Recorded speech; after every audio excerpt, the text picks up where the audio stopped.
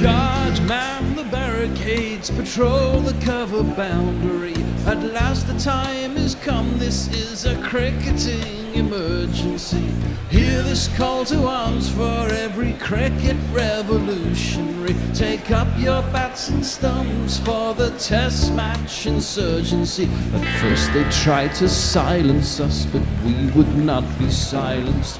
They threatened us with lies, so we threatened them with violence. Che Guevara, Sangakkara, Joseph Stalin, Douglas Jardine, Robespierre, Darrell Hare, Vladimir Lenin, O'Brien Kevin, guerrilla cricket.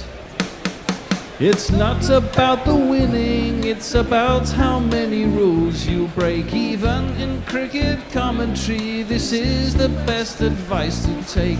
Pick guerrilla cricket, it's the finest choice you'll ever make. There's so much more to cricket than rev counters and a slice of cake. At first they tried to sanitize us and clean up our act, but people like it filthy, and we know that for a fact. Fidel Castro, Lenny Pascoe, Carlos the Jackal, Umar Akmal, Mahatma Gandhi, Grant and Andy, Brendan Behan, Austin Ian, guerrilla cricket. Stick with us, cause you know we're not the kind of thing that you see on the TV and the radio. So vive la revolution. First they tried to buy us, but we would not be bought. Okay, we were, but then we ran away, and we will not be caught. Would not give up the ghost when they left us all for dead. They decapitated us, but we just grew another head. Chairman Mao, Jamie Howe, Ho Chi Minh, Asif Din, Václav Havel, Graham Saville, No Surrender, Percy Fender, Che Guevara, Sangakkara, Joseph Stalin, Douglas Jardine, Robespierre, Darrell Hare, Vladimir Lenin, O'Brien Kevin, guerrilla cricket. Well, Joe Root hits an heroic 100, but as so often it may not be enough for England. India batted through a truly testing time last night for the loss of only KL Rahul and 157 runs with 9 wickets in hand, all not to be beyond them, unless. Good morning, good afternoon, good dawn, good dusk, wherever you are in the world. Welcome to Guerrilla Cricket. I'm Guerrilla Hendo, Nigel Henderson, and we reached the denouement of a thoroughly entertaining 5 days. But the covers are on. The rain is in the vicinity, and the weather is threatening to have the final word. But ready to have the first word this morning, I have alongside me Tony Bishop, all the way from the Claygate rainforest. And it's a bit like that, yes. Yep, there's rain and there's forest. And all the way out there in Singapore. Where it's raining as well. Miles. It's raining in Singapore! It's raining in Manchester as well, so it's obviously raining everywhere around the world, which is that good news for climate change? Really, I mean, does that not make oceans rise even higher? I'm not sure. There's all sorts of weird things going on around the world, isn't there? All the problems in Greece, people being literally chased out of Athens by flames. It's all very frightening. So let's try and concentrate on cricket instead. More pleasant things, really, I suppose. And we have a test match which could be truly fantastic. We could be looking back on this as an absolute classic, or of course I suppose India could just walk to a victory by 9, 8, 7, 6 wickets, something like that. Joe Root and Indo, did you see Joe Root yesterday? What did you make of Joe Root, if you saw him? I just saw a little bit of his innings. I thought it was a very brave man. The boy stood on the burning deck. That's what it reminded me of. Yes, well, everyone else around him was kind of failing. I mean, no one else got a 50, did they? There were a couple of 30s, as far as I can remember, but no one. It was very valuable innings for sure. I mean, oh, absolutely. Without it, where would England be? Well, they'd have probably lost by now. To be fair, Tony, I guess you saw quite a bit of it. Although I have a feeling you might have gone to Selhurst Park yesterday. No, I didn't. Oh, No. Thank goodness, as it turned out. Yes. Portents of a struggle this season, I fear. Anyway, that's another story. No, I did catch quite a lot of it, in and out. Yes, Root was magnificent. I sort of feel, though, I mean, let's put Root to one side. England, he is carrying the team, and without him, I think the game would be over. But I was thinking back as well to the series in India. There's normally someone who steps up in the middle to lower order and smacks the runs that look like they might take the game away. Jadeja seemed to play that role. Pant played it, didn't he, a couple of times in India. Yeah. And I think that role was also really interesting. Just when the bowlers felt they had their tails up, if they could get India out for 60, maybe 70 less, the game really was even Stevens and everything. But that Jadeja role was the one that kind of took it away a bit from England. I mean, that said, that England still have a great chance, but the odds are very much on India. Was it just though Jadeja? I mean, okay, he set the template, but then there was an extraordinary little lower order innings from Jasprit Bumrah. I mean, that must have come out of the blue for you and Indo. Well, I was looking at the figures. He got 43 runs from 30 innings before that. That's right. I think you could just see the enjoyment on his face, because obviously I don't think in any class of cricket he'd ever scored that much. So he was just that's cricket, certainly not. But he was enjoying it, and I think there's been so much flack on the Indian lower order. It is commonly believed, and with good reason, that everyone from number 8 onwards is number 11. In disguise, so and they're not very well disguised as well. Other than Jimmy Anderson for England, who comes in with an average below 10, you can't really say he's a genuine number 11, right? Well, I mean, the Indians really need to find tail. They need. I think they found the bowlers they need. They now need to teach them how to bat. In that scenario, I think Bumrah's innings was. I agree with you. Was very, very precious. But what I also found interesting was the two selections, which I think were controversial from an Indian standpoint before the match. That of KL Rahul, whether KL Rahul was going to go into the opening slot instead of Ishwaran, who was the designated backup opener, and then whether Jadeja would come in on Ashwin, and both of those. Who Kohli decided to take have actually essentially saved the innings at the match until now. Jadeja, we all knew this was not the match for him as a bowler. So he was there because India needed one spinner, and it was a choice of whether Ashwin or Jadeja. But with his batting and the way KL Rahul's played, even in the second innings, I mean, before he got out, I think it's well justified, the selections. Yeah, I mean, it's quite interesting because I think you were quite shocked when Ashwin was left out on the first morning. I was. Have you come round to seeing that as actually the right decision? I'm still not sure. I think Jadeja's innings was very important. I'm not convinced that Ashwin couldn't have played a reasonable innings with the bat. I know with the moving ball it's a bit more difficult than the innings that he played, for example, in Australia, where it was hard but fast and true in terms of the ball coming at you, and he could just take it on the body. So it's bravery. But I think Ashwin as a bowler would probably have got England out faster. He would have got a few wickets. That's my feeling. Okay, we'll just break off from our discussion to tell you that the umpires are out there. It's not looking too good. There do seem to be a few spots of rain still on the camera lens. All the covering material is there, but it doesn't. I'm not sure that they haven't got an umbrella out there. They've been talking to Virat Kohli, and now they've wandered over to talk to the ground staff. I think they're all very jolly and laughing. It doesn't seem as if they're doing that thing of going around and pressing their feet into the turf to see whether any water springs up. So yeah, maybe we could get underway if it doesn't rain.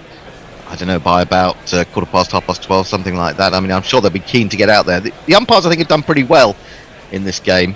When there has been a problem, they've tried to get the teams back out there as quickly as possible, rather than talking about future inspections in another half an hour. Joe Root is now... Bumble didn't seem to think so. You saw his article in the Daily Mail. No, well, I don't read the Daily Mail if I can possibly avoid it. But he basically, I think it was on day one when it was raining a bit, and who was it? Bunt and Rahul, if I'm not mistaken, were walking off, and Michael Goff had said that's fine. They didn't want to play, and then Jimmy Anderson went and told Michael Goff that it's a passing shower, so you should just ask them to stay. And when asked, so Bumble just went completely berserk on how umpires have no control over the game, and the Indians do whatever they want, and did he? On that vein. Yeah.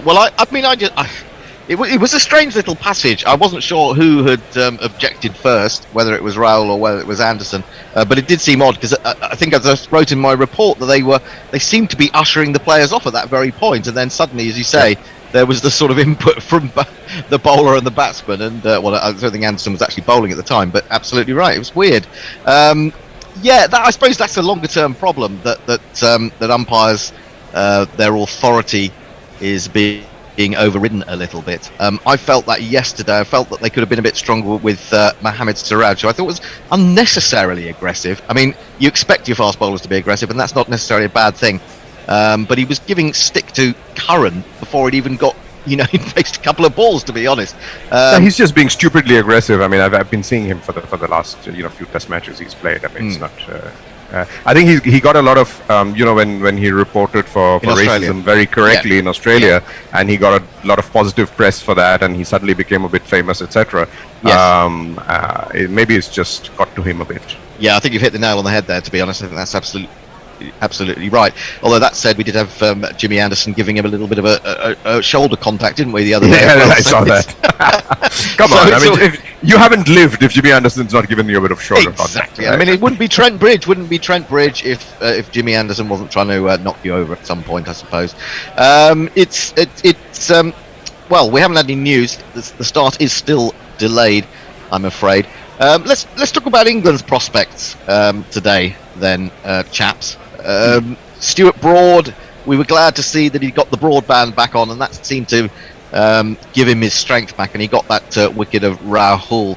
But the ball went past the bat last night quite a bit. Did England bowl well enough, Tony? I think they could have bowled potentially a little bit fuller. They tended to be on a tad on the short side from what I saw. But they could have had another wicket, 2 wickets, and then it would be slightly different. I mean, I was looking at WinViz this morning, which I know we deride sometimes, but it's got India at 68%, England at 21%, and the draw 11%. The more it rains, the more the draw will go up. But that's probably about right, I would think. But yeah, overall, of course, they could have. 2 more wickets would have made a huge difference to the way they're feeling about this morning and today in general. Well, I'll put this question also to Anindo in a minute, but also just to stick with you for Tony for the moment. Dinesh Karthik was talking this morning in an interview with Ian Ward, and Wardy seemed a bit surprised when Dinesh Karthik said that he thought that India had actually got the hardest part of this innings out of the way. Would you go along with that? I probably would, to be honest, because the new ball towards the close of play is we know it's a disaster time. It's a time nobody likes to go out to bat. That last hour or whatever it is. If England were doing it, we're almost counting on the fact we're going to be 2 or 3 down, aren't we? Yes. So yes, to come out of that with just 1 wicket down, I think is probably true. Now, how many overs do we currently have on the ball? It's only 14. I mean, You're not going to get a second new ball, are you? You're not going to get a second You're not going to ball. get to a second new ball, it seems to me that Bumrah and Shami were getting more out of it when it was sort of 50 overs plus, and then all of a sudden they were getting that swung. I mean, that ball that swung, and okay, it was Stuart Broad, who now has got the third highest number of first ballers in Test cricket history. Is that right? Yeah, but nonetheless, I mean, the way that ducked into him was fantastic. Although that was actually, having said that, that was a comparatively new ball, wasn't it, at that stage? Yeah, it was the new ball. Yeah, okay, I'll take that back. But they've definitely been getting some life out of the older ball, the Indian bowlers. I just think they've got a bit more life than the England bowlers have, by and large. Well, I suppose it's an ageing attack from the point of view of, certainly from Jimmy Anderson and Stuart Broad's point of view. I'd be telling him that if I was Joe Root, just to get him needled. Well, yes, I mean, you do think sometimes he leaves him off, leaves him out of the attack at times just to get him wound up. But it hasn't worked so far, really, in this Test match. And Indo, do you think that India have got the worst behind them? I'm not so sure because the longer the start gets delayed, I think more difficult it is going to be for the Indian number 1 and number 3 when they come out to bat to deal with Anderson's movement. I just think it's going to be and Ollie Robinson actually the way he was bowling in the first innings. I think it's definitely not going to be easy. What India might consider, and I know Virat Kohli in that way is very traditional in his approach to Test cricket much of the time, might be to actually send in Pant quite early. Right. And Kohli not come in if a wicket was to fall right after start, whenever that start is, for Kohli not to come in and send Pant instead to do some damage. They say you should play not play the conditions, you should play the pitch, don't they? But I could see that would actually, if you're looking up at considerably more interruptions and you need to get runs in the bank, I could see that logic actually. If you want a chance of winning it and you've not got much chance of losing it, and the only chance of winning it is to get your runs in the bank quickly, do what it takes to do that. You can soon retrench and change your mind if you need to. Yeah, I mean, I suppose. Yeah, sorry, please. Sorry, go on, Indo. Go on. No. I was just saying that every time I recall India in the past year and a half, and much of it's been against Australia, obviously, but every time I recall India going out and getting a winning total in the end, it's sort of involved Pant playing an important cameo innings, right? And the fact that he gets those runs quickly sets it up for the other batsman to go out and finally go for the win. And in a situation like this, even if he does get out after a while, if he's actually put on a reasonable amount of runs out there, at the end, even if you lose a few wickets, you still have Jadeja coming in a bit later, who can guide the tail. So I think they might consider doing something like that. Yeah, that's an interesting point, isn't it? I mean, the more time that we lose, the more to the benefit in a way it is to England, I would say. I mean, you look at it, you start a day and you think 157 runs with 9 wickets in hand. You think, well, 3 sessions, you don't have to force the issue, do you? The runs should come as long as you keep your wickets intact. The runs should come. But if you narrow it down to 2 sessions, we lose the whole of the first session. If we lose an hour in the afternoon, it becomes much more of an actual run chase, doesn't it? Yeah, exactly. I mean, that's the way I was looking at it. Yeah, absolutely. It's quite interesting actually. In some ways it makes it more exciting, I think, losing a little bit of time to the weather here. Well, it adds that extra dimension, doesn't it? It does. Yeah, go on. Yeah, come on. I mean, you guys will do anything to stick up for the English weather. We will. Love it. We love it. We love sort of running around the rain.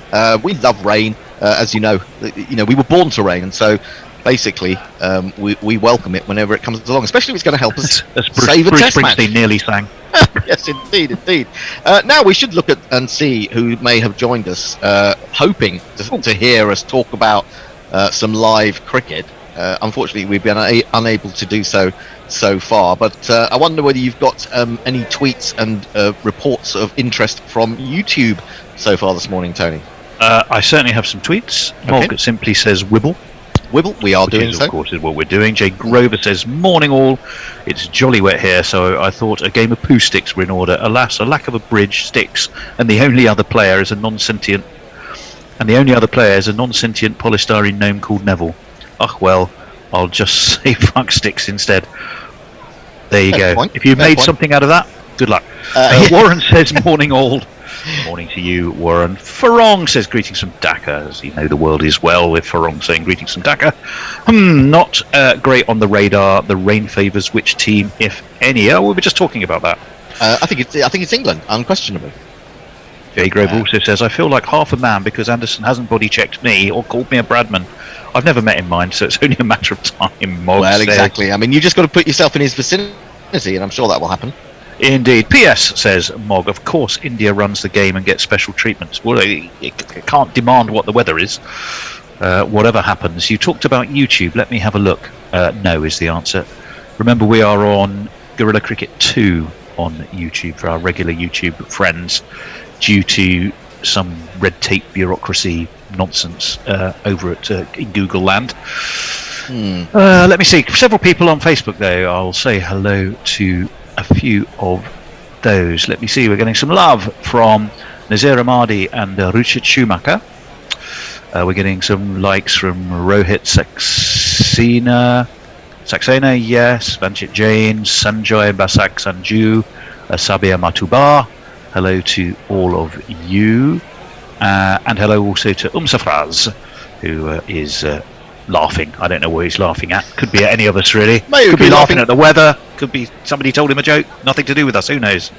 I hope he's laughing with us rather than at us. I mean, that would be just hurtful and painful. But it would be, not unsurprising. Now, I should say that while we are wibbling, there is still content going up on our website all the time. We could become like a factory farm of content, which is being. It's not. I mean, that was suggested. Factory content. It's not. It's actually fantastic, interesting video content and writing. And if you haven't read Arian, our new writer's report of last night or of yesterday, I would recommend it. Go to guerrillacricket.com, go to news, and you will find it. You might have to scroll down a bit because, as I said, so much content goes up. But there is a very interesting take on the day from him, and we're doing those on a daily basis, so that's worth looking at the end of play if you haven't had enough Guerrilla.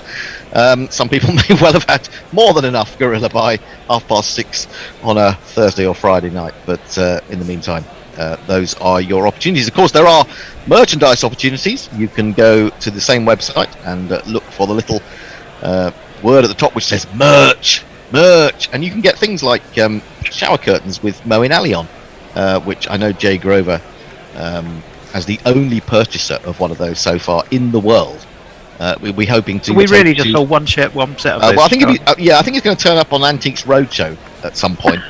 Fiona Bruce will be going, "Ooh, what's that?" Yes, and the very rarity of it will mean that it'll go for thousands and thousands and thousands of pounds. So, wow. So if you don't want Jay Grover to make thousands of pounds, go and buy a shower curtain with Moeen Ali on it, and then he won't have the only one, and that will scupper his little plan, won't it? Anyway, yes, so do go to the website and all sorts of things. You can also sign up to our archive to listen to everything we've ever done. That's £20 a year. And when the play gets underway, you can take part of the GPL, the Guerrilla Prediction League, which has been a lot of fun this test match because nobody's won it so far. And I think yesterday, because 40 of you entered, or certainly there were 40 entries, we went up to £187. Now, if my maths is right, if at least 26 of you take part today, the pot will end up being around. Well, I say around, not around. I mean, it will be right on the knuckle of £200, and we've never had a £200 winner, so that would be absolutely fantastic to put into the excitement that we've had with this particular test match, wouldn't it? I think get in there and play the GPL when it becomes obvious that we're going to get some play. We haven't had any updates. I don't know if anyone else has had any updates. Has anyone looked at any radar recently? The last report from the ground that it was just drizzling. Drizzling. That's the worst thing of all, isn't it? Drizzle. That's it, because you'd rather have a heavy storm, clear away, get the ground staff on, do their business, and then get underway, wouldn't you? Drizzle is just miserable, really, isn't it? It's Still raining. Still raining.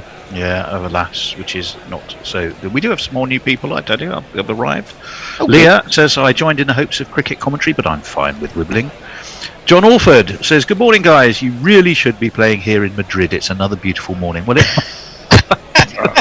great. Well, I really should have been a multi-billionaire, but I'm not. You can't absolutely have everything you want. Farong says, YouTube and red tape bureaucracy. The bear would have replied rather more boisterously. I suspect he would. Rolf Paulson says, Gorillas in the Mist, Born to Reign. REIGN. Fantastic. Indeed. Dave Wood says, unless you are Diane Fossey, you can never have too much gorilla. Harriet Atkinson says, no live action yet then. No, Harriet, I'm afraid not. Suppose Mad Old Bat might have to eat tea time treats early. Passion fruit Jaffa cakes today. Oh, hello. passion fruit Jaffa. Passion fruit Jaffa cakes. Wow. Can you be more tempting, Harriet? Because basically, you had the honeycomb Kit Kat. Yeah, what was it yesterday you had? Was it some sort of glorious ice cream or something? Or was it, Malteser, I don't know, Malteser... the Malteser ice cream is good. Oh, the Malteser ice cream is good, but I think it was Malteser ice cream, but it was Malteser something. Malteser buttons, that's right. I remember now. Oh dear, the brollies have gone up. It is properly raining now at Trent Bridge, so certainly I don't think we're going to get anything much before lunch, really. It's not looking good at all, I wouldn't say. We do have a serious question that's from just me Sujit guessing. Y. Okay. Sujit Y says, what are your thoughts on indoor stadium tests cricket to take out the rain factor? Are there indoor cricket stadiums anywhere? There's one in Melbourne, isn't there, that they've used a couple of times for T20s. Is that not right? I think so, but it's basically a rugby stadium that they converted for cricket, or sort of a multi-purpose stadium. Well, the MCG in that case is a multi-purpose stadium. Oh, Well, it true. is. Yeah. But I'm not sure I'm pretty sure the MCG doesn't have a. No. roof. I'm just saying that it is a multi-purpose stadium as well, since you mentioned it. I think, yeah, it is. I mean, I think the interesting thing would two things really. Most cricket stadiums tend to be, Huge. well, Or A, big. big in area that they cover, and C, not kind of uniform. So they've often grown up. I mean, look at where we're playing now, Trent Bridge. Right. Yes. It's glorious in being a mishmash of different styles and architectures, and Yeah. so fitting a roof to that would be difficult. I suppose the other consideration would always be, if you shut a roof, you dramatically change atmospheric conditions. Even assuming the roof was high enough, what might some of the best swing bowlers think if the air's hanging heavy under a roof that makes it sweat even more? Might be kind of. Well, it might make for interesting cricket. It might make for very interesting cricket. But I think that the point you make. I mean, how high do you have to have a roof when it comes to cricket? Because the ball can go extraordinarily high, can't it? Well, no, absolutely. So I think, Sujit Y, it's a lovely idea, but alas, I think we're some way off. And rain and weather is just rain and weather. It's part of cricket, like other things are, I suppose. Jay Grover says, I refuse to comment on any content because Tony will sulk. Also, I recommend listeners to deprive me of thousands. I will do no good with it. Well, Jay, if you do want to read the Day 2 report, I actually would be very interested to know what you think. And that was a serious question. You can choose to answer it or not. Mog says, how long until a guerrilla media conglomerate moves into films, games, music reviews, recipes, and biting political invective? I thought we did most of that already, don't we? Well, I mean, the recipes, we've already talked about honeycomb Kit Kats. That's pretty impressive. Yeah, I would like world domination of all media platforms. That would be quite nice. I think we and do I'd be biting very political rich. invective. I know I recall having conversations about recipes with Leah over the test matches past. How do you combine recipes and biting political invective? That would be quite fun. I don't know. I mean, are there any really alternative right chefs out there? Do we know? I don't know. I wouldn't want to, tar anyone with that particular. We have an eaten brush. mess as Prime Minister, so we'll That's move true. on. Anyway. We have a terrible mess. Mark Zip says, for those of us outside the UK, non-geoblock streaming radio coverage is guerrilla cricket where there's no play, they wibble most divertingly. That's very kind of you, Mark, and thank you so much. Oh, he was telling Jeff Lemon that, so even better. Farong says, how dare you, Bish, the indoor stadium in Melbourne was paid for by the AFL, not Rugger. I don't think I said that. Docklands Stadium. Yeah, it's the AFL. That's what Nakul's telling us. It's the Marvel Stadium. Yeah. Okay. No. And Mog, in fact, is repeating that. The covered stadium in Melbourne was built for the AFL, but one of the big bash teams is based there, and Australia played South Africa in some ODIs in the past, and then he's done retractable roof. That's incredible. It must be an odd. It must be a very uniform shaped playing area for that to work particularly well. Yeah, it is, which makes me think. I'd be interested now to think what the average T20 score is at Docklands. If anyone can tell us that, it suggests shorter boundaries, and you'd therefore expect it should be quite high. I don't know if anyone wants to look that up and let us know. I'd be intrigued. Well, you were talking, Tony, about the fact that having cricket there, you won't have the movement, etc. Right? But I actually said while that's I said true, likely more if there's a roof, is what I was saying. Well, that's I don't know. I guess it could go either way, right? I'm not very sure how that would work, and I don't think any of us are sure. But it's a possibility for the future. You can only imagine it. The Wimbledon Centre Court would have a roof. Did anyone think that? No, and the same is true of the US Open. Those are bigger. Okay, and now it's going to be Roland Garros as well for the Paris Olympics.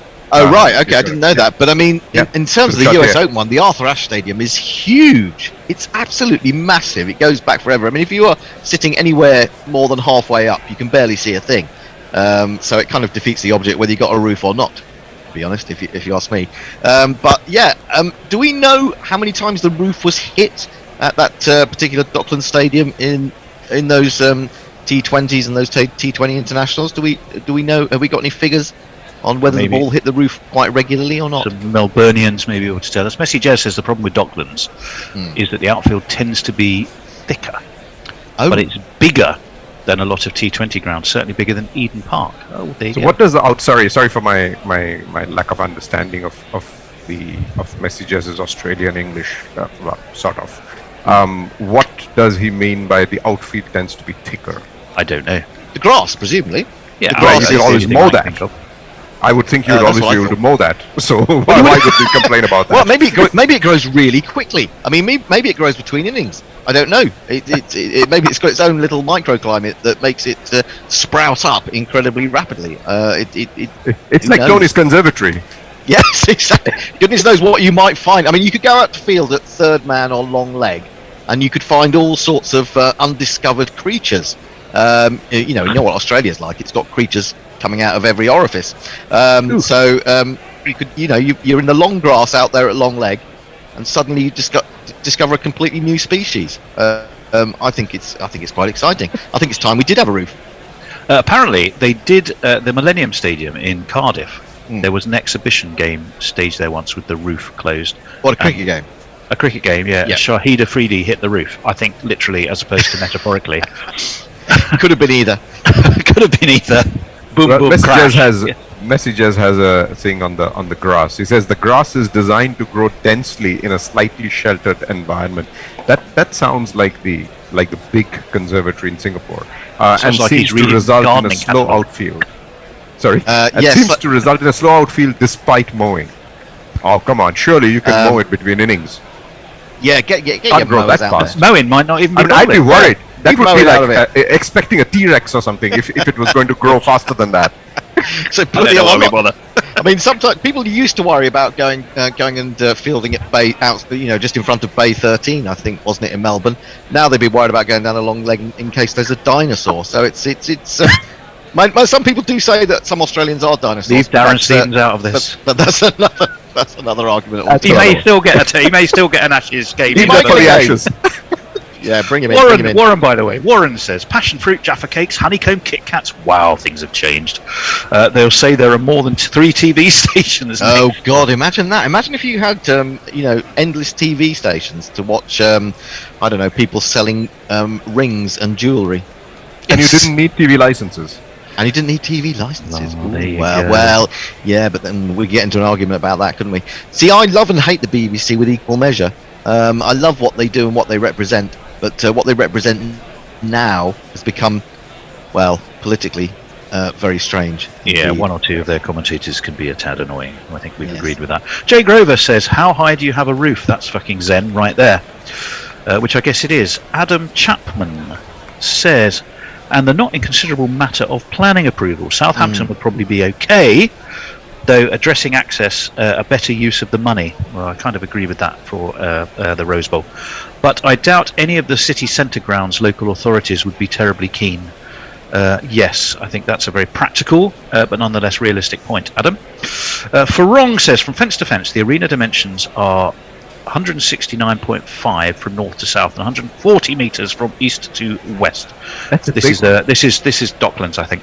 Yeah. For an AFL event, the distance between the north and south goal lines is 159.5 metres. Have you stepped this out personally, Farong?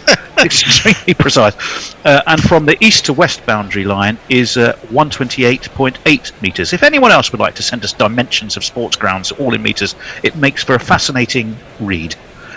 So that doesn't seem to leave an awful lot of room for spectators. Maybe I'm just, not very good on my meters. I've never been into Docklands. I've driven past. That seems it, like a lot of it. meters, I have to say. It does sound a lot of meters. Huge. That's a lot of material to put in your roof, isn't it? I mean, really, it's a lot of coverage. Compared with something like Centre Court at Wimbledon or whatever. So, yeah, I'm thinking of Chris Gale hitting a 96 meter 6, and that's very far already. So, I mean, you're basically talking about 159 meters. Is that what he said from end to end?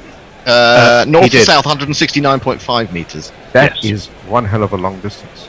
That would be some hit, wouldn't it? Although, of course, if you imagine you're in the middle of that, so you're taking out half of that. And also, bear in mind, of course, that Liam Livingston recently hit 122 meters in that 100 that he got in. Was it a T20? I think it was. I can't quite remember. It all sort of, it all blurs after a while. You watch so much international cricket. You forget what you watch. Well, I do anyway. Maybe it's my age. Ed Arbery says, it's dry down here in Shepshed at the moment. Not that it seems to be any useful guide this week. It was throwing it down most of yesterday. Oh, well, that's interesting. Same where we are. We were going on the Shepping forecast, weren't we? That was it earlier in the week. Oh, the Shepping forecast. The Shepping forecast. Yes. Potatoes, the wonderfully named Potato Chips fake franchise says Ghastly Circus. I'm just. Oh, I see. That's because we tweeted. We tweeted out Chris Jordan's performance in the 100 last night. So he's not keen. And we must remember that not everyone on Guerrilla Cricket is keen about the 100. There are a range of opinions, very much so, from almost one extreme to the other. Mark Zipp says, in baseball, Tampa Ray plays in the Dome Stadium. I've been there. I've watched the game now, Mark. Tampa Bay, anyway. It's the Rays, the Tampa Bay Rays, isn't it?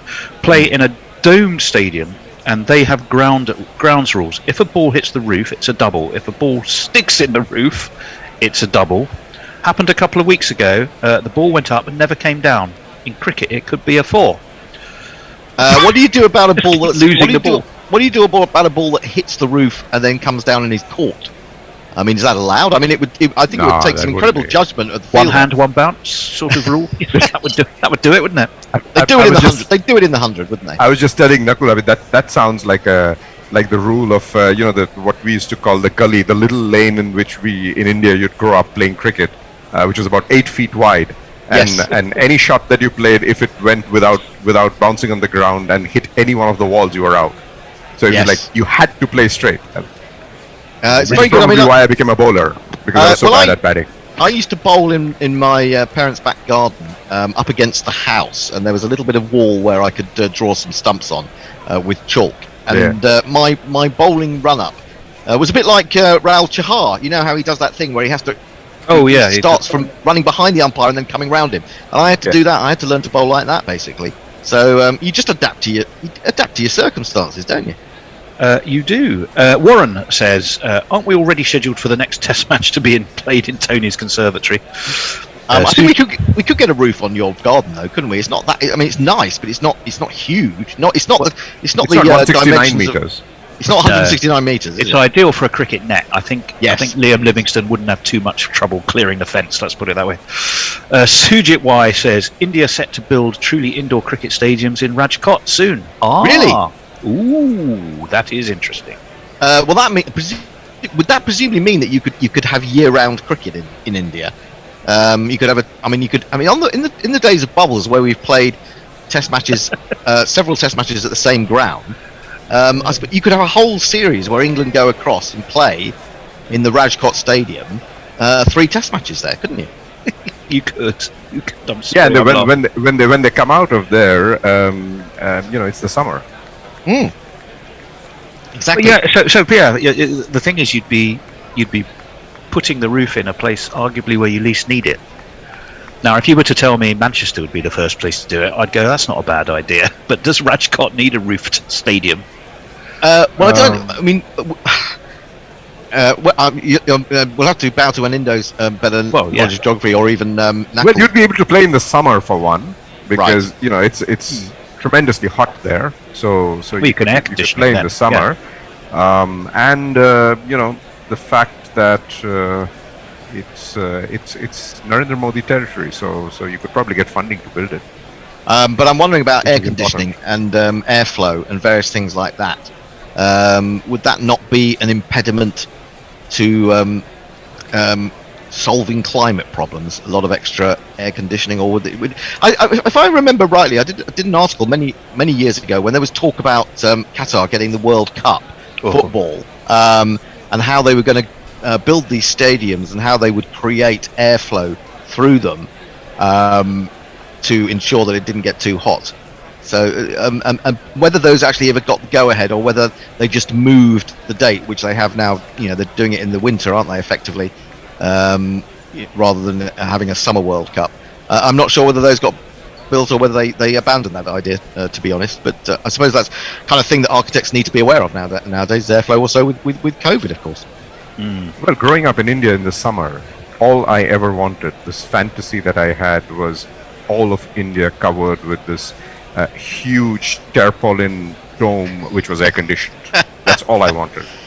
Well, absolutely. I don't mind heat. People have dreams. They want to go on the moon or something like that. I just wanted it air conditioned. Well, I can totally understand that. I can totally understand that, because I could never. I mean, I spent 2 years in Bermuda, and I could have never survived without air conditioning. It was the humidity in the summer would just kill you, to be honest. It really would. And all right, you had a sea you could jump into pretty close by, but in terms of actually being able to breathe and whatever, it wasn't particularly pleasant. My heart bleeds for you spending 2 hours in Bermuda. Yeah. 2 hours, 2 years. 2 years. 2 hours would have been a little bit too few. Life must have been very tough. It was really, really tough. It was absolutely. I mean, I've never had a worse 2 years in my life. Anyway, let's go on with some tweets. We've still got some more tweets coming in. We do, yeah. I'm just going to say hello to Joydeep Gosh over on Crick Tracker India. Hello to you. Jay Grover, for a man I've never met, I'm worried about how much he seems to know me. He says, Tony, I'm not giving you any criticism, constructive or otherwise. After 2 paragraphs of praise, you'd focus on a single trivial observation. I'm pretty darn good at insulting people, and I feel like half a man having inadvertently caused you psychic trauma. So there you go. You sound very traumatized, Tony. Okay. So there you are. I want to say it like I mean it. Good gold darn it, says Jay. Farong says, thankfully my team of snails armed with measuring tapes just finished with the ground dimensions after 15 years on the task. That is absolutely. How dare you use snails? That's kind of awful. Where are the snails unions? That's what I want to know. You must have done snail racing as a kid. Oh, actually, I have to say, one time in Australia in '94, I went to a pub one night, and there was snail racing on, and I don't condone cruelty to snails, but it was one of the best nights I've ever had.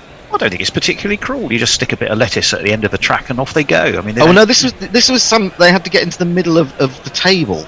From the outside, it was the first one into the middle of the table.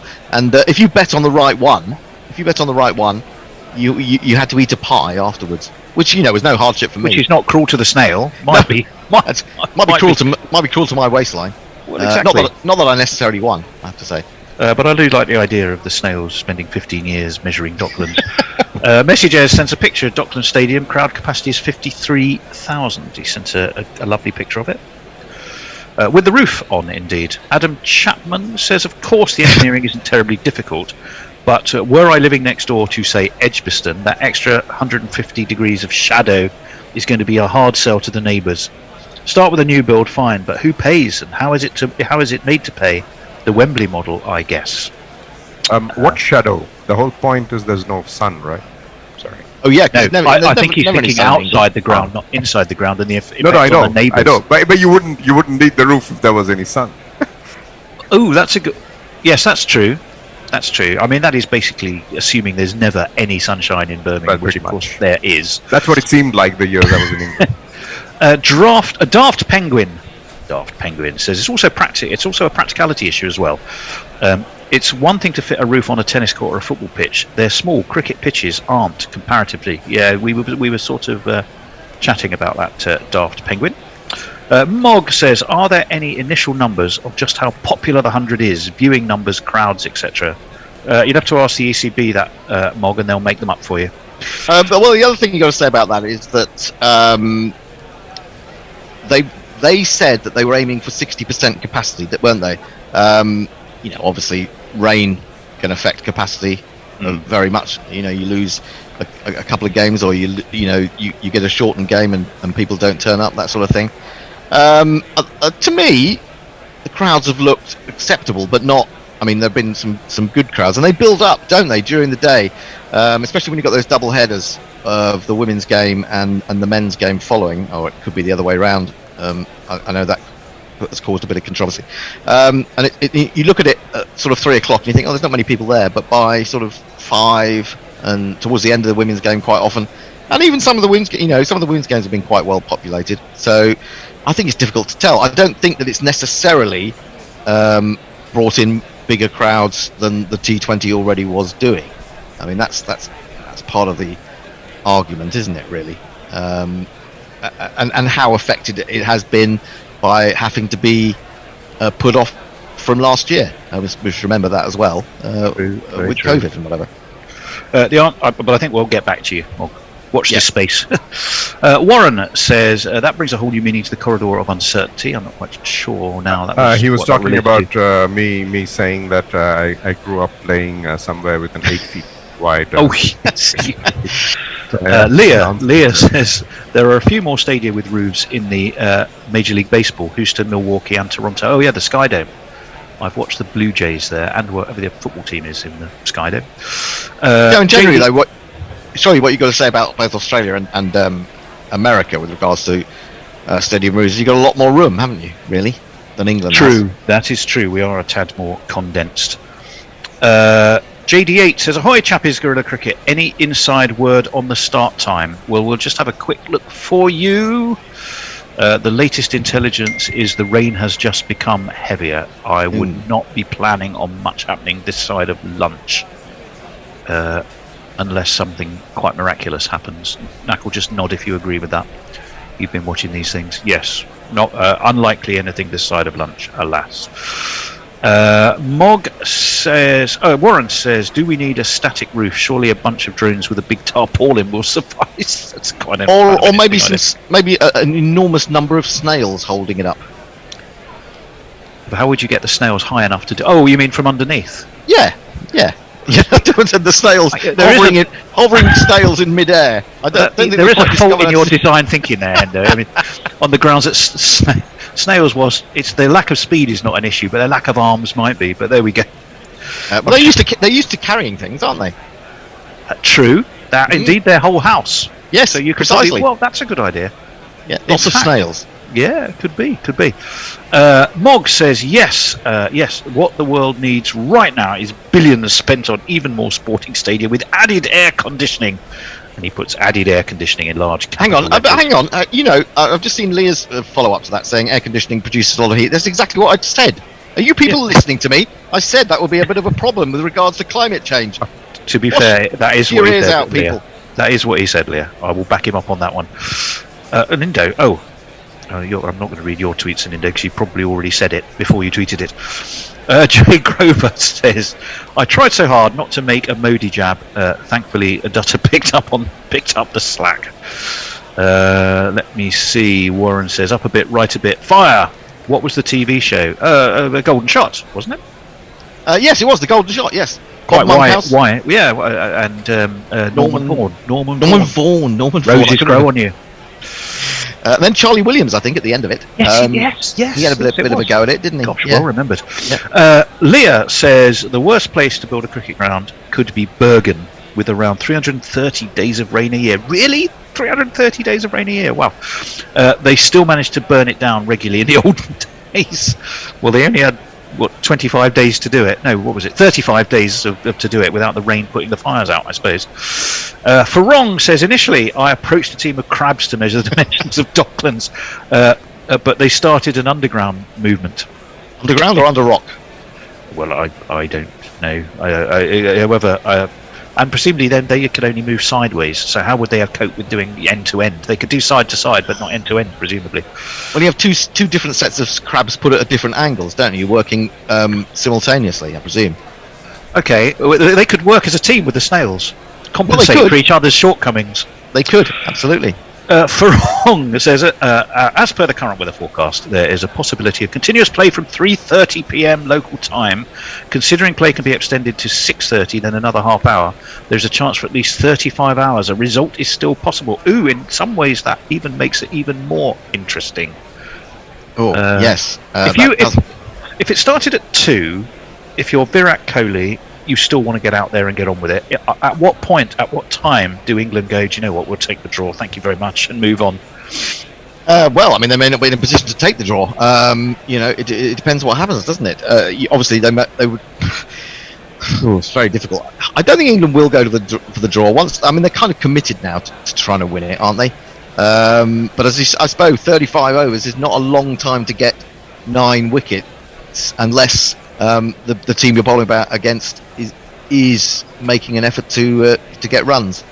But you're assuming the 35 overs with the extension, and I agree. Unless if you've got a few wickets and it looks like you have the tail in front of you, I think that's about the only time when the umpires would allow, where the umpires would tell you to continue. But otherwise, if you were 3 wickets down, would you play the mandatory overs or whatever it is, or the extension, not the mandatory overs, but the extension of half an hour? Maybe not, right? I always find the timings on the final day utterly confusing. I'm never quite sure when the last 15 overs is supposed to happen, and with rain, it just confuses the issue even more. We'll have to look on Cricket Info. Not that they always get things right, but if we do get underway at about 3 o'clock or even a little bit earlier, we'll have to check on what the conditions are. I mean, obviously, red ball, totally different fielding, fielding restrictions, all of those kind of things. Yeah. But 157 is a very average T20 score these days. Yes, it is. You'd think you were slightly under par in a lot of situations, wouldn't you? Yeah. Particularly Trent Bridge. You're looking at, really, aren't you? You're looking at just over 4 and over if you got 35 overs in. Which is, even with a very protective field, you should be able to do if you don't lose wickets. Very true. Leah was cleaning the dishes and might have missed what you said, Hendo, and sends you her profuse apologies, which I no doubt you will accept. I accept them with good grace. Yes, indeed. WG, of course. Warren says, drones carrying snails holding a tarpaulin is all getting a bit Terry Pratchett. It sort of is, rather. Mog says, I get that reference, but I didn't know what the reference was. Jay Grover says, all cricket should now be played by snails in very small cellars. I will feel at home. Okay. Now, I have to say, I don't think I've ever come across another broadcasting operation where the discussions of snails building stadiums with crabs has taken the most central and entertaining issue of the morning. And what the snails have been doing to catch crabs, we don't know, but we'll steady on from steady that. on. Let me see. Is there anybody anywhere else? Yes, there is. Mr. Singh is with us. Rohit Singh. Sean Pollock was recently... I better read these first, actually. Hang on. Okay, yeah. Sean Pollock was recently describing practicing indoors. Evidently, the ball swings a ridiculous amount, making it dangerous for batsmen. Dangerous, or just sort of dangerous in terms of getting them out? Yeah, that's a very good point. But I was saying indoor atmospherics must have quite a big impact on bowling. Makes sense given how the effects on the air quality in an indoor environment. So what could be a solution? Rain is a persistent problem. Well, Rohit, yeah, we have been sort of talking about that, although we did sort of rather tangentially move on to snails and crabs. We were discussing options. And Indo stepped out. Indo stepped out. So George DeBell has seriously started suggesting this. I think based on last summer. Remember those Pakistan Test matches where we were just interminable rain delays, and also bad light. I think it would solve the bad light issue potentially if you were under a roof with floodlights the whole way around and a consistent level of light. I mean, the idea of artificial light taking over from the natural light would no longer apply in a roofed stadium. Well, you certainly couldn't appeal for bad light, that's for sure. Well, and the other thing, I mean, I think one thing we do have to be grateful for over the last 10 or 15 years with lights is that we've had an awful lot more cricket than we would have done 30 years ago. We really have. And improved drainage, massively improved drainage. Every ground in England, I think apart from Headingley, which still has some weird problems, once it stops raining, they're playing again within an hour. Yeah, it's totally different. I mean, if you think bad light and you're frustrated by bad light today, I mean, just think back or just go back 30, 40 years. It was so frustrating, and umpires seemed, and actually that's another point, isn't it? Improvements to umpires actually wanting to get cricket underway, because certainly in the era of Dickie Bird, he was more than happy to come off, wasn't he? Much as he loved cricket. Oh yeah, there's a few things. I mean, one, generally, pitches do a lot, but they're not dangerous like they used to be. You don't get uncovered pitches. Better protected. I was just going to say, I want uncovered pitches. Can you imagine facing Bumrah or Cummins on Anderson on an uncovered pitch? I know, but I'd love to watch it. Or Patel. I'd love to watch it, though. You'd get teams being bowled out for 80 every other game. It'd be like the 1920s. Well, England are heading in that direction anyway. Steady. But George Lohman taking 100-odd wickets at 14. I'd love that. Well, I think the thing about, I mean, it's a tricky one, isn't it? Because and one of the things I don't understand is you often hear people saying, "Well, we can't produce batsmen, we can't produce it because of the pitches aren't good enough." Well, my feeling is that the better batsman you are, the better you're able to deal with difficult pitches, aren't you? Exactly. And I find that really strange. It's almost as if we've got to enable. I mean, maybe it's about grooving your shots in the initial part of your career, or as you're growing up and learning the game.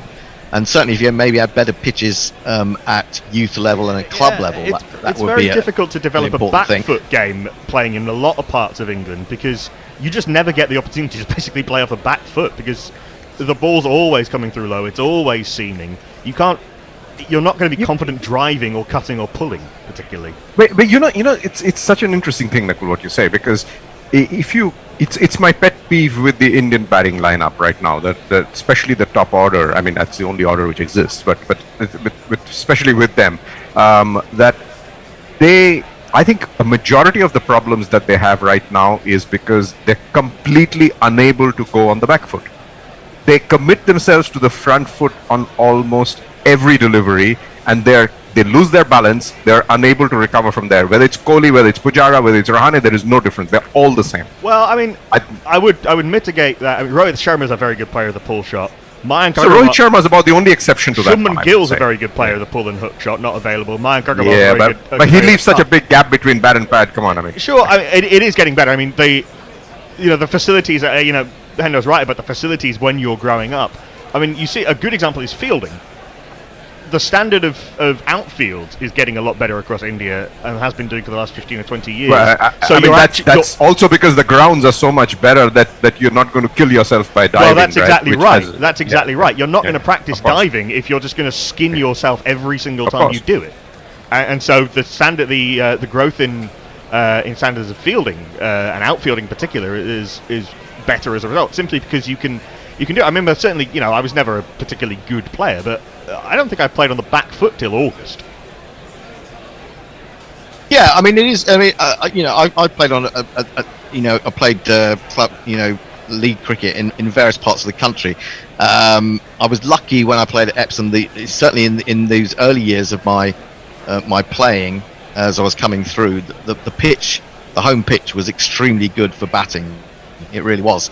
That said, there's a massive difference between even a really good club pitch and most professional pitches, or it was in my era. I mean, the difference between batting there and when we had the opportunity to bat in a competition at the Oval. I mean, you were seeing guys at the Oval, guys who could barely get a run in club cricket were suddenly hitting the ball out of the ground. Okay, admittedly, we were on the sort of edge of the square, but it's still a big hit. It's just more. It's much more consistent. The bounce is more consistent. Everything it just makes it that much easier. I mean, I've played a few games at Shenley, which is I think UCL's ground, sort of London Colney way, and I think that occasionally gets used for professional games, not that often.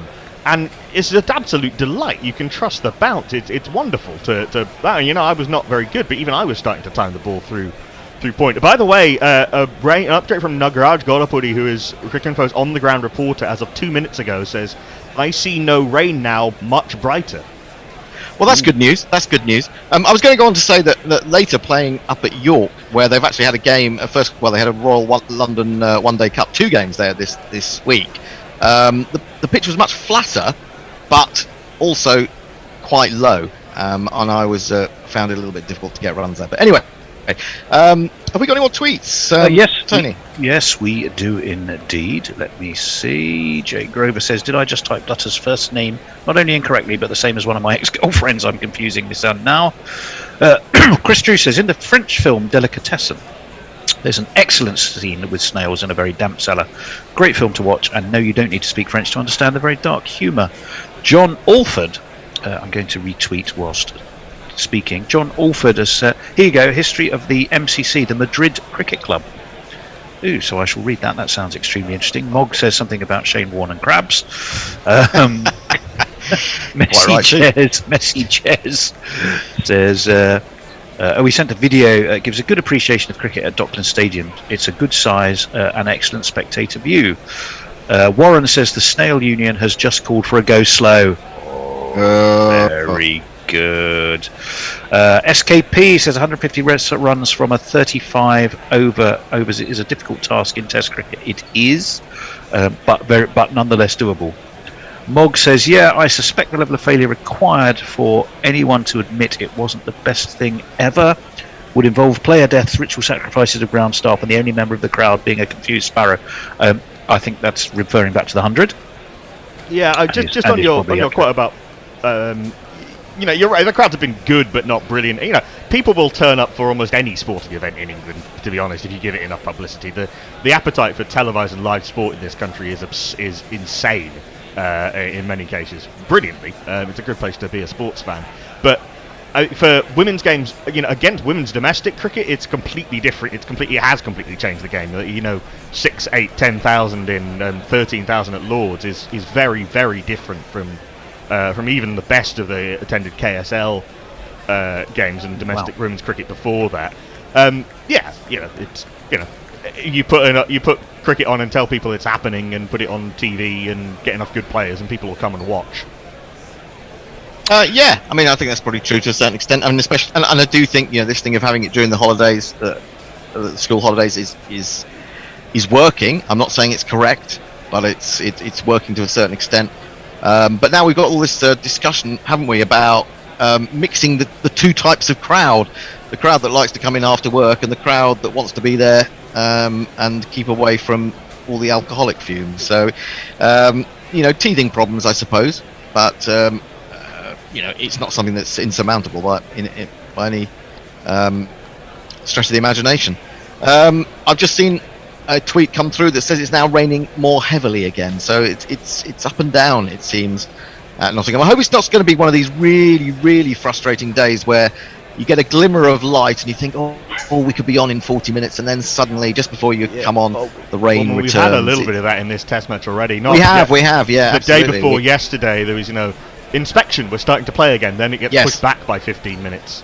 But that was better. That was better than what we would get in the past, which often was umpires inspect. We're going to have another inspection in half an hour. At least they were saying we're going to play in half an hour rather than have another inspection. There was the slightly farcical thing on day 2 with the James Anderson's 24-hour. We talked about that. Absolutely. Now it's nearly 12 o'clock. The question is, do we continue to wibble? Do we have wibble mania? Or would you like to listen to headlights or even highlights? Listen to some headlights. That would be quite entertaining. It'd be like watching paint dry listening to headlights. But there you go. If anyone wants to continue to wibble, I'm happy to let them. I may take a little bit of break because I've been wibbling for an hour.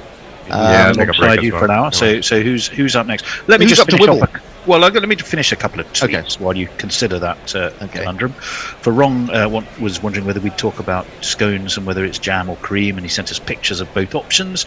I think you need Annie for that one. She's quite passionate on that subject. Either. Let me see. Jay Grover sends us something about the birth of snail cricket. I think we've invented something here, which is rather an interesting idea. I think Dominic Sibley would be first in line to open for. I was going to say Jeffrey, but you're a bit more contemporary. Jay Gravers just puts "wibble" in great big letters, so I don't think he wants us to disappear. Gorilla, depends if it was the headlights hitting pedestrians, which is a bit. Yeah, that is a bit. The sound dark as well. The sound of rain hitting headlights could make for a quite sort of relaxing. You know those sleep tracks that people play. Oh, I know. I sometimes use those. They're fantastic. The other one I like listening to is trains. Just trains rumbling along in your ears is very great. The relaxing sounds of the Guildford line. Yeah, I was going to say, do you get a lot of rumbling in the Claygate rainforest?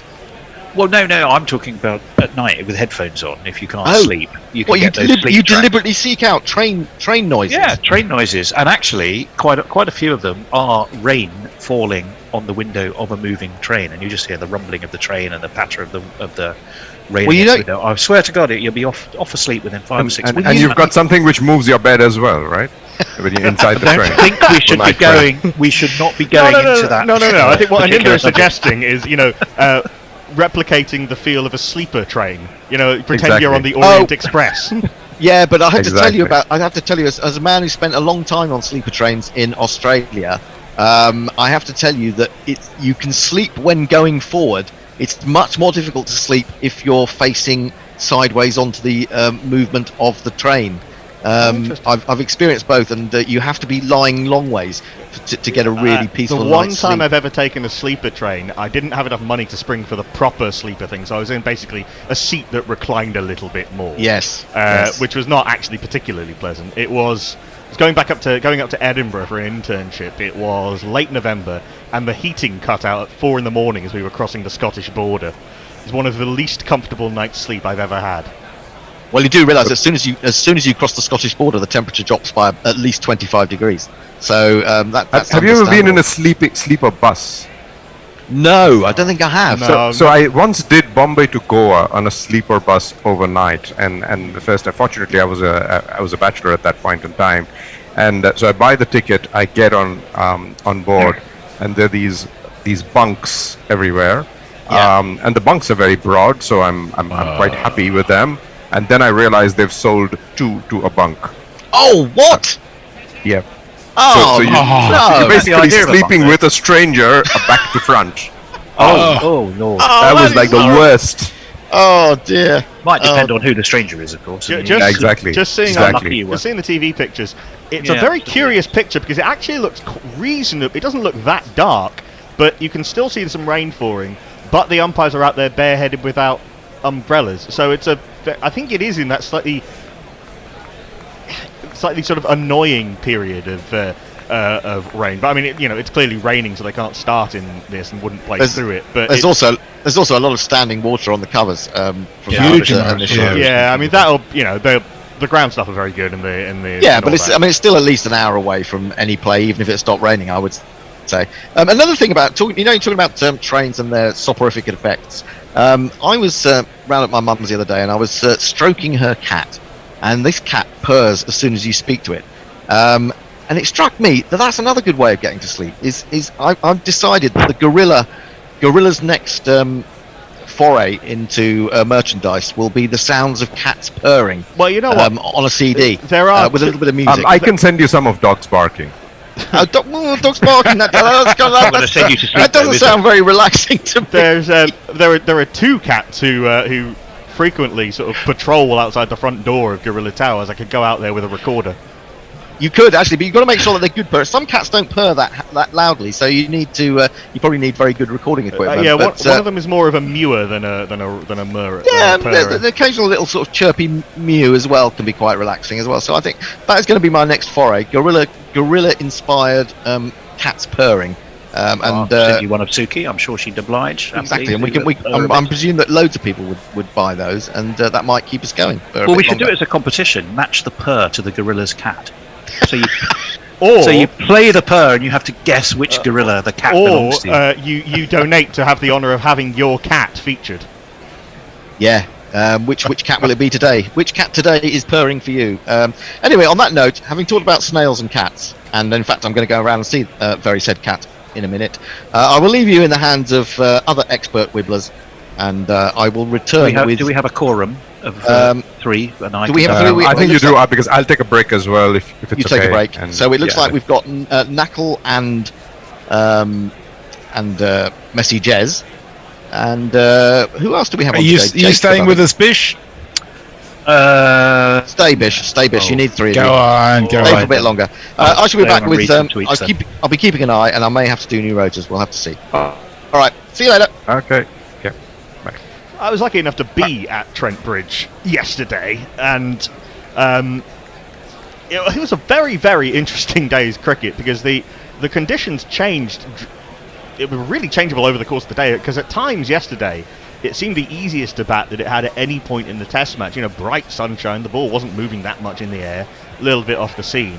But then there were periods towards Root's getting to his 100, and then particularly when India came out to bat, the ball suddenly was moving all over the place, and it was just genuinely quite gloomy. I think Root has probably played a better innings this year. I think his double 100 in Chennai was hugely impressive. But that was one of the best hundreds I've seen from Joe Root, and curiously, his first home 100 in 3 years.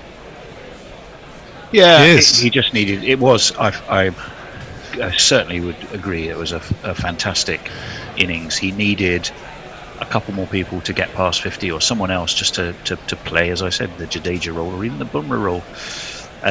I always felt England needed 250, 260 as a lead, and I haven't changed my point of view. Obviously, that might change as the weather delays proceedings, but that's where I felt England needed to be to really be in the game. I was in with plenty of India fans. You know, fans of their own team are always more nervous and more pessimistic, and they were saying, "Oh, 200 will be tricky, and 170 will be tricky." You know, it's a non-negligible lead. I think, actually, the supporting cast, as it were. You know, Dom Sibley did his job, a sort of exaggerated version of his job. Between Root coming in and Root getting to 50, Dom Sibley scored 9 off 70 balls. But he did frustrate India's bowlers for a time. I think Bairstow looked extremely good before he somehow picked out the one fielder within 30 yards of where the ball ended up. Dan Lawrence played some nice shots, and I think Butler was looking really good before he misjudged that. I guess he was trying to leave it on length. I think because the ball was there was some decent bounce in the wicket, but it just clipped the top of the stumps. Curious thing about stat came out from CricViz. Joss Butler's got out leaving the ball and being bowled 4 times. Wow. No other batter in the last 10 years of Test cricket has done that more often. Well, that suggests judgment issue. Well, I think what it does suggest is that the stereotype of Joss Butler as some kind of dasher, thrasher, slogger in Test cricket just isn't true. Well, yes, it's a stereotype of someone who can't judge a leave. Well, some people can't judge a straight ball. Who was it who got out yesterday, missing the ball by miles when it was going straight? Was it Crawley in the end? No, Crawley's was a kind of regulation Bumrah angling the ball in, nipping it away. I think it was Dan Lawrence playing all round. That's one, right. Trying to whip it to leg from Shardul Thakur. The latest news is that it is raining again, by the way. Not wishing to put a dampener on our chat, but I'm afraid that is the update. I would not expect any play before lunch, and maybe they'll take an early lunch. We'll keep you updated, Shammi wasn't at his best in the second innings, I don't think, but Shardul Thakur, I think, has justified his selection, bowled extremely tidily in both innings. Justified his selection is a slightly odd one.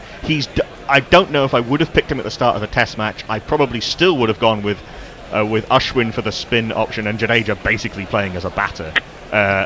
But they've done they did their job very, very well, and Thakur was difficult to get away.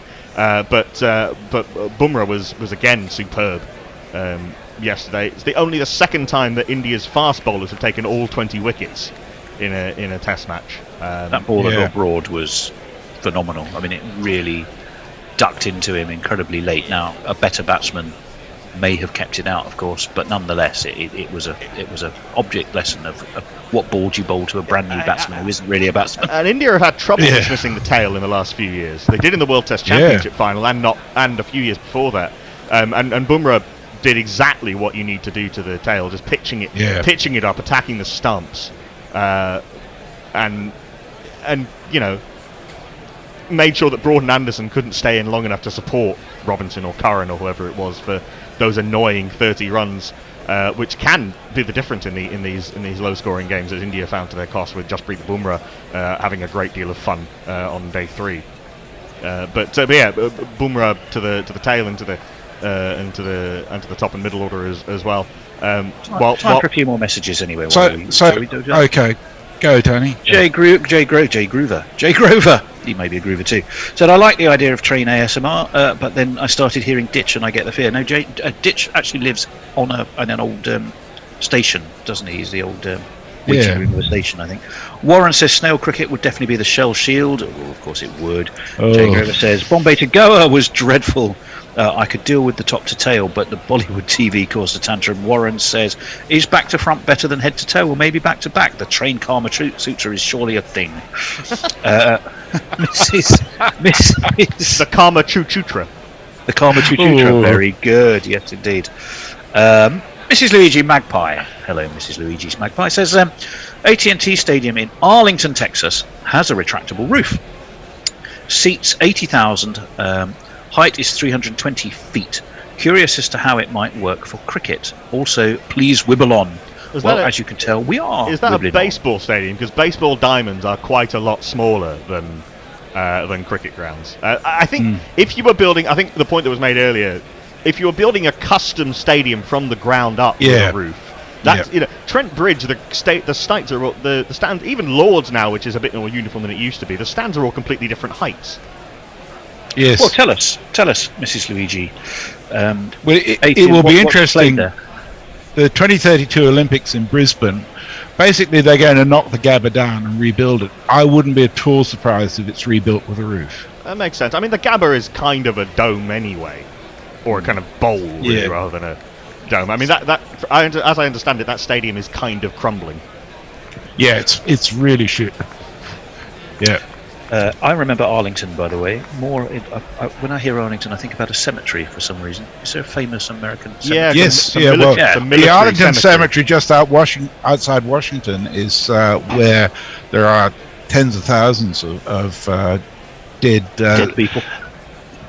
Dead soldiers and dignitaries. Yeah, named for the same person, presumably. But yeah, I think it's the major military sort of honor cemetery in the States. Jay Grover says, how about audio of dogs savaging Endo? I don't want that. That would be a little harsh. Current rain wibble. We've been sent a map, which doesn't look that great by Farong, but thanks for sending it. I mean, the map looks fine. What it's telling us doesn't look so great.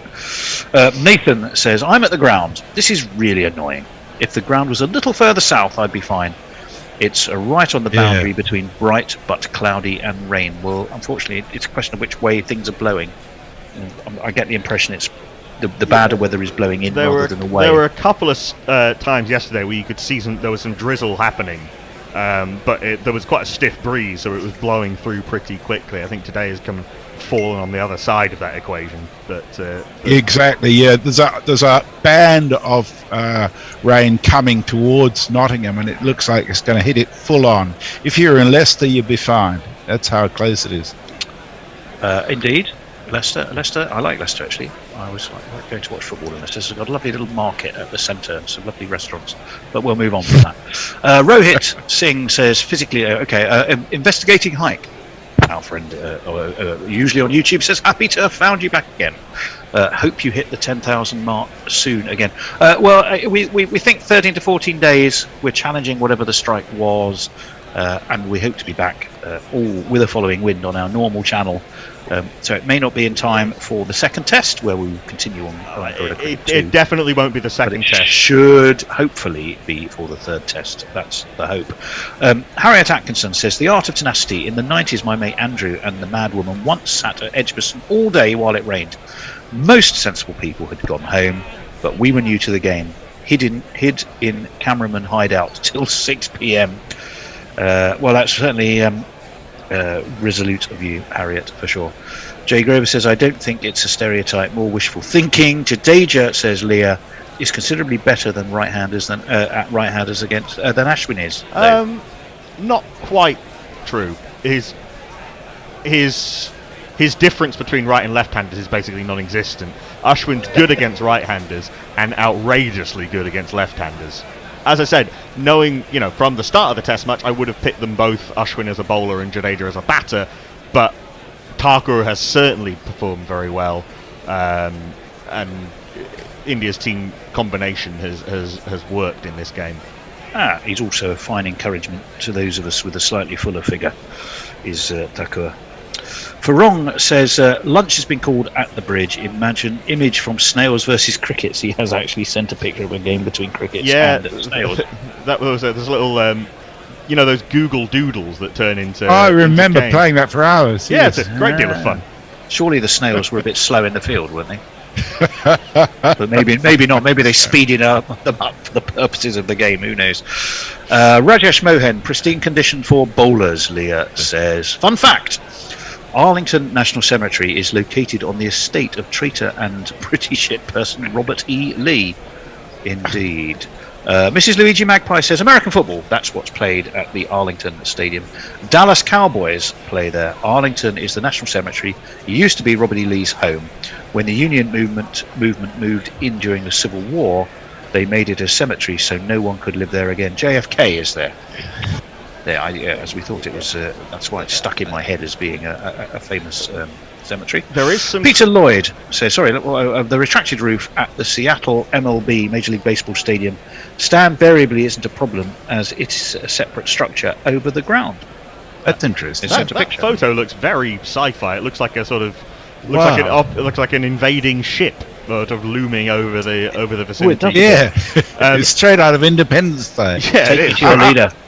I just wanted to pose a question to both of you. We were talking a little bit about selection earlier on, and there's been ad nauseam discussion of the England batting order.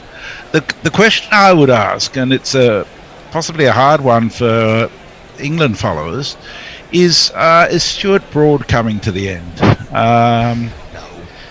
He's been around for an awfully long time. He's bowled brilliantly, but my sense is that the spark is starting to die. I can't agree with that. He was on fire yesterday. The bowl he got KL Rahul with was basically unplayable. He didn't bowl that well in the first innings, but I think anyone writing off Stuart Broad based on that. Not just that, his figures for this year are not great. He's so far he's played 6 test matches this year. His average is 37.4, which is his worst since 2010. His strike rate's 85.9, which is his worst since his first year in test cricket. Sure, I will say though, some of those test matches were actually most of those test matches, or half of them, were in India on pitches that were not seam bowler friendly. I don't think he bowled badly during those New Zealand test matches at all. Well, he 4 for 48 at Edgbaston and then 1 for 13. He didn't do so great at Lords, did he? None for 79 in the first innings, 1 for 34. He's been taking wickets for Notts. admittedly back in May, where really most cricket bowlers should get wickets. But he got wickets against Essex and against Worcestershire. I thought he looked in really good rhythm yesterday. He was pumped up. He was running in hard. He was causing problems for all of India's top order batters. No, I don't think he'll play. I said at the start of the series, and I've said this a lot since particularly since COVID. I don't think any of the fast bowlers on either side will play all 5 Test matches. But I don't think that's going to be because Broad is being dropped or coming towards the end or whatever. It'll simply be a combination. It'll simply be, there are, 2 Test matches back to back and then 3 Test matches back to back is probably too much to ask for any medium fast or above bowler. Jay Graver has a more simple answer. As long as headbands exist, Broad will remain. There you have that. Let me say hello to a few who. What they're making of this conversation, I literally have no idea, but there seem to be an awful lot of people actually joining us on Cricket Tracker India, presumably all wondering WTF is actually going on. But the answer is not much in terms of cricket, but lots and lots in terms of chit-chat. So I'm going to say hello to Ifu Rajput, Ramiz Raja, Ramzan Jamal, Gurav Vaish, Sumiyaranja Arisal, Araj Kaishap, Mai, Samsan Abraham, Ishant Sharma, not that one, or maybe, but unlikely. Ardash Singh, Kalei Salvan, Gyendra Singh, Mukesh Kumar, Faisal Ahmed, Nazir Ahmadi, Jitendra Baya, Junaid Abbasi, and then some more, but it doesn't allow me to go beyond that, but lots of others as well. Can I just say welcome to all of you. I'm glad you're with us. Yeah, welcome. Sorry there's no cricket. Welcome everyone. Welcome everyone who found us on our alternative YouTube channel, by the way. Thank you for that. Yes, well done. The link is in our pinned tweet, but if you type in Guerrilla Cricket 2 into YouTube, because of some absolute arseholes pinging us for a malicious copyright strike, we have had to suspend operations on our main YouTube channel, but we are on this YouTube channel, Guerrilla Cricket 2, and follow the link in our pinned tweet. Certainly for this Test match, all of the second Test match, and possibly some of the third, depending on how long it takes them to reply to our request, because of the silly way that YouTube works in terms of malicious copyright strikes. Can I just say, there is some cricket going on in England today. One of the Royal London One Day Cup games has so far escaped the weather, and it is the game in the furthest north, Chester Street. Essex, unsurprisingly put into bat by Durham, are 59 for 3 halfway through the 15th over. The men out. Nick Brown caught behind by Cameron Bancroft, who's keeping for Durham, by Jack Campbell for 3. Alistair Cook, who's been in superb form in the One Day Cup this year, caught by David Beddingham off Chris Rushworth for 12, and the captain Tom Wesley caught by Liam Travaskis, also off Chris Rushworth for 18. Feroz Khushi is 14 not out. Josh Rymel is 8 not out. It's just the Middlesex games postponed, whereas the other games are delayed. Well, that's because there was a COVID outbreak in the Gloucestershire camp. Oh, so it's not even anything to do with the weather. No. Oh my goodness. But yeah, match starts delayed at Derbyshire and at Glamorgan and at Kent and at Lancashire. Oh, and at Northampton. I notice there's a 100-game schedule for the Oval this evening. Is the London weather pretty shit as well? Yeah, it's not great. I mean, it stopped raining here in Sydenham, which is fairly close. There's a very confused bee is crawling over the desk in front of me. Doesn't seem to know what's going on. Oh, let him out the window, or her out the window. It'll be hemorrhage. I tried. I tried. It didn't seem to recognise that the window was a thing. Hence confused. And there was some play at Northants, but it's raining there as well. Somerset again putting Northants in. Northants 49 for 1 after 11 overs. Emilio Gay, who batted quite superbly for Northants the other week, in a much closer than it should have been victory against Derbyshire, gone for 12, caught behind by Stephen Davis of Sonny Baker. Ricardo Vasconcelos, the keeper and captain, is 24 not out. Ben Curran, the middle Curran brother, is 9 not out. Barong has sent us the average first inning scores at Docklands, which are actually a little bit lower than I might have thought. 2017 it was 171, 2018 143, 2019 147, And 2020, 166. So actually quite varied. Yeah, middling.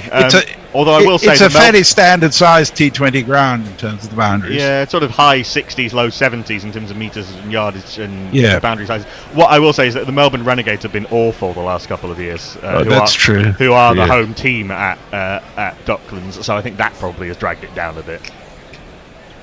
Certainly the last BBL, they were an absolute joke from start to finish. So here's another question for us then, chaps, very quickly. Tom Sibley, you have options, let's say, sitting on the bench.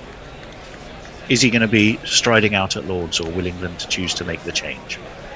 I think he will be. I think that his solidity, if the middle order fires, can be very, very useful for England, because he does that job of blunting the new ball. He does it better than any other opener is going to in England, because he's been doing it in county cricket for the last 3 years.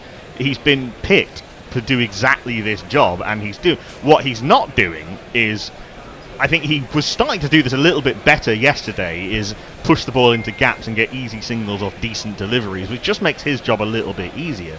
I don't think that England's pressing problem is Dominic Sibley. I tend to agree. I think Crawley's definitely at his last innings for a while.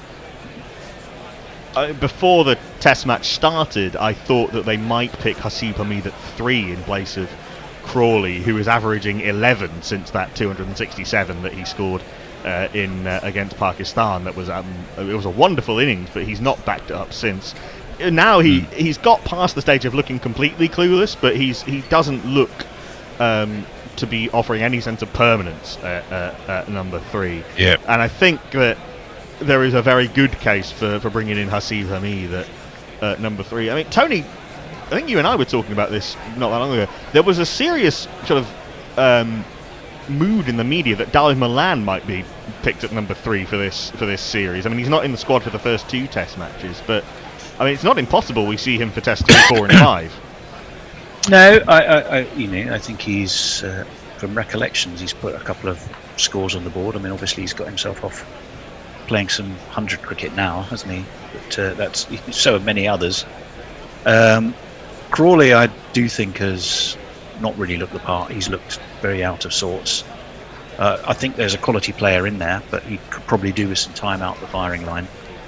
And I think if you have Hamid and Milan, they would definitely be the next cabs off the rank. You've also got Pope to come back, but he's not exactly sitting on a mountain of fantastic form, is he? No, he scored some runs early in the season for Surrey, but he's coming back off an injury, and he again is getting starts and not going on as has for the most part Lawrence and Bairstow and Butler. So there's a lot of players in a very similar. Yes. Although you have to, batting conditions have not been easy in this Test match at any point. So it's a tricky one to judge, to be honest. I don't know that there is a player or a group of players sitting waiting who could massively improve, who you can say would massively improve this England batting lineup in these conditions against these bowlers. I don't think there is a cut and dried case to be made. I do think, though, that keeping people like Bairstow in the team takes away the opportunity for people to actually prove themselves. I think Bairstow being there is an aberration that was brought about by the circumstances of Works, but at the end of the day, I don't think he should be anywhere near the team. And I was interested yesterday that Grubby, who's always been a strong supporter of Joss Buttler, was strongly of the view that Buttler should be there either as soon as Folkes is fit. Do we know where Folkes is in terms of fitness? I haven't heard anything. Butler was probably England's best test batter in 2020. And batted pretty well in his one test match in India this year, so I'm not sure I'm with Grubby on that. Bairstow, I wouldn't have picked him either for this test match, but he's actually batted fairly well, so it's a tricky one.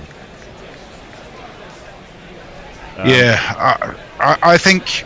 I mean, the truth is that it's always really hard to blood new players, but I think in the circumstances where England's really not found someone who's got that capacity to just continue on. They need to give themselves the opportunity to let more people in, and definitely let Hanif in. And I've got mixed feelings about Milan, but I think maybe it's time to just give him a chance. I mean, he's not in the squad for the first 2 Test matches, and they're not going to change that, I don't think, to bring anyone in unless there's a massive spate of injuries. I can certainly see Hamid playing at Lords, and then Burns, Sibley, and Hamid as a top 3 is 3 top order batters who bat like top order batters, or kind of old-fashioned-ish. Burns a little less so, but I think you can certainly make the case, Tony, that those 3 do provide a buffer for a more stroke-makery middle order. Yes, they do. And Burns is, of those 3, arguably the more aggressive, and you would hardly call him aggressive. And I'm not saying you have to play the conditions, and you do need to build your platform. The problem with Sibley of late has been he's been taking the time to get to 28. And you've had to rely on Joe Root to come in and move things along. Burns, twice in this game, I don't think got starts, did he? What's he made in this game? Well, I mean, he got a duck in the first innings done by a brilliant bit of bowling from Bumrah, and then got 18 and got a good ball from Mohammad Siraj. He's an opener batting in conditions where the ball's moving. But Rory Burns has been the best opener. He's been the best opener in England for the last 5 years. I mean, he's got a strike rate in Test matches of 44, which isn't bad for an opener in my view. Perfectly acceptable. And he's very strong if you drop short or go or straight onto the pads. India haven't done very much of that in this Test match. But he again, I don't agree that England's top order is the pressing issue. It's the middle order that just hasn't fired, apart from Root. And you take Stokes out, and there's been a massive hole exposed. Yeah, I think Hamid. It is that balance. I mean, we don't want to be sort of getting ourselves into boycott Tavares territory.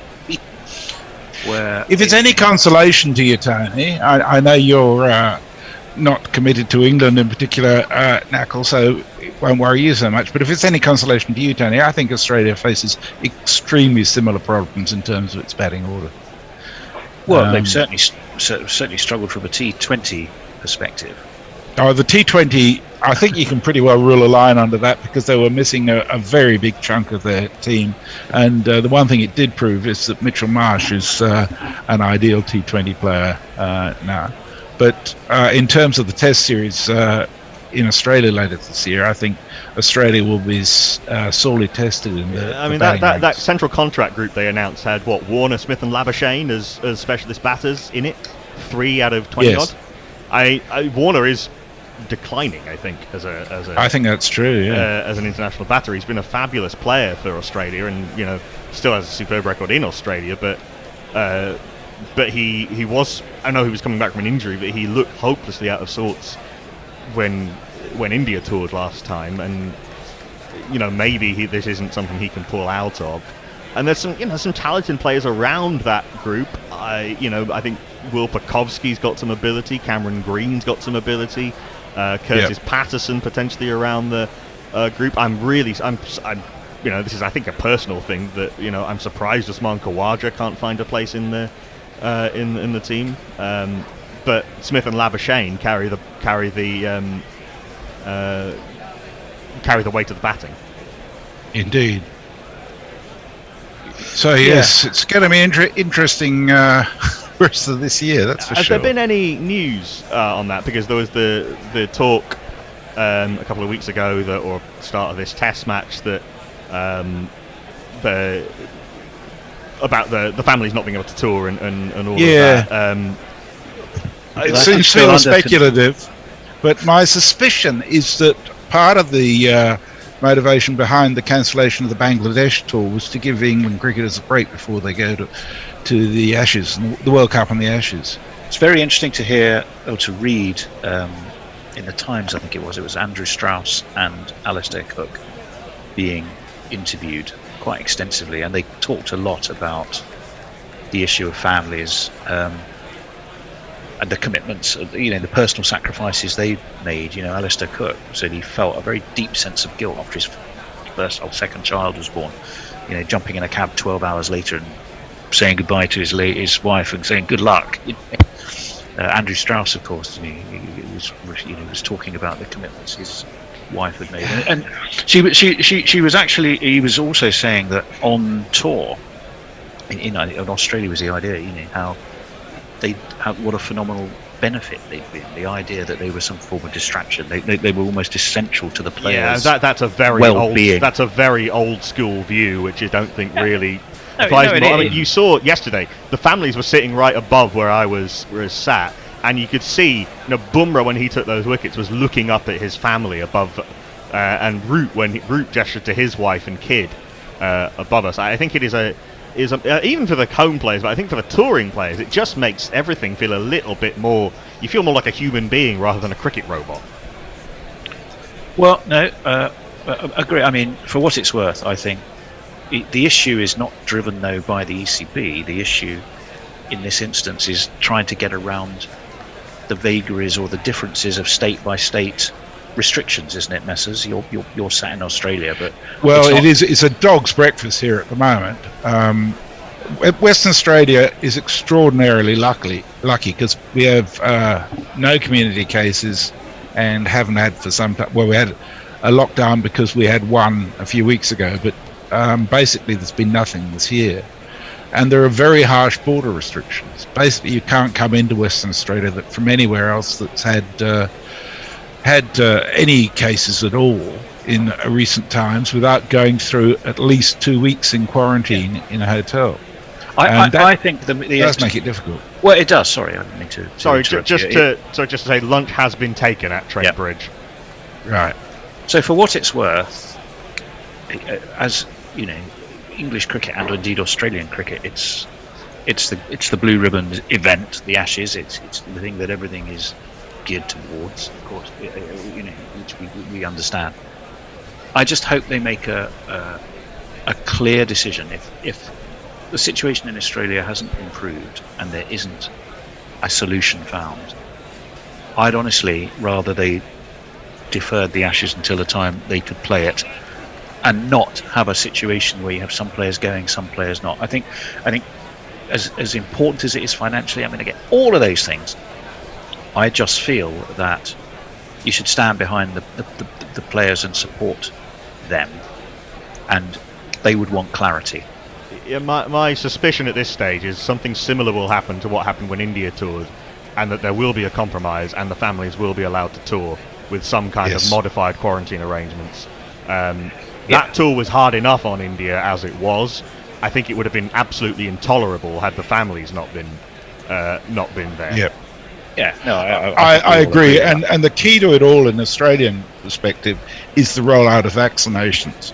And that's been the real problem now. And it's quite a long time between now and November when they're due to arrive. And if things go according to the promises we're receiving, then there will be a very significant degree of vaccination that will make the possibility of relaxation of those restrictions. And unlike last year with the Indian players, all of the English players and their families will have been double vaxxed long before they had to leave. Yeah. And the support staff as well. I think the people, casting doom and gloom upon the Ashes, I think we're a little bit premature at this stage, from what we know from the outside. Listen, given that it's lunch, do we want to go to some archive footage? I think that's a good idea. We should. Let me just finish off the last few messages so people aren't left hanging. Leah has sent us Ashwin and Jadeja's figures versus left-handers and right-handers. I'll retweet those so everyone can enjoy them. Electric Nebraska says it's a roof on rails. Slides on and off the playing area. When the sun is out, it sits permanently over the railway yard's car parks. In theory, it would suit Edgbaston, as could slide it over the Colts ground, but not viable as impact on residential areas of roof towering above Old Trafford, maybe. That is an issue. Jay Grover saying something about you eating bees, Knuckle. I'll move quickly past that. Jacob Norton, good luck getting Westminster Council to approve that cut for Lords. Yeah, I kind of see that. Nathan, looks just like the next band should be here just in time for the end of lunch. That's not encouraging. Let me think. I think that's pretty much us up to date. So what have you got for us, highlights-wise? Well, we're into the closing stages, really. And I might just rewind this a little bit because there's not very much left of this of the second innings of the World Cup final in 2019. I'm going to rewind this a little bit. Oh, actually, no. With the Super Over, there's plenty of cricket left in this. The suspense is fantastic. Don't tell me the result. We rejoin in the 45th over with England 194 for 4. And we'll keep you posted, of course. Keep an eye on social media and whatnot, and we'll be back when we have any news. Cut. See you later. Perfect. Take care all. Bounces a little bit too much for Butler. Just goes over his cross-batted shot and through to Tom Latham. Well, we talked so much about Joss Butler and his ability to score runs when other people can't. This is when it's really needed. A couple of people talking about super overs. No. Adam Kite and Peter Lloyd. Well, that would just be unbelievably nerve-shredding. Oh. He's in again, and he's gone for the big hit, but there's someone out there, isn't there? He's going to come forward, he's getting the catch, he's taking it low, Great and he outing. is gone! England have lost their 5th wicket, Butler perishes, and Ferguson has got a second, and England are 196 for 5. Go OUT the window, go OUT the window, go OUT the window, 'cause OUT spells out. And it was Tim Southey. Tim Southey came in to take that catch, so who's he on for? Gosh, subfielders have done well in this tournament, haven't they? They certainly have. It's They've good catch. taken a bundle of catches. He had to run in a long way. He took it really low. But that was joy for New Zealand, an absolute despair for Butler, for England fans. He goes for 59 with 6 fours, no 6s. England 196 for 5. He retreats into the long room. Well, And it's Chris Wokes on his way out. it will be. Butler, I think, decided that was the time for him to go. Stokes was going to stay there. Butler was going to go, and 2 more overs of that from Butler would have probably won the game. But, he batted, and let's not dwell on his dismissal, he batted extremely well. It was the right 59 time of to be 60. taking those I think it risks. was, yes. Yeah. Well, he's getting plenty of applause as he goes back into the dressing room. He's on Instagram, and he's a Twitter fan. On the Ashes tour, not Ben Stokes, but he'll have to do. Well, if Chris Wokes can get England across the line here, he doesn't get the freedom of Birmingham. He gets the freedom of the entire West Midlands and possibly the whole of England, because it's a real uphill task now, I think, for England.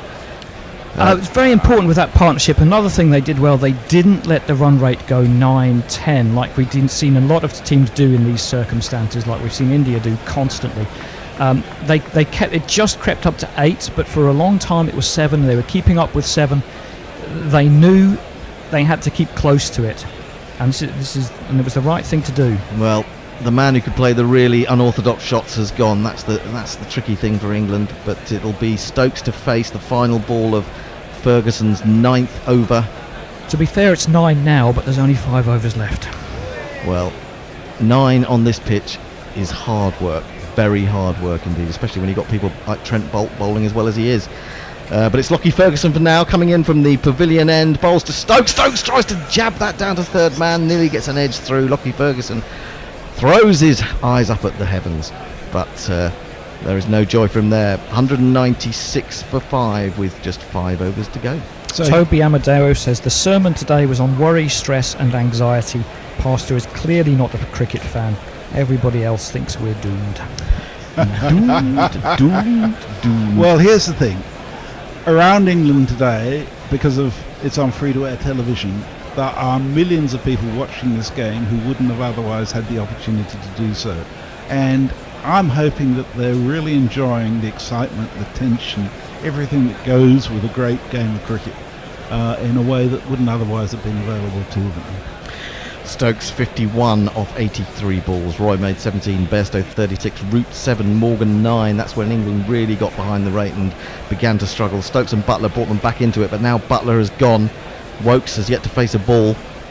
There's still Plunkett, Rashid, Archer and Wood to come. It's Neesham back into the attack, bowling to Wokes. Wokes jabs it, looking for the single, won't get it. They've got a man in close at cover. That's Guptill. They've got two men in the ring on the offside, and they're not back on the edge of the circle. They're in there to prevent England getting singles. This is clever captaincy from Kane Williamson. Can Ben Stokes? Whoops, all luck, here comes another slow ball. Jimmy Neesham's bowled another slow ball. Here comes Jimmy Neesham into Wokes. Wokes waits for this one. It was a slow one. He's driven it down to long on. They're thinking about coming back for a second. They'll really have to go in the end. They decide that one is enough because it's Trent Bolt out there. He's a great fielder. And Wokes is off the mark. But we need something bigger. England needs something bigger. They need one big over, don't they? One big over. But it's not the kind of wicket. It's not the kind of wicket for big overs. We haven't seen many of them at all today. Well, I think at some point Ben Stokes will get down the track and try to put it in the stand. Whether that's now, I'm not sure. Well, but it won't be long. He's got to decide pretty soon. I think Wokes will look to do that almost straight away. And if he goes, then you're not losing an established batsman. Yep, there is that. Pirate Badshaw, come on, you lovely black caps. Ralph the Wonder Llama doomed. Evil Scooter sits in the bag for England. Neesham round the wicket now to Stokes. Stokes tried to pick that up over the leg side, but it hits him on the pad. And then he says no to Wokes. I'm not going to have a single there. I'm going to trust myself to go for the big shot. We've seen this being done before. Dhoni did it the other day, didn't he? I don't think they'd have turned down an obvious single. Well, I think there was probably a single there. I think a bit unfair to invoke Dhoni in these circumstances. I think Stokes has got a lot more determination than Dhoni had. Dhoni almost gave everything away.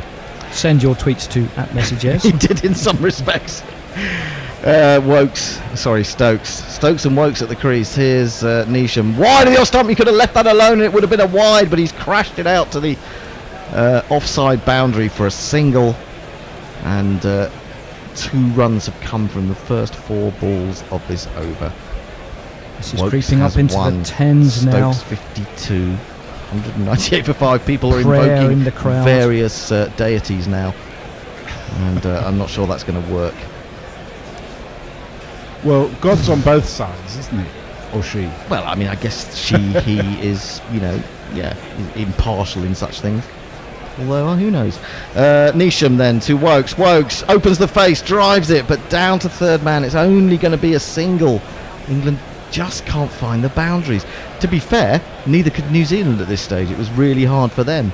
That's true. 199 for 5. The win predictor now is on the side of the Kiwis. It says 62%. There are men in grey replica kits from, when was that? 92? 92. Well, that was when the World Cup was in Australia and New Zealand. Can New Zealand do it on English soil? What a remarkable Big performance hit it will coming be. Round the wicket to Stokes. Stokes goes for the big one, helicopters it, and he's got it well. He's going to go for 4. Yes, the dive is put in there at deep mid wicket.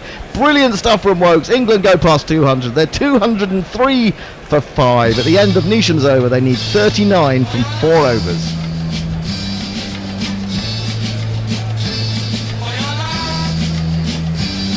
Smouty says, Jings, Crivens, this is too tight. New Zealand fielding has won this. How many extras did England concede? 30. Haven't seen as many from New Zealand. It was 17 last time it came up. England did bowl a lot of wides. Well, then again, de Grantham was playing a lot of balls with his ribs. Yes, that's true. There was a lot of leg buys, to be fair, amongst that number of extras. I don't really think that you can blame the bowlers for that particularly, unless they keep bowling it into your leg. Ferguson's going to bowl his last over. Ferguson, 2 for 45. 9 overs bowled. You're absolutely right. He's going to bowl his final overs. Wokes will face the first ball. Presumably Wokes' job is to get Stokes up the other end as quickly as possible. But they'll be tight on the single, I would think. He's in. Bowls. He's gone for a big heave. It's gone way up in the air. And the keeper is right behind it. And he takes it. Tom Latham. Let us hope from England's perspective that Stokes has managed to cross there. Wokes has gone. And England are falling away. The required rate is 10.17. You flipping muppet. Yeah, short and simple, but that is true. The New Zealand fans are really beginning to believe. They really are. And England are 203 for 6. Tell you what, Tom Latham looked pretty nervous under that catch. Yeah, he didn't take it that confidently. I have to say, he edged back and then had to come forward a little bit, didn't he, to take it in the end. Oh, Lockie Ferguson has 3 now. This game is adopting the shape of about half a dozen games that we've had this World Cup, I think, where a relatively minor target has just been that little bit too much towards the end, and when it seemed possible, things started to fall apart. I'm not saying it's over, but gee, it's tough from here. Yeah, very tough indeed. 39 required from 23 balls. Liam Plunkett, the farmhand himself, is coming out to play what could be a very important hand for England. What a difference just 2 sixes from Plunkett would make. Well, yeah, absolutely. But how many sixes have we seen all day? Maybe not even a handful, I wouldn't say. Not very many. 3 maybe at the most. New Zealand got at least 2. I don't remember any from England. No. I don't think there have been any. Juliet Clancy says, nurse the smelling salts. Indeed, indeed. But Stokes is the man who will face the next delivery. Really neat. I mean, Stokes has been unlucky, hasn't he? He's batted so well in difficult circumstances in this tournament for England. He kind of deserves to get them across the line once. But will he? We shall see.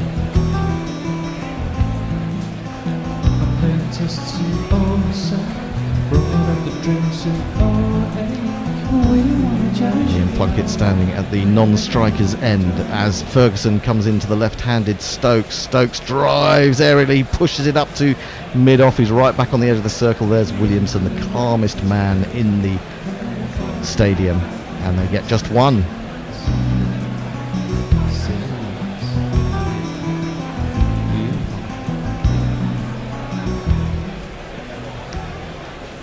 Well, it looks like England are going to fall short again.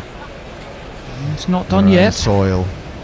I think New Zealand are beginning to believe it. Brings Plunkett down to face, but it's so hard on this pitch where it's really difficult for anyone to time the ball for a man to come in. Well, he's not really a timer, Plunkett. Well, no, but even then, he's got to hit it hard. Well, he's beaten by 1 there, which is a slower ball that just grubbed almost past him outside the off stump. He's got to wind up, hasn't he? He's got to wind up, I'm afraid. He's got to go for the biggie. I do think Jeff Perkins had a point when he talked about New Zealand having the moustaches to win this game.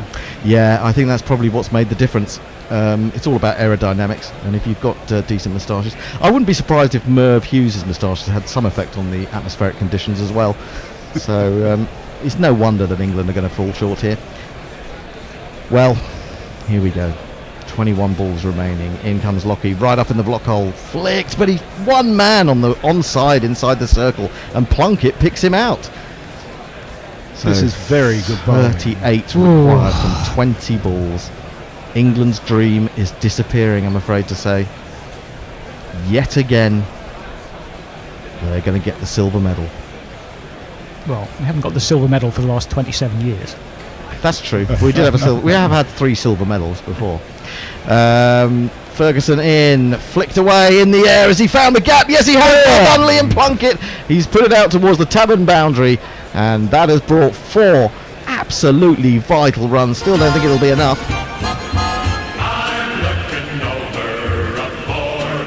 So Linux Leah's required. got your number, Hendo. No amount of reverse jinxing will save you now.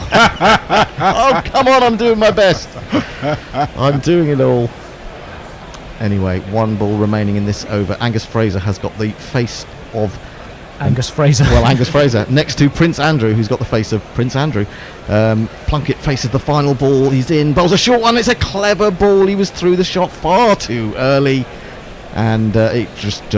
dribbles through the keeper. 208 for 6, 3 overs to go. England need 34. Well, Evil Scooter says give the trophy to England, because he says for F's sake, Hendo, if Stokes is there, England win 100 times out of 100. Well, Stokes is there. I think he means if he stays to the end, but even so. Well, I think there's some double reverse jinxing attempts going on there. I think so. Well, the New Zealanders, I mean, the fans and the pals, the wags, if you want to call them that, they seem to believe at the moment, and the England fans who make up the vast majority in the crowd seem to be rather solemn. Need a big over here. It's going to be Neesham, I imagine. No, I think it's going to be Bolt. Bolt. Oh, it's Bolt, of course, yes, absolutely. He's got 2 overs left. Well, he's bowled brilliantly. Yes. He's bowled brilliantly. If he bowls those Yorkers, there's not much you can do, is there? The required rate is 11.33 runs per over. England need 11 at least from this over. 12 would be better. 14, 16, 18, anything. Can Stokes redeem himself in a in a World Championship last over? Oh, yes, the man who was hit for 4 4s in the World T20. 4 6s. Have you 4 tried to think 6s, you've forgotten sorry. it already? Yeah, It's 4 etched on 6s. most people's brains. Yeah, true. Now, that must have been a real low point in his career. Just Can he make imagine this the high point. Stokes needs 19 off the last over and hits 4 6s. Well, I can't see Bolt giving him a length that's hittable for 6. he's got to come down the wicket to him, Fields hasn't back on the leg side, up on the he? offside. He's got to come in. He's got to come down the wicket. No, he goes back deep into the crease, and he's gone for the He's big got one. 4. It's gone, has it? Yes, it has. Has it gone for 6 or has No, it gone for 4? 2 plus 2 is a man. Really hard to see. There were 2 men converging on it. One from deep mid wicket, one from deep square leg. You know what? He's hit that well because he's hit it flat enough so that if it's a gap, it's 4. But if it's on the line of a fielder, it won't be caught. Maybe I'm giving him a bit more too much credit there as he just swung it into the leg side. But No, but he did that previous over as well. He's picked his spot really well. Here comes Bolt again in. It's off his legs. Where's he got that? He's got to come back for the Gotta second. He's come got to back for the really second. go. Is he coming back for the second? he's No, not. he's not. Just the one. Perhaps he just caught that too well. 5 If runs anything. off 2 balls. Plunkett to face. Now Plunkett has to think to himself, what is he going to bowl me now? Is he going to bowl me the Yorker, the swinging Yorker, or is he going to bowl me the slower ball? He's got to be aware. He's got to think the slower ball might be coming. He's got to wait and hold his position if that is the case. yes, and if he does, you know, he's got the muscle to put it all the way. He has indeed. But what if then Bolt bowls a 90-mile-an-hour toe-crushing Yorker? Different then. Different then. It's so much easier batting from here. It is. It is. 29 off 16. Wow. People are enjoying this. That's for sure. They're enjoying this as a game. And that's important, isn't it? It's the point, after all. Absolutely. Absolutely. Men are back straight for Plunkett. Yep. Plunkett waits for Bolt. He bowls and he drives over the top of mid-wicket as he found the gap. Now there's a man running round. He's going to get there. It's Mitchell Santner. He dives. They're going to come back for a second. That's well placed by Plunkett. 27 required off 15 balls. And Yeah, looking Ross a bit Taylor more is anxious in saying the to field. Trent Bolt, come on, bowl in the cutter, bowl in the cutter. I think that's what he's saying. But, that was nicely picked up. But again, on a quicker pitch, on a quicker outfield, that might have gone for 4. But Santner had time to get around to it from long on. Oh, they're getting Theresa anxious. May is jumping up and down with excitement. Engaged jumping up and down programme. Indeed, We're indeed. getting anxious in Sydney. Change the field. Mid-off's up. Yep, he has come up. Can he go over the top of mid-off? We shall see. He's in bowls. He goes for the big pull and he misses it. And Trent Bolt smiles. With an even An smaller evil mouth smile. than An evil smile, I would say that was. And England remain needing 27 of 14 deliveries. It's for New Zealand to lose this, I would say. Yep. 70-30. I think the idea is don't pitch it up. Don't put it in the slot. Yeah, just keep it in the deck, and then it'll die in the deck. In he comes again. Bowles looking for the Yorker. It's hit straight. Has he hit it well enough? Yes, he's hit it well, but he won't get 4. He might get back for a second. Stokes has really got to hurry, and he just about gets there. Well struck by Liam Plunkett. 25 required off 13 balls. Oh, some of the my MCC word. members even look engaged. They've actually woken up. My goodness me. And some of them have been there since goodness knows what time. Probably, I don't know, 6 o'clock this morning. Yeah, he's put that quite straight, Plunkett. Long off had to come round quite a long way. Otherwise, he might have been in business for the catch. Yep. I think they probably think it's a bit of a late finish for day one. Now, this is almost a free hit for Plunkett. He's in, bowls in the Yorker, but he Well digs bowled. it out and he's going to get a single. They're going to think about having back for a second. No, surely not. They won't get one. They So it didn't means think about this. Plunkett has to face with 24 required from 12 balls. England 218 for 6. They need 242 to win. Plunkett has to get the big shot out or he has to get a single. That's the simple equation, really. Could you think of a better climax to 45 matches? It'd be hard. Yes, one in which England win. The Super Overs looking Listen, slightly I've short been of watching odds. World Cup since 1975, and I still haven't seen England win. I was at Lord's on that day, the 21st of June 1975, when Australia lost to the West Indies with 5 run-outs and Clive Lloyd's amazing 102. And today, I'm sitting in a house in Sydenham, watching England yet again struggle to get over the line. So 24 required from 2 overs. I think the lights must be on by now, aren't they? Yeah, it'll have to It's a go bit of off. a glow, Who's winning isn't on DRS? Oh, it's exhausting, isn't it? It's pretty exhausting. And what Ben Stokes is going to make of this if he doesn't get England over the line, I don't want to be near him in the dressing room. And in fact, I think they might just actually sort of just lock him in there for a while afterwards, and then see what damage he has wrought upon said dressing room. Go back in a couple of hours. It's going to be very difficult. It's going to be Neesham. It is. It's Neesham taking over from Lockie Ferguson, who's now completed his 10. And there's going to be no pace on this ball from Neesham. He's coming in from the pavilion end to bowl to Plunkett. Plunkett needs to get a single. Comes in, he bowls, he goes for a big swing across the line. He's only going to get 1, I think, out to deep square leg. No point in running back for 2. You've got to leave it to Stokes now. 23 required off 11. We'll give Jimmy his jingle. Again? So look, here comes another. How many spells has he bowled today? I think he bowled several. 5 spells? Neesham's bowled another slow ball. Now, Ben, a big 6 would be handy from England's point of view here. It's very doable for England. It's doable, but it's difficult. It's difficult with all these cutters and balls stopping, and Bolt's going to come back and bowl some Yorkers. And Well, there's not much joy on that England balcony. do you think they want to get this down to for the last over at 12, 13? I'd say 10. He's round the wicket, down the leg side. He could have got out of the way of that and it would have been a wide, but he didn't. He's fallen over again. He's having to struggle to get to the other end. I don't know, 5 yards either side. That would have I wonder run away for if 4. Stokes was trying to stay there and suddenly found Plunkett right in front of him. But he He's went fallen down, over didn't he? again. Fell over again as it was an attempted Yorker from Neesham. It took him a while to get back up again, but now it's down to Plunkett. 22 required off 10 balls. They need a boundary He desperately. really needs to get underneath one of these. He's got to go back deep in his crease. He's got to be aware of the slower one, and then he has got to muscle it over that boundary. Can he do it? 22 required, 10 balls. Tension on both balconies. In comes Neesham to bowl to Plunkett. Plunkett drives. I'm not sure Yes. he's got enough on Yes, that. he I don't has. think he He has. has. No, he hasn't. Oh. Caught by Bolt at long off. Plunkett goes in the desperate attempt to hit a 6, and England are 220 for 7. It was there to be hit. That was in the slot. It was there. It's the pace of the wicket. It is. It's the pace of the bowling. It's the pace of the wicket. Another day that would have sailed for 6, but the safe hands of Trent Bolt are the ones that get underneath that one. New Zealand think they're almost there. They are almost there. Plunkett goes for 10 off 10 with just the 1 boundary. England have now 9 balls to get 22 runs, and it's Jofra Archer coming out to bat now. Oh, he He's can been make himself brilliant a as hero. a bowler in this tournament. Doesn't really deserve to lose, finish on the losing side, but what can he do with the bat? Archer.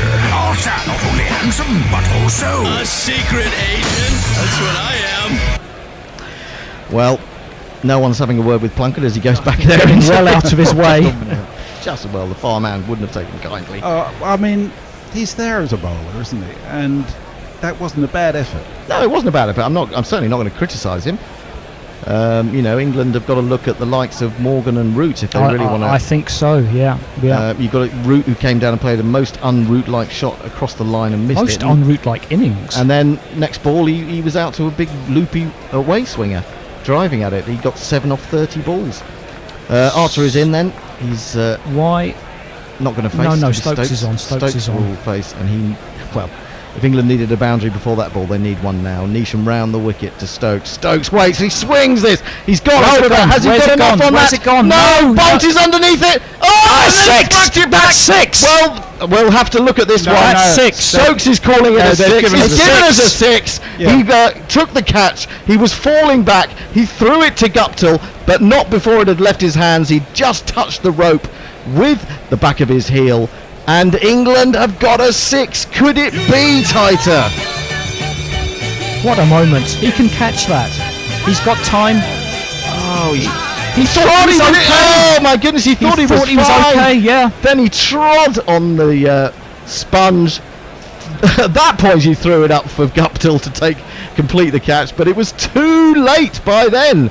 16 required of 8 He had deliveries. time to hand that off. Now, Even Stokes wants to wait. Neesham is herring in, and Stokes is not ready. Just to stretch it even more to breaking point.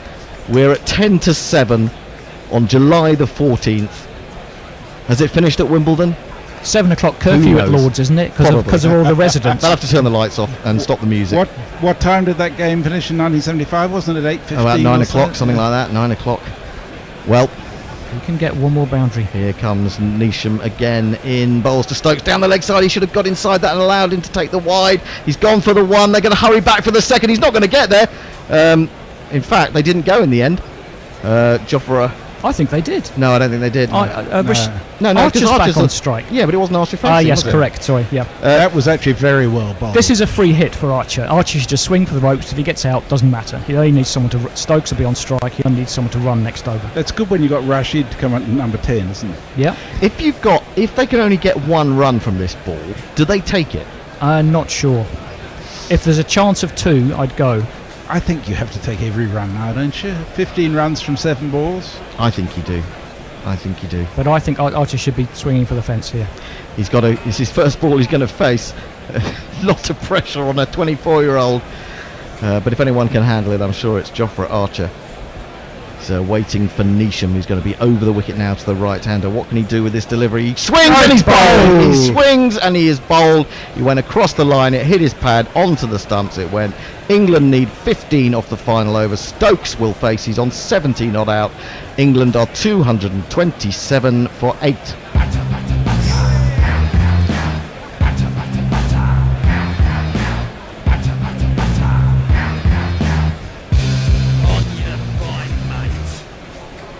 Well, Clever bowling. He'd have been LBW even if it hadn't been out bowled. It went off his pad. It was right in front of the stumps anyway. slower ball, yeah. It is a chance for Stokes to get last over redemption. Yeah, well, that would be amazing if he could, He wouldn't needs to find a 6 and a 4 at an absolute minimum. it? Yeah, he does. Adil Rashid is running out to the middle. Applause for Jofra Archer, but that's got to be for his bowling, not for his batting. Out first ball. Oh, look, he did the right thing. No, of course he did. I'm being sarcastic, I suppose. And we'll give Rashid his jingle. Adil Rashid on the 45. Adil Rashid on the 45. Adil Rashid on the 45. Adil Rashid on the 45. Adil can turn it both ways. Adil can turn it. Adil can turn it both ways. Adil can turn it. Adil can turn it both ways. Adil can turn it on the 45. Well, whatever. It's redemption for Ben Stokes for what happened in the World T20. It could be redemption for New Zealand, who failed in the final of 2015. And I guess who's going to bowl this final over? It's going to be Trent Bolt, isn't it? Now, do you take a single here? I don't think you do. No, I don't think you do. Although Adil Rashid has got those wrists that sometimes can put the ball into unusual areas. Whether he could do it immediately, I don't know. Bolt in, it's a Yorker, he digs it out, he's only going to get a single. In fact, they decide against the single. England need 15 off 5, and the trophy moves ever nearer the hands of Kane Williamson. Remember, they need 14 for a super over. That may become crucial. The field is up on the offside and back on the leg side, where it's just a long off, predictably enough. Stokes can either back away and go over third man, or... Well, we'll see what he's going to do. It's right up there. He drives. He can't get it past the man at extra cover on the fence. England need 15 off 4 balls. It's gone for England. The dreams of a World Cup. The first time they've been in a final for 27 years. If anybody's capable of getting 15 off 4, It's Josh Butler. Yes. Well, Orion Morgan. But I mean, it could be done. Don't write it off completely, Hendo. 227 for 8. 4 balls left for England to pull off a remarkable victory, but it's going to be also a remarkable victory if New Zealand do it. He's gone for the big shot over mid-wicket. Has he gone? Yes, it's into the crowd! He 9 put of 3. 1 foot across. He swung it Slot into the ball. leg side. England need 9 from 3.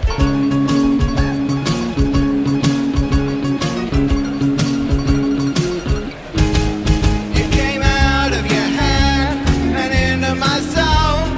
Now it's up in the stands. It's a 6.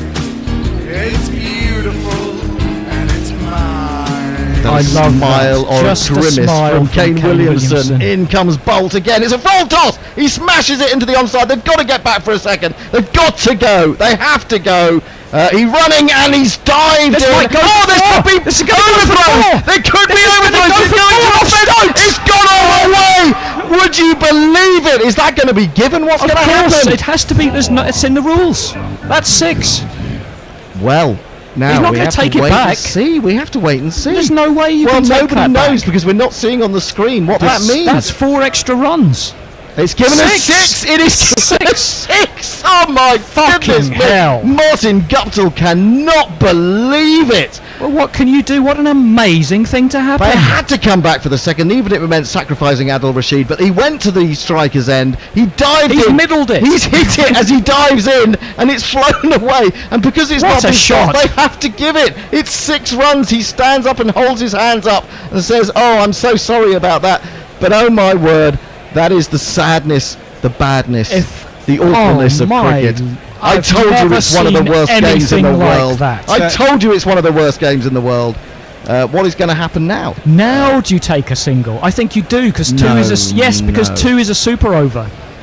2 is a yes. Now you take a single they need and 3 back, runs from back 2 yourself to balls. get another single. Rashid to get another single if you need to off the last ball. Now you take a single if Well, listen, if you weren't turned on to cricket before this, you'd be thinking what a stupid game. what a stupid game. That's not fair. That's run.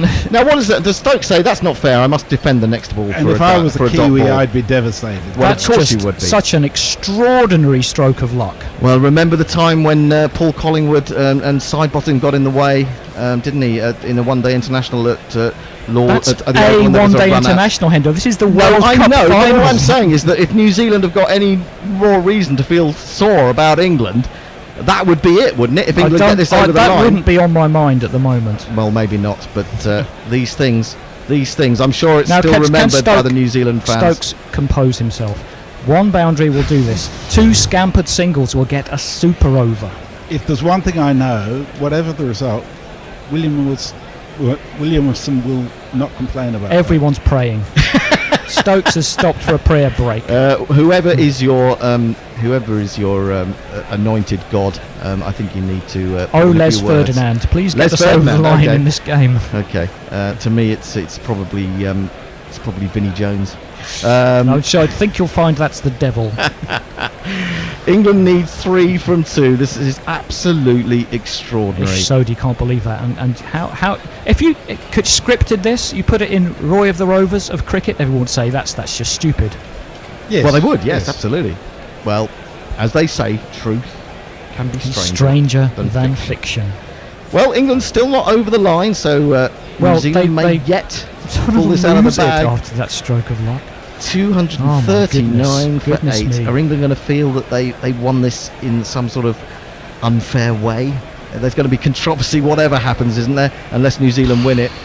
Stokes settles down as he composed himself. In comes Bolt. Bowls. He drives. He's fallen over again. He's got to run like bugger. He's got to go back for the second. Got to hasn't he? go. Suicide 2. Got to go. And he's run out. That's Adil okay. Rashid. They got 1. They've got 1.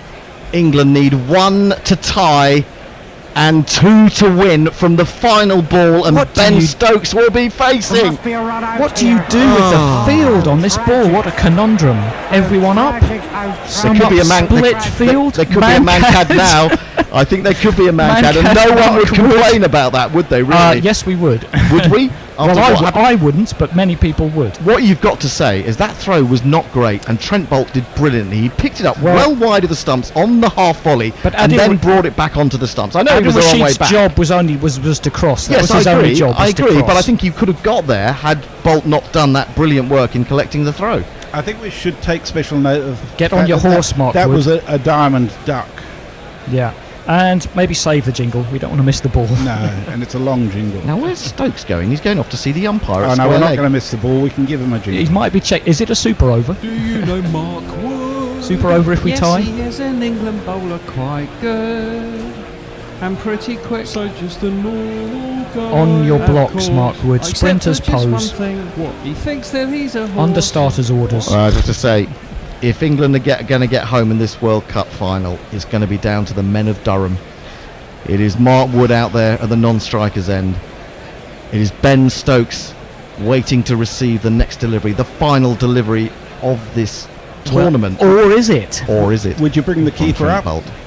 Or lots of things you could do. They got at least two men out in the deep who look they look like they're not even saving two. I think England are going to think, let's go for the single here. Just get a single. But Well, I think you see where the ball is.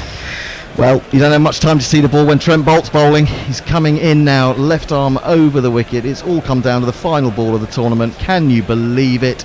Ben Stokes is waiting. He's in. It's a full toss. He's driven it down to long. They're going to come back. They've got to run. Is he going to be run out? Yes, he's run out. It's a tie. It's a tie in the World Cup final. Would you believe it? England 241 all out as Mark Wood dives for home. What unbelievable scenes. It's gone for review, but we're pretty sure it's out. Is it going to be done on wickets lost? No, super over. It has to be a super over. Super over. Are we absolutely sure? Well, I'm not, to be honest, but he's got the ball in his hands. He's not dropped it. Brilliant. The batsman isn't in the He's frame. outrun Miles. Brilliant work from Trent Boult. Damascena's got to send it up anyway, even though the batsman is, as you say, not even in the frame. Oh my God! And we'll just get some confirmation, but we're pretty sure that's a super over. Well, I don't think anyone really knows. Everyone's just standing there. It's given out. England have been bowled out for 241. New Zealand made 241. No one's still exactly standing. disappointed. No one knows the rules. one's jumping up and down like they've won. I think I'm pretty sure it's a super over. In the event of a super over, I'm certainly going to step out and let someone else have a go at commentating that. But who would you? I'd send Butler in for England and Bairstow, Roy. Who bowls for England? Archer. Well, Stokes is wandering off and he's almost in tears. The match is tied according to what we see on the screen. That's my choice for England. Bairstow and Butler, Archer. Who's for you, Hendo? Oh, blimey. Yeah. Well batted Ben Stokes, by the way. Brilliant from Tremendous Stokes. innings. Well, he's got England within a touching distance of a chance of winning the Do you World bat Cup. Stokes because he's in or not because he's tired? I don't know. I don't know how long it takes to actually stage a super over. Usually, certainly IPL rules, the team who was batting stays batting. Knackle's going to tell us what's happening. Are England going to bat? Don't know. No. They might have another toss. They might follow IPL rules, but that's, in which case the team that was fielding stays fielding. Oh my word. Well, can you believe that a World Cup is going to be decided on a super over? We After joked that about it this absolutely morning. crazy 4 overthrows. Wow. England needed 15 off 4 balls. Ben Stokes hit it out into the outfield, came back for 2. The throw came in, it bounced off the middle of his bat, right off the sweet spot, and went down to fine leg for 4. Well, first of all, he'd hit the 6, hadn't he? He hit the 6 over mid-wicket. Then it was the next Correct, ball. sorry, yes. So they got down to 9, required off 3. Now, the umpire's been showing New Zealand some balls. That suggests to me that New Zealand are going to field. I think it may well be the same rule. There's no toss. The team that was batting stays batting. Right, so who do you think for New Zealand? Who's going to bat for New Zealand? Guptill, even though he's had a terrible tournament, because he is a man who can hit the even though ball. he was terrible today. De Grantom, yes. What nerves you've got to have to bowl slower balls in the super Does over. Williamson come out or not? I don't think Williamson will, although he might think he should as sort of as skipper take the Bolt's responsibility. probably going to bowl it. The last time a captain took responsibility, that was Gulbuddin Naib against, wasn't it, Pakistan? He Yeah, got hit it all didn't over the work shop. very well. I would be inclined that they've got to go for their big hitters, which would suggest... I've had more than my share of excitement, so I'm going to step out, and you can fight it out amongst yourselves in the green room for who's going to come in. And for the jingles as well. Well, let's get Knackle in. Let's get Knackle in, and let's get Tony back, shall we? Decisions. Someone's going to be Well, disappointed. Knackle and Grubby, because Grubby hasn't had a ball by ball this session, so let's get Grubby in. Knackle and Grubby, calling Knackle and Grubby for the Super Over. I have to say, before I go, two things. Firstly, a huge thank you to everybody, both here and on Twitter, for welcoming me so warmly in my trip to England. And secondly, that if there is any justice in the world, New Zealand will win the Super Over, because frankly, Yeah, but we know they Mr. deserve Chris, to. We've been alive long enough to know that there is no justice in the world. So I'm hoping there is no justice in the world today, so that England may win. Now here we go, Super Over Explainer. Only nominated players from playing 11 may participate. 3 batsmen and 1 bowler. Team batting second will bat first. That's confusing. Fielding side will choose end to bowl. Team scoring more runs in the Super Over will win. Loss of 2 wickets ends the team's Super Over innings. If the Super Over is tied, the team hitting more boundaries in their innings and the Super Over wins. Count the boundaries, people. Count the boundaries from today's excitement. Oh well, this is extraordinary. Go in there, and if you come in here, I think we might. I've got an idea that we might do commentary roulette for this. I think we should do commentary roulette. I think that would be fun. Well, we do, but we can do 1 ball per person. 1 ball each. If I were England, I would go with Joss Butler, Right. Ben Stokes, and Yeah. Joe Root. Joe Root. You need a run off every ball. You need a run off every ball. What's an average score in a Super Over? I don't know. Neither do I. I'm sure I I just have one thing to say, Hendo. Yep. Ah! Yeah, it's painful, isn't it? England are a long way ahead on boundaries. So let's just try and draw. Let's just try and tie the Super Over, and then we're home. So much extraordinary stuff has happened in the last few overs. A Super Over to decide the World Cup. It's almost cruel, isn't it? It's worse than penalties, isn't it? Is it worse than penalties? It's absolutely astonishing, is what it is. Cricket, bloody hell. Well, if you wanted to choose a game to improve the image of cricket amongst those who don't watch it a lot, but just have a Oh yeah, passing interest in how's this for English cricket's return to free to air? Absolutely. This Yeah, is exactly. wonderful. Absolutely wonderful. We talked a lot about how finals often fail to live up to their expectations. The last final at Lord's was one of those, wasn't it? The Australia win over Pakistan in 1999. Yep. But this has been a cracker. It's not been filled with wonderful stroke play. There's been some very good bowling, and the pitch has been a bit sluggish, but wow. There have been crucial catches held. Crucial catches held, and 1 or 2 dropped, but wow. Q&A says, why don't these teams want to win? Evil Scooter says, cricket, who the fuck needs this? Wow. Andrew Veer, in case I don't survive the Super Over, thanks for everything. To quote Vinnie Jones, it's been emotional. Yeah. Andrew Veer said that. Yeah, I know. I'm on my last legs here, Andrew. I totally feel you. I might go to sleep for a long time after this. Well, you got some beer to drink yet. Whether in a state of And by the way, depression or like I talked earlier in the tournament about games coming down to one moment. Trent Bolt's foot, if it had been 6 inches further forward, or if he just managed to get the ball away to Martin Guptill, and then 4 overthrows with the ball hitting Ben Stokes' bat from Martin Guptill throwing it from the other end of Lord's. well, the thing is, had that not gone to the boundary, it wouldn't have. They wouldn't No, have they run. wouldn't have run. So that's a ridiculous thing, isn't it? Well, I can see Joe Root in the middle It's of the Stokes balcony. and Butler. Stokes and Butler. Oh That makes my sense. God. It makes sense. And do you think this is fair? Do England have an advantage here by being able to send out a man who's just scored the best part I of think 80 batting runs? second in the Super Over is definitely an advantage. I got out Ben Stokes, and he called me a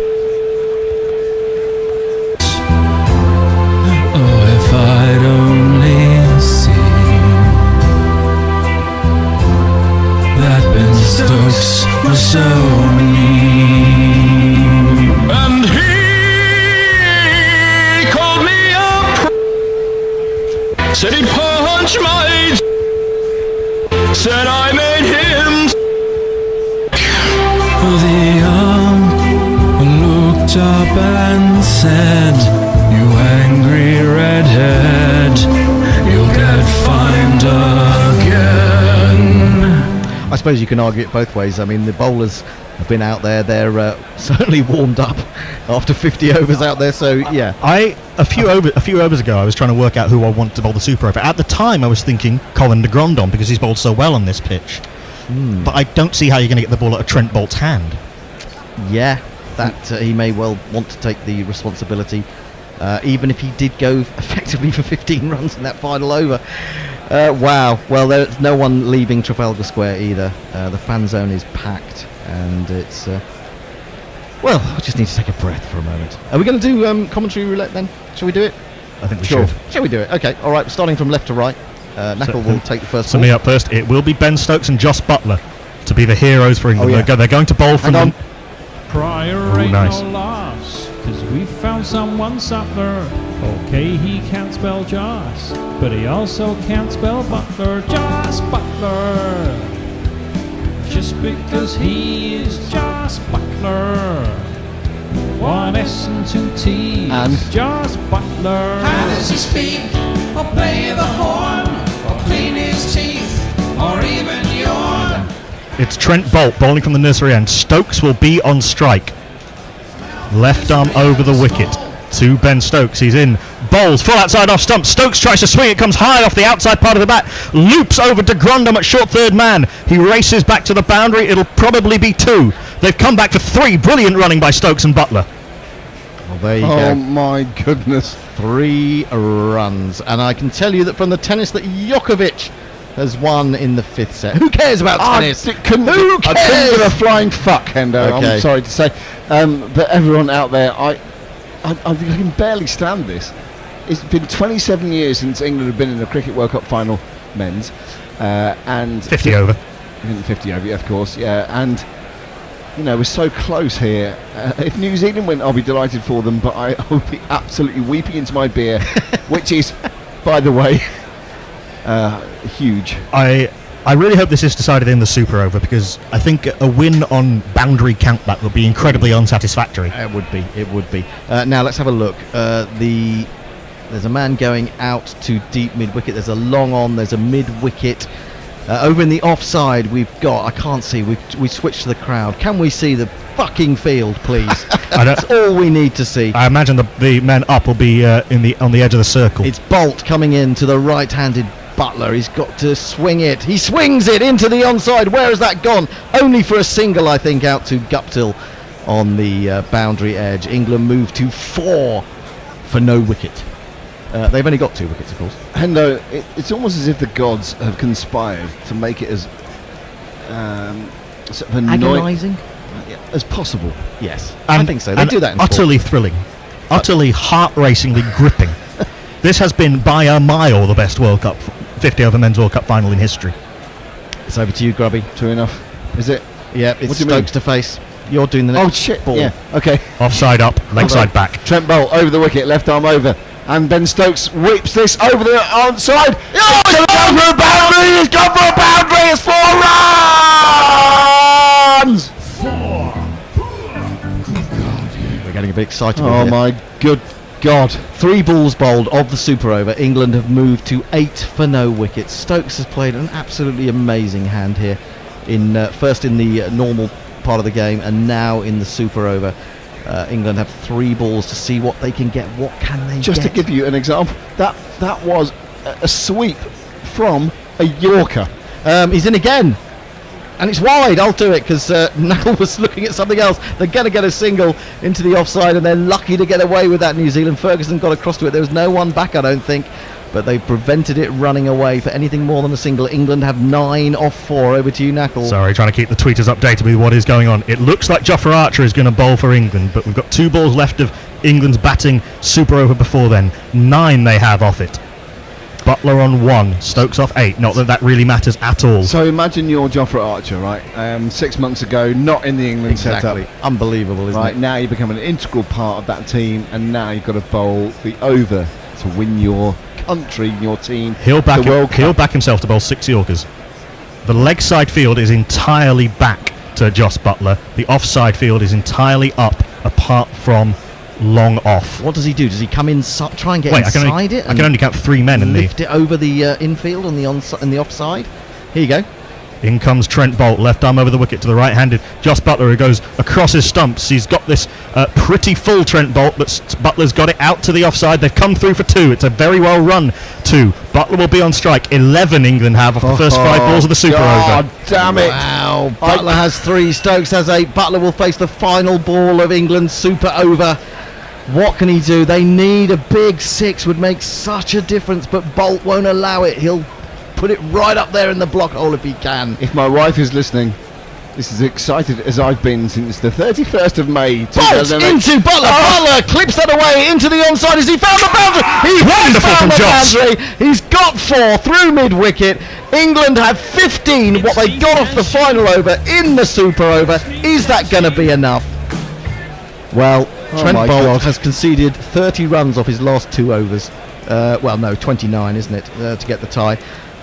But it's extraordinary. England have 15 runs. Jofra Archer has to come out and restrict New Zealand to 14. It has to be Guptill, doesn't it? Jimmy Neesham is running off. He's going to be one of them. Kane Williamson surely has to be one of them. Why? Because 1 over. 1 over? It has to be. It has to be. It's got to be Guptill, hasn't it? It's got to be Guptill. Must be. Big hitter. He's got to be the big hitter. I wouldn't put Williamson out there. That said, Williamson is a very crafty batsman. Yeah. And he might pick up the runs. Bat on ball. You can't afford dot balls. Yeah, it's true. He certainly is crafty. He's very crafty. I'll give him that. You think he's dull, but I think he's crafty, and I think he's a lot better than dull. We had a tweet from your wife sending photos of your kids dancing up and down. PJ Goodalls, I'm having heart palpitations. This result won't affect my life in any way. Imagine how the players feel. Kiwi Kelly says, can we just share it? Yeah, I'd like that. I'd be happy with that. No. No. The tournament needs a winner. As something falls off the wall over here, the tournament needs a winner. That's what these tournaments are for. And may the best team win. But please let it be England. So many tweets. So many tweets. Mrs. Clugston, I'm eating. What the fuck? Don't eat now. Jeez. Sarigal, dear God, I cannot cope. Tonal Talani says Nish, Guppy and Colin. De Grandhomme. Neesham, Colin. Yeah, I would go with that. Yeah. I think so. I don't think Kane gets a squeak at that top 3. Oh, it changes, doesn't it? With 15 needed, you need boundaries. You need a big hit. 1 big 6, though, could do it. 1 top edge. He's one inside edge past the stumps. Got to take pace off the ball. That's what you got to do here. That's what I imagine. Remember, New Zealand have to win this. They need 16. They can't tie it because they will lose on boundary countback. Yeah, we know that. You may not know that, but we're now telling you that. But now we know that. You need 16 runs or England are world champions. 16 runs. Extraordinary stuff. Oh my God, this is horrible, isn't it? It's kind of horrible. Either way. But imagine how more horrible it would be if it was Australia v England. Either way, there's a new name on the trophy tonight, everyone. There is. Hey? Absolutely. Extraordinary stuff we've witnessed today. It's going deep into the evening. The sun is out. It's glorious now, Outlaws. The best it's been all day, really, in terms of weather. It was Trent Bolt was trying to bowl full. He just missed his Yorker a couple of times. You don't have to miss it by very much. And credit to Stokes and Butler for holding their nerve and holding their shape. Nattle, he didn't bowl a bad over, to be fair to No, he didn't. But, when you've got to go Burko, you just... Even the one Butler hit for 4 was almost a Yorker, but his hands are so good. They're so low. He hits through the ball. He looks like he's barely sweating out there. Well, he's not been out there for long, to be fair. It was Stokes and Butler who got England into a position to have a sniff. Stokes jumps in the air like he's won the World Cup, and maybe they have. Well, I'd be interested to know. I'd be really interested to know what the greatest number of runs Jofra Archer has gone for in an over. Well, he's gone. Oh, in this tournament. Yes. I mean, I know it's a completely different approach that they will be making to the 6 balls that he's due to propel, but it would be quite interesting to know that, whether he's gone for a 12 or 13 in an over. Smouty says hell's teeth. Owen Morgan is out there having a chat with the umpires. He's also close to Jofra Archer. You're absolutely right. Jofra Archer, what a transformation. He was not in this side. He came into the side to play against Ireland, didn't he, right at the beginning of the season? He was always going to play him. No, I totally agree. I mean, if anyone who'd seen him in the IPL knew he had to play. But now he finds himself with the task. He might have World Cups to come, of course. So he'll never have another one like this. He probably won't. It'd be nerve-shredding enough if he did. Owen Morgan is having some final words to Jofra Archer. Why are you telling Archer anything at this point? Let him bowl. I don't think he is. I think he's just having a little chat with him, keep him calm. He's not telling him how to bowl. Archer's telling him what field he wants. That's good. Yeah, that's quite right. I mean, I would have two men very fine, a very fine third man and a very fine long leg, or a very fine. So what you fine could leg. do is you're only allowed 5 out. So third man, fine leg, square leg, mid wicket, mid on, basically. Yes, I suppose so. Will they bring out? I'm curious now. England had a left and right hand combination. Do you think that that's what New Zealand will go for as well? Because that may mess with the bowler a little bit. If they're their two best batsmen, I think they've just got to go with their Jimmy best. Neesham and Guptill, would you go for them? It could be. It's got to be more difficult for them, actually. It's certainly got to be more difficult. Both of them are coming out to face after they haven't batted for the best part of 3 or 4 hours. It's not Williamson. It's not Taylor. You got to get in your big hitters. Yeah, it's got to be Neesham, de Grandom, and Guptill, I would think. Yeah. Not necessarily in that order. Would you go Neesham? I go Guptill straight off. Guptill and Neesham? The left-hand, right-hand combination? Neesham's was by far New Zealand's best batsman. I personally, I would go Guptill and de Grandom. Okay. Well, I think it just adds something, doesn't it? By having a right-hand, left-hand combination, it gives the captain of the fielding team something extra to think about. Stokes is now having words with Jofra Archer. Jofra Archer's just smiling. Oh, England have gone into the huddle. Well, it's the Tony Mowbray huddle. It's Tony Mowbray, is it? Yeah, when he went to Celtic, he did that, and that became a thing. And then he came down to Ipswich, and Ipswich. And now it's all the way around the world. Exactly. Yeah, it's Tony Mowbray's thing. Jofra Archer is going to bowl the super over for England. New Zealand needs 16 to win at a rate of 16 per over. They need 2.67 per ball. Alan Lamb is there. Trying to recognise 1 or 2 other faces in the crowd. I can't. Someone who looks a bit like Paul Farbrace but isn't. Well, we still haven't seen who the New Zealand batsmen are going to be. We're still waiting to find out that. But we do know it's going to be this man for England. Archer. Archer, not only handsome, but also a secret agent. That's what I am. Let's have a look. It's looking to me That's like Kane it Williams. is- No, I don't No, think so. Neesham and Guptill. It is Neesham and Guptill. which is basically what we suggested. Here comes Not that another bloody jingle slow again. ball. Jimmy Neesham's bowled another slow ball. Martin Guptill. On the basis that Jimmy Neesham bowled about 5 different spells today, we've heard that jingle many, many times. Out they come down the steps at Lord's, applauded by the members. And All they need is 4 fours. 4 fours will do it. Ready the defibrillator in the long room. Martin Guptill, who's barely scored a run since the first game. Oh, now what a hero he would be for New Zealand. He had a great 2015 World Cup. It hasn't really worked for him at all with the bat in this tournament, apart from that 50 he got in the first match against Sri Lanka. But now he comes out and he could be the Kiwi hero. It's going to be a short ball, isn't it? First It's got to up. be back over length, hasn't it? It's got to be back over That's length. Who's going to take strike? Let us see. England are going to be bowling from which end? We don't know any of these things yet. It's the nursery end. It looks like no, I don't think so. I think it's going to be. Where's Archer? Where's We Butler? cannot find the bowler. Where is he? New Zealand still needs 16 to win from 6 balls. Importantly, I need a wee. Oh well, you've got to stay there for this. I You know. cannot move. I know. Not I think he allowed. is bowling It from the just nursery adds end. to the jeopardy. I saw the umpire standing at that end. I saw Damasceno, you're absolutely right. Stokes is getting a massive round of applause as he goes out into the boundary. Looks He'll- like Jimmy Neesham's coming down a face. He'll be delighted he's not bowling this over, Stokes. Yeah, well, that would be asking a bit much of him after what he's done so far. The shadows are lengthening.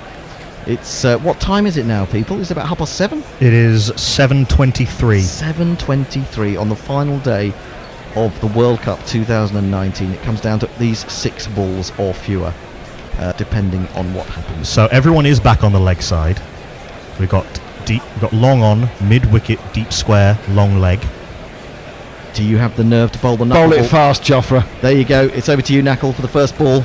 In comes Jofra Archer, England's newest hero, 4 men up in the offside.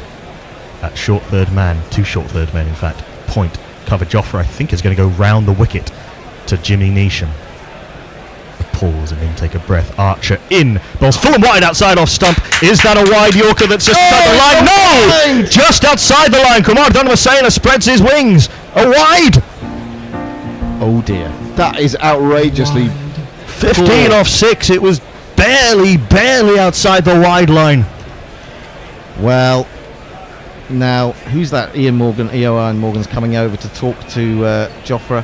Has Joffre just lost his nerve? It's a right decision. That's on the line. It's That's on the not line. a wide. Oh, It's that's a ra- fucking fit up. Oh, that's razor I thin. think that's fair enough. I think it's fair enough. He was obviously looking to try and keep it out there. He's coming in again to bowl to Neesham. Neesham Well gets a bowled. Yorker. He drives up towards long off. Long off's got to be quick. They're coming back for the second. It's got to go to the far end. Is he going to make it? Yes, he does. He makes it with time to spare. And New Zealand need 13 from 5 Oh, balls. fucking hell's teeth. Do you want to do this, Sorry. or can you handle it? Can you handle this? Can you handle it, Grubby? I can. Yeah. Okay. Yeah. Joffre Archer, England's new star, 24 years old. He'll be here for generations to come. He has bowled a couple of good balls. One was unfairly called away. I don't think so. He's bowling now round the wicket, and this is swung away. This might be 6. This might be 6. Is it? Wow. It is a 6. What a hit! I believe in miracles. I don't understand what he was doing there. You came to buy. Right up there. He bowled it Six of things. on leg stump, and it was swung away for 6, and that's all there is to it. Miracles. 7 required. Well done, Four. New Zealand. 7 runs required from 4. You six of things. Deep in his crease and high over mid-wicket. Really good from Neesham. It was, but I wonder whether when you're a bowler of the skill of Joffre Archer, you've got to be bowling back of a length at this stage, haven't you? Slower ball into the pitch. I would have thought so. Something like that. I really didn't think that was the right ball. Looking for the Yorker. Anyway, over to you. Neesham. What can he do? What can Archer come back with? He does bowl into the pitch. It's swung away into the leg side. It's all along the ground. They'll come back for 2. A misfield! There might still be a run out. No, the throw is not great. They come back for 2. It was Jason Roy who's done so much to revive England's fortunes after their mid-tournament wobble. 5 needed off 3. What we need now, of course, is a 1 short. That would be perfect. Over to you, Grubby. You do this one. Okay, I shall. It's 11, and New Zealand need 5 more. They have 3 balls to do it. They must be favourites now. 5 required from 3. Joffre England need a Archer wicket. spins the ball from right hand to left at the top of his run-up. Is Neesham going to do this all on his own? You wonder, Neesham. don't you? Jimmy Neesham, who was watching the last World Cup final from his sofa on the verge of giving up cricket. Weren't we all? Weren't we We will be all? after this. Archer round the wicket to Neesham. He bowls a ball of length, and it's swung away into the onside. Fielded there. 1 run. They're going back for 2, are they? It's gonna be Is run that out. gonna be run out? Or is he? Well, let's have a look. I think they're going to look at this upstairs, but it's difficult for us to tell. I think he may be in. I think he got back I comfortably. think he may be in, which would mean there are 3 runs required from 2 balls. We're going to look upstairs. Wowza, wowza, wowza. Well, 3 required from 2 balls. Can you believe it? Morgan is talking to Archer. Neesham has done it all on his own. Guptill's just been running like buggery at the other end. 3 required off 2. It may only be 1. They may only need 1 ball to do it. 3 required for New Zealand to win in a super over. What heartbreak this would be for England. But then what greater heartbreak it might be for New Zealand if they weren't to win after what happened in that final over of the game proper. 13 for no wicket. You? And I'll do this I one. think it's going to be Hendo for this ball. 2 balls left, 3 2 runs balls required. I think I've got to take responsibility. Archer into Neesham. Short ball. He tries to pull. They're going to get a run. Don't throw it at the wrong end. They've got 1. They need to. I'm going to do the final ball. Oh my 2 good God. required from the final Oh my ball good God. for New Zealand to win the World Cup. It couldn't. When they talk about something going down to the wire, sometimes that's exaggerated, but this has literally gone down to, there is a wire out there which is going down It's to. gone down to the same wire twice. It has. It's astonishing. Do you isn't it? bring the field up now? You have to. Do you go in outfield? No, you have to bring the field up. You have to bring the field Not up. all of it. I don't think all of it. You give them 1 and then you win, don't you? You win on boundaries. You need that to you take a score. wicket. We saw a tie last year in the Asia Cup between India and Afghanistan. Afghanistan had everyone up bar 1 man. Ravi Jadeja found him halfway off the mid-wicket fence. Oh my goodness me. Well, I don't know what they've got on Channel 4 tonight, but I imagine that it's been delayed. Red triangle. Oh, the red triangle's on. Oh, that's all right then. Now, Is it going to be Guptill to face his first ball of the Super Over? He needs two. It is the chance for Martin Guptill bring everyone in to be the hero. Oh my word. It's going to take about 20 minutes to set this field, so make yourself a cup of tea. The other thing we could think about is that that would have been the final ball had the wide not been bowled. Well, England would have the World Cup trophy in their hands now. I don't know what it is about the world that makes me just feel terrible. Ooh, But I feel terrible. They're not bringing the field up. Well, they brought the offside field up, short third man, backward point, cover. You've got to have a man at deep third. Bring third everyone man in, on it's the- ridiculous. No, for the catch. Now, here we go. This is it all. It comes down to this delivery from Jofra Archer to Martin Guptill. It's on his legs. He's flicked it through the onside. They're surely going to come back for the second. Are they going to win the World Cup? He's going to be... It's a run-out! It's a run-out! England have won the World Cup. Josh Buttler takes the bails off. Guptill can't stretch. And England have won by 1 run. Would you believe it? Would you believe it? There's pandemonium amongst the England supporters. Let's just calm down a bit for a moment, chaps. It's pandemonium. England have won for New Zealand in the most heartbreaking fashion. Kiwi Callie, I want to hug you. I feel so sorry. Jim Burchell, I feel so sorry. Guptill, cannot believe it. England have won a World Cup. That balcony, the New Zealand balcony, is utterly stunned. Utterly stunned. It was brilliant from Buttler. He had to take the throw quite a long way from the stumps. Absolutely nerveless. Took it, knew exactly where the stumps were.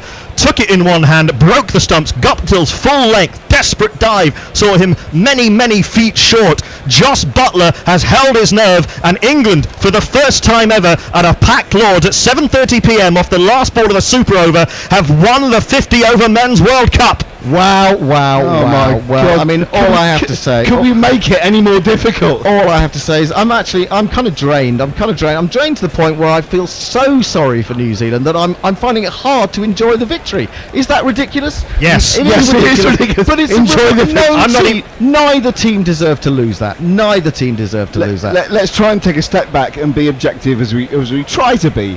We don't always succeed. That was an incredible World Cup, and it was an incredible World Cup final. And New Zealand in both the semis and the finals have scrapped and scraped and run and occasionally smashed their way to defendable-ish scores on pitches where chasing wasn't easy. Against India, they got themselves over the line with wonderful bowling and wonderful fielding. They got the little bit of bad luck just at the wrong time in the last over. But they bowled brilliantly. Their plans were brilliant. Their fielding was brilliant. They pushed England, who have been, let's not forget, the best team in the world by a distance, I'd say, over the last 3 or 4 years. but not to necessarily in this World Cup. to the absolute limit of their nerve, of their skill, of their ability to not give up a game. It came down to Jofra Archer, who wasn't in the World Cup squad until a few months ago. It came down to Jimmy Neesham, who, as we said, was on the verge of giving up cricket. It came down to Martin Guptill, facing his first ball of the Super Over off the last ball of the Super Over, having barely scored a run through the whole tournament. Yeah, I mean, it is utterly incredible, and I think both teams are out there, and I think both teams will realise that they've had an incredible contest. They've been part of something incredibly special that's been seen around the whole country because of Sky's decision to let Channel 4 show it. And what a better advert for cricket could he have than that?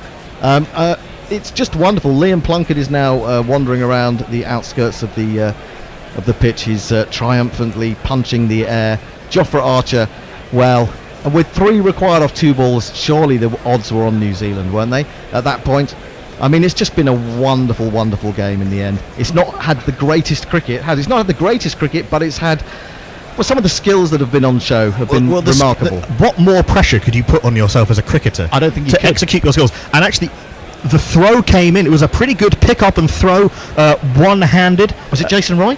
I can't quite recall who it was. It was out at deep mid-wicket, wasn't it? I think it was Murray Walker once when Nigel Mansell won the F1 championship. Like I care about that. Who said, "And I've got to stop talking now because I've got a lump in my throat," and I feel very similar. Yes, it was. It was Jason Roy, who had misfielded 2 balls before, who could have possibly have been banned for this final, who was injured earlier in the tournament and looked as though his injury was going to hamstring England's chances of winning this 50 over World Cup. But he held his nerve. He picked it up cleanly. He threw it in hard. He got the throw early. It wasn't the best throw, but it was good enough.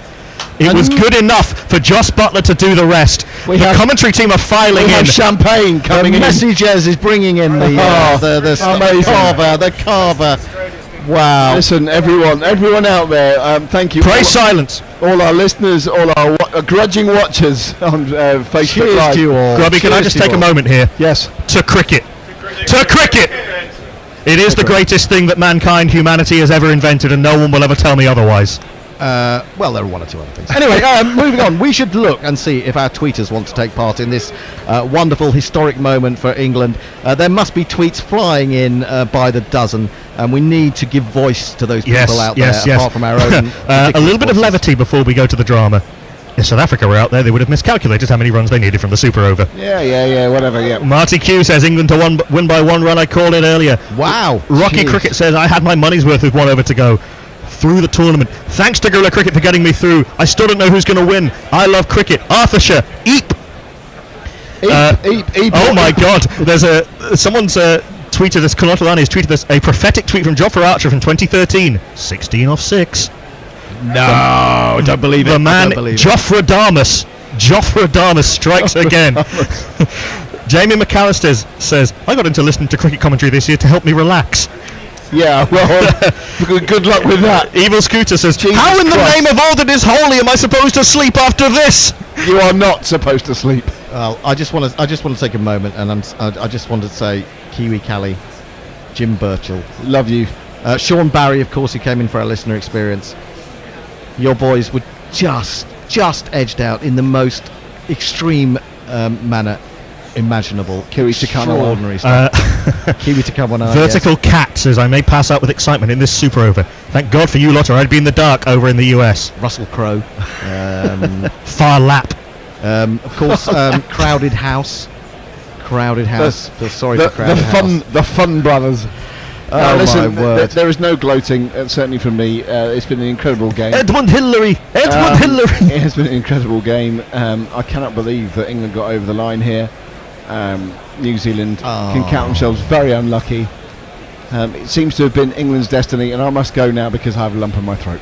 Yeah, I understand that lump in your throat. We saw Ben Stokes out there. He looked like he was in tears. I mean, that must have stretched your nerves to breaking point if you were out and involved. Maybe if you were out and involved in it, it wasn't quite so bad because, you were using up some of your nervous energy. At least you can do something about it. Well, exactly. I mean, for us. I'm glad I feel incredibly privileged to be in these seats having described that. Well, that was amazing. I wonder what the bear made of it on the in the ICC. He might have enjoyed that as well a little. Pirate Bathshah says it's been fantastic World Cup coverage from Guerrilla Cricket and Guerrilla Cricket South Africa. You've made it worthwhile. Thank you all and good night. Chris Dobertine. But damn do I feel awful for the Black Cats. Kings among cricketers even without the crown. They did it the hard way. My God, they did it the hard way. Well, we're all going to be saying, when we come back in 2023 for the next World Cup, we're all going to be saying, I do hope New Zealand win it this time. Well, if you're one of those Black Caps, there's a lot of fans in the ground. They're just standing there. They're absolutely stunned. I mean, they didn't really lose it. To be honest, it was a tie. It was a super over. Well, it was a tie in the super over, and England won on boundary countback. Exactly. The maddest of maddest endings, and really extraordinary stuff. This is a game that will live in the memory of anyone who saw it, anyone who took part in it, anyone who heard about it on Guerrilla Cricket. Saw it on Facebook Live, saw it through Crick Tracker, who've been our partners throughout. It's been an absolutely, hasn't always been the best tournament, but it's been a pretty good tournament. Look, and in the end, I guess we've got the final that we wanted. We've got by a long, long way, even if it hadn't gone to the super over, even if it had been finished with a few overs to go, the best 50 over World Cup final men's that I think there's ever been.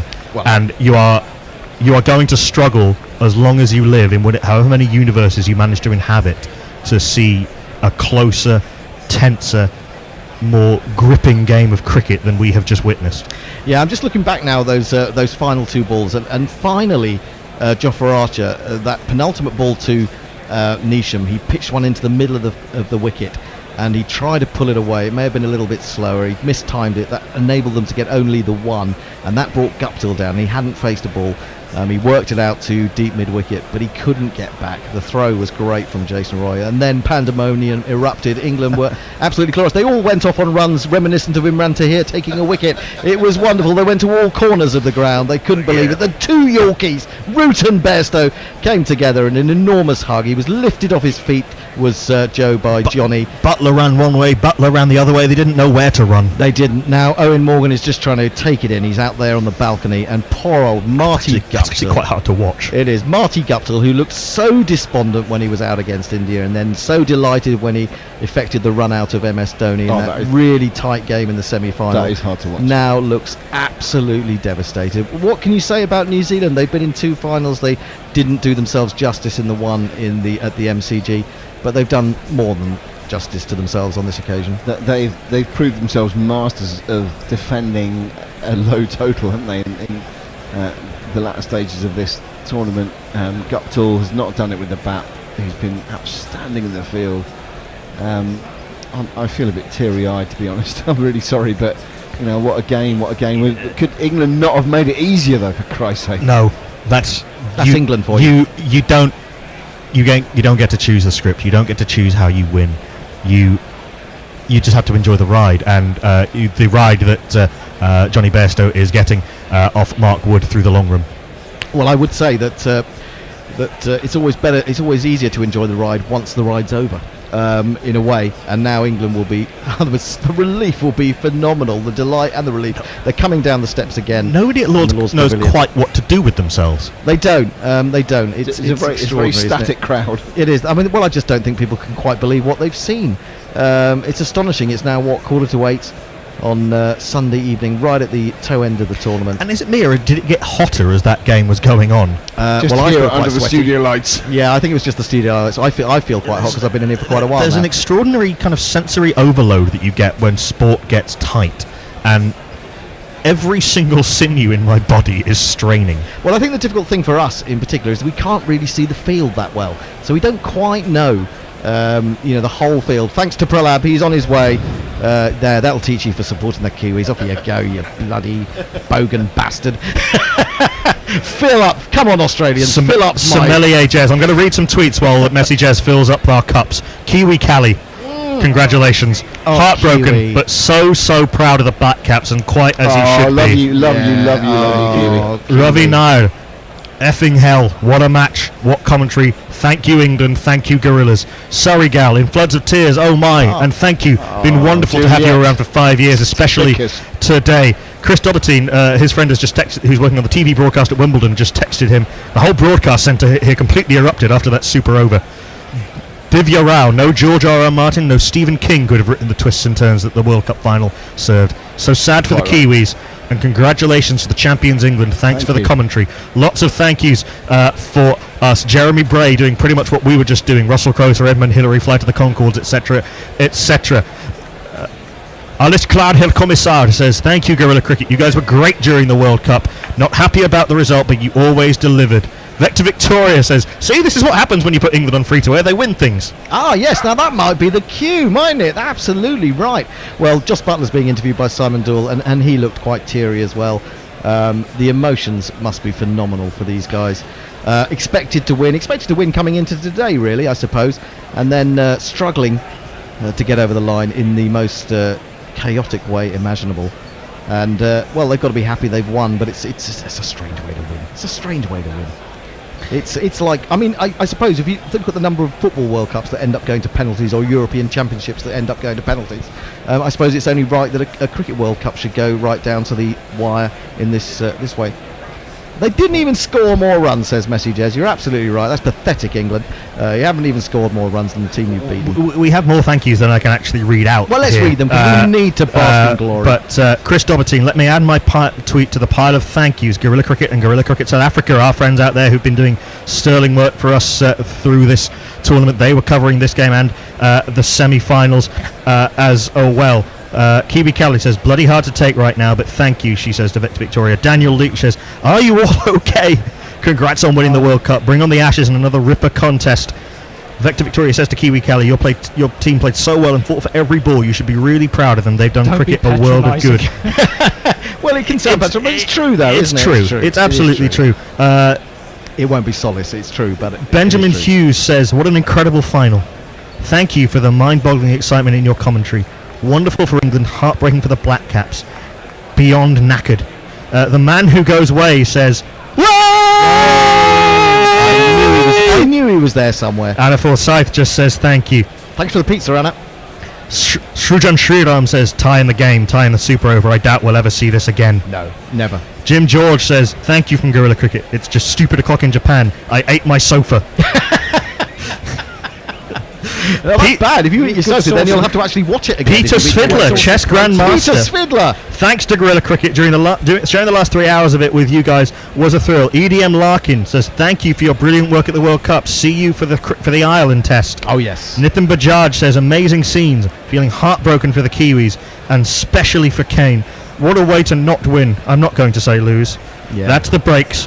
Well done, England. Rahul Anantaraman, one of our earliest patron fans, says thank you for the wonderful commentary throughout this tournament. Full Hammerway says amazing. We've never heard anything like that. We're dancing in the streets of Gdansk. Cheers, chaps.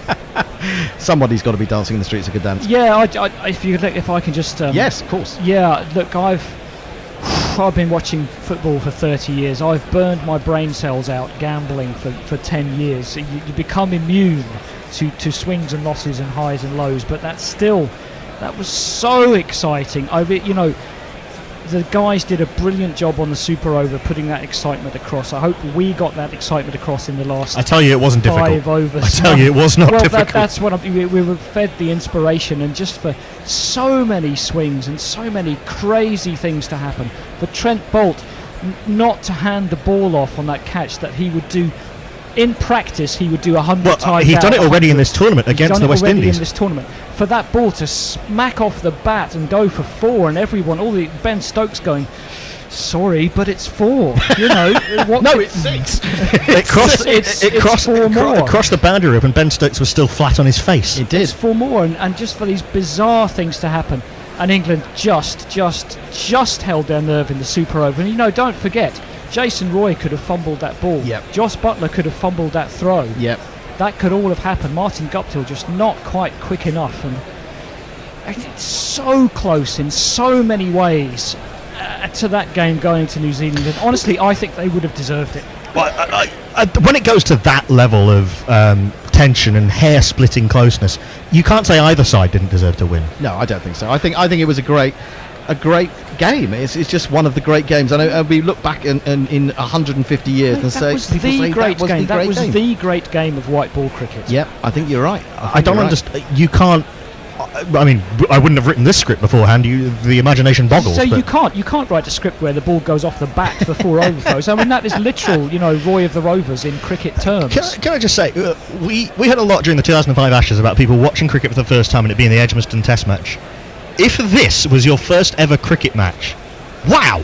How disappointed you're going to be no, when you see the rest of it? No. But, Andy, how hooked are you going to be? I hope so, yeah. This is what cricket can be.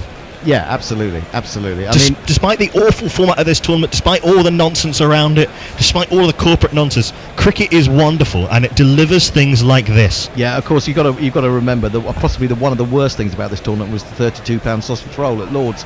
I think that's an absolute outrage, and nothing, even this match, makes me feel better. There'll have been sausage rolls going cold all over the place. Yeah, absolutely. It's just phenomenal. Are we going to actually get a presentation ceremony at some point? Because we're all just hanging around at the moment. They are. There are some interviews. Come in and say something. Messi Jez is coming back. Jack quickly says, imagine trying to explain to a non-cricket fan who 241 for the loss of 9 wickets loses to 242 for the loss of 10 wickets, because even though they lost more wickets than the second team, got their 241 with different kinds of hits. Yeah, that is tricky, and then to talk about the Super Over on top of that would be almost impossible. And Vector Victoria, an important question for Hendo. Oh. Does this mean that England are finally undoomed? Well, they were almost doomed, weren't they? They took their doomedness right to the very edge of doomnessism, because that was incredible stuff. And I mean, Simon Doyle is now chatting to Jimmy Neesham. I don't know what these guys are going to say. They're just going to be, when they get home tonight, or when they get back to their hotel, when they go home tomorrow, perhaps. They're just going. It's going to be a long flight home. I hope that the players all have a drink together. Well, I would hope so, and realise that they've taken part in something special. Yes, I agree. I think that would be a lovely way to finish the day. Whether New Zealand want to do that, I don't know.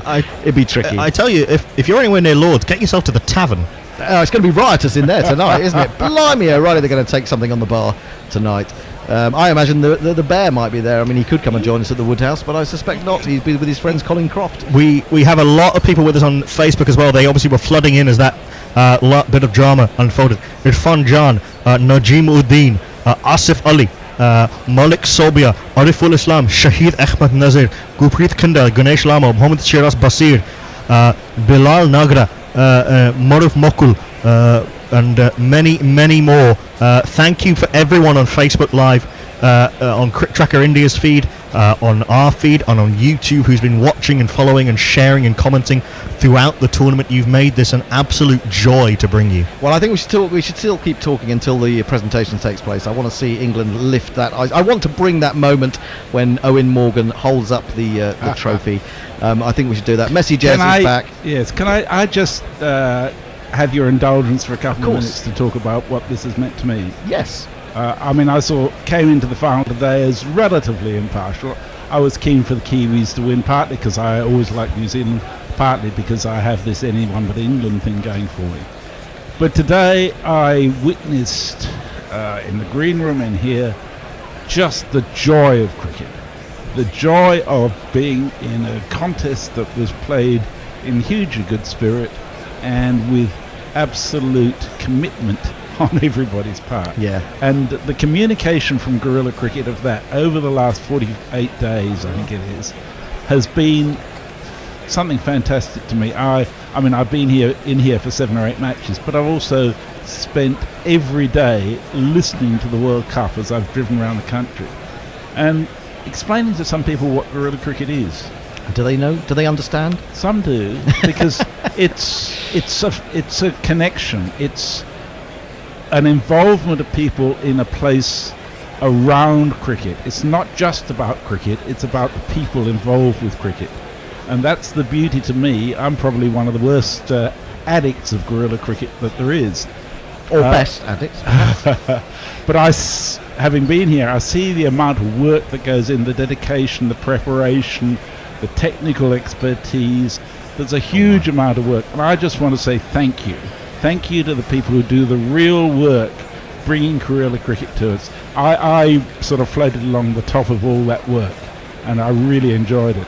But the guys like Hendo, like Knackle, like the Bear, like Tony Bishop, a whole lot of people who do a whole lot of work making this happen and do it for the joy of it and wouldn't do it if they didn't enjoy it, but do it at their own expense as well. I just want to say thank you for that.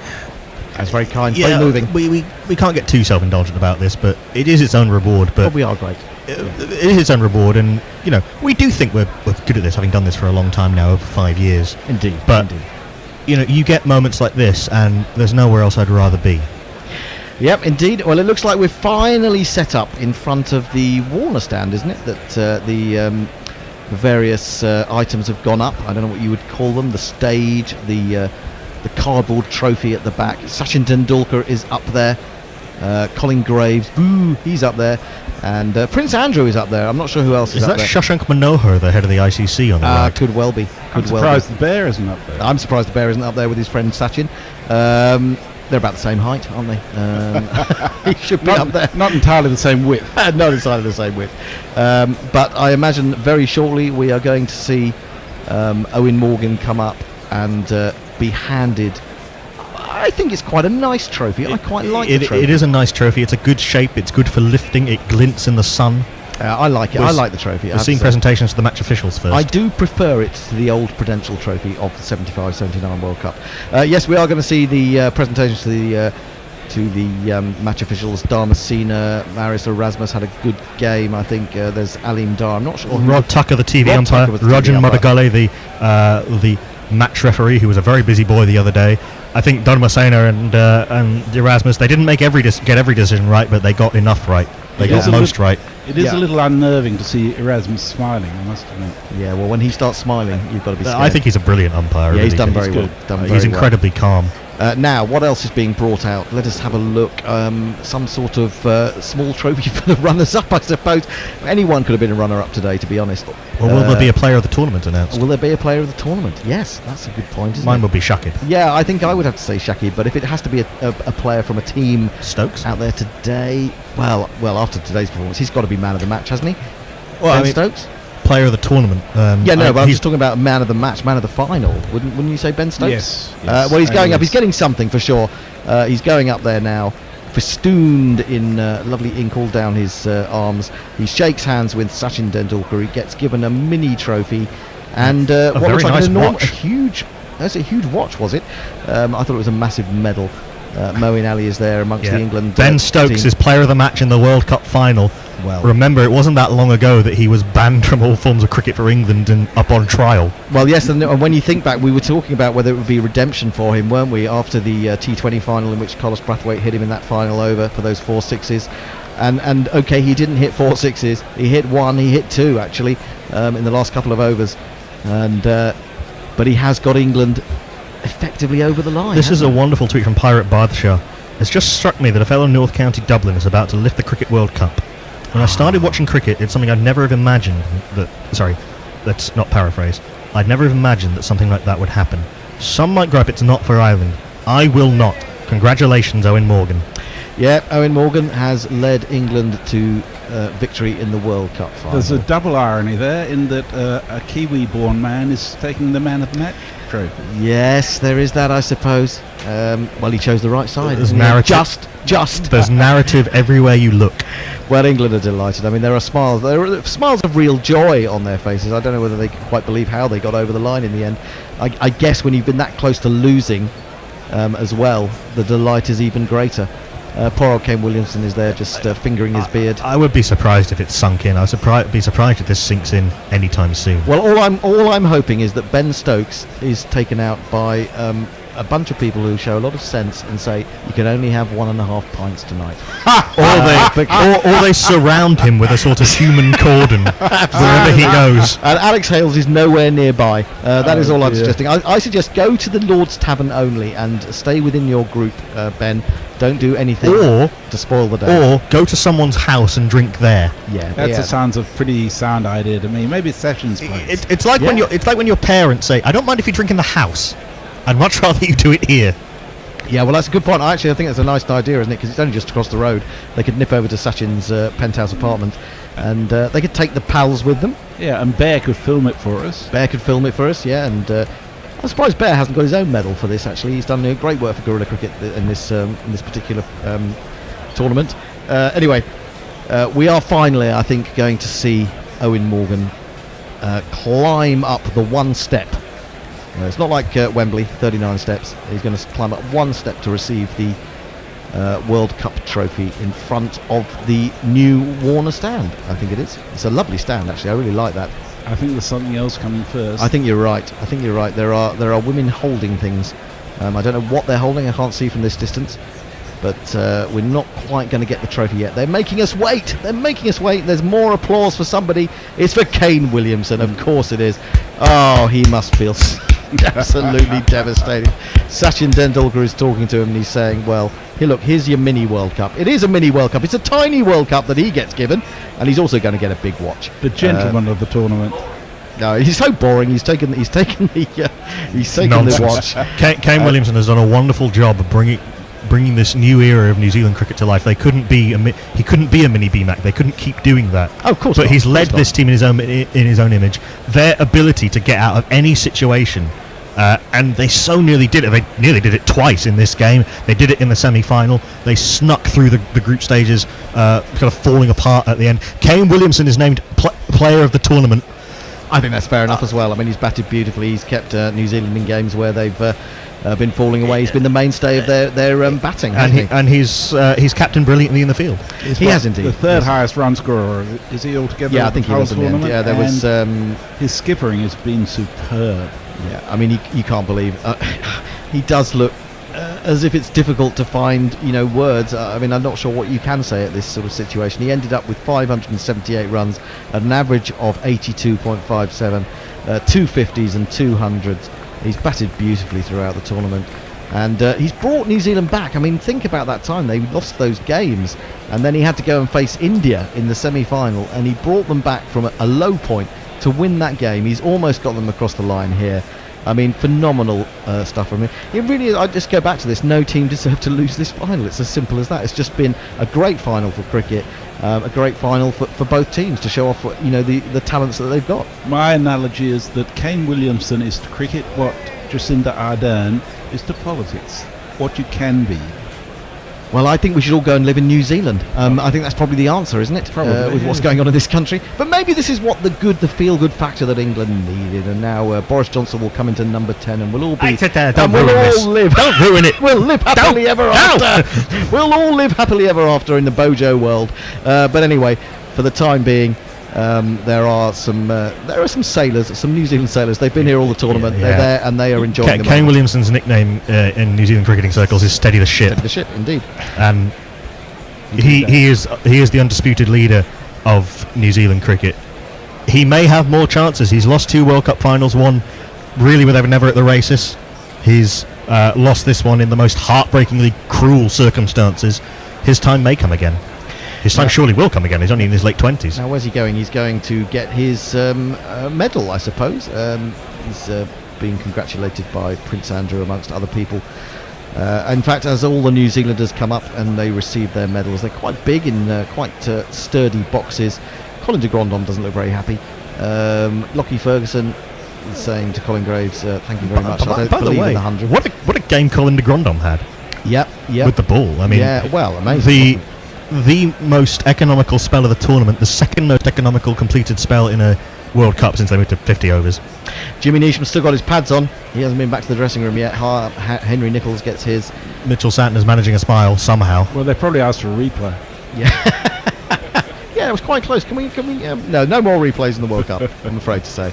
Well, we're just waiting for that moment now when Owen Morgan will go up and lift the trophy. He's going to be a new captain of a new country. We're not a new country. New country winning the World Cup after all those successes by Australia, India, Sri Lanka, Pakistan, even not South Africa. The West Indies. West Indies, of course, in the early part of the World Cup era.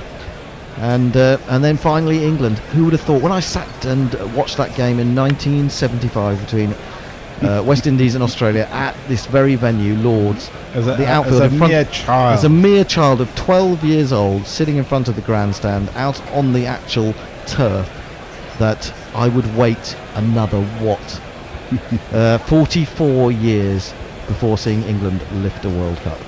I remember that Men's 50 over. And I was sitting in Australia watching it in the middle of the night, and it was a huge joy watching it then even. Well, it still remains on my imprinted on my memory, the Clive Lloyd innings of 102 in that game. Roy Fredericks stepping on his stumps, as I recall as well. That's one of my earliest cricket memories, funnily enough.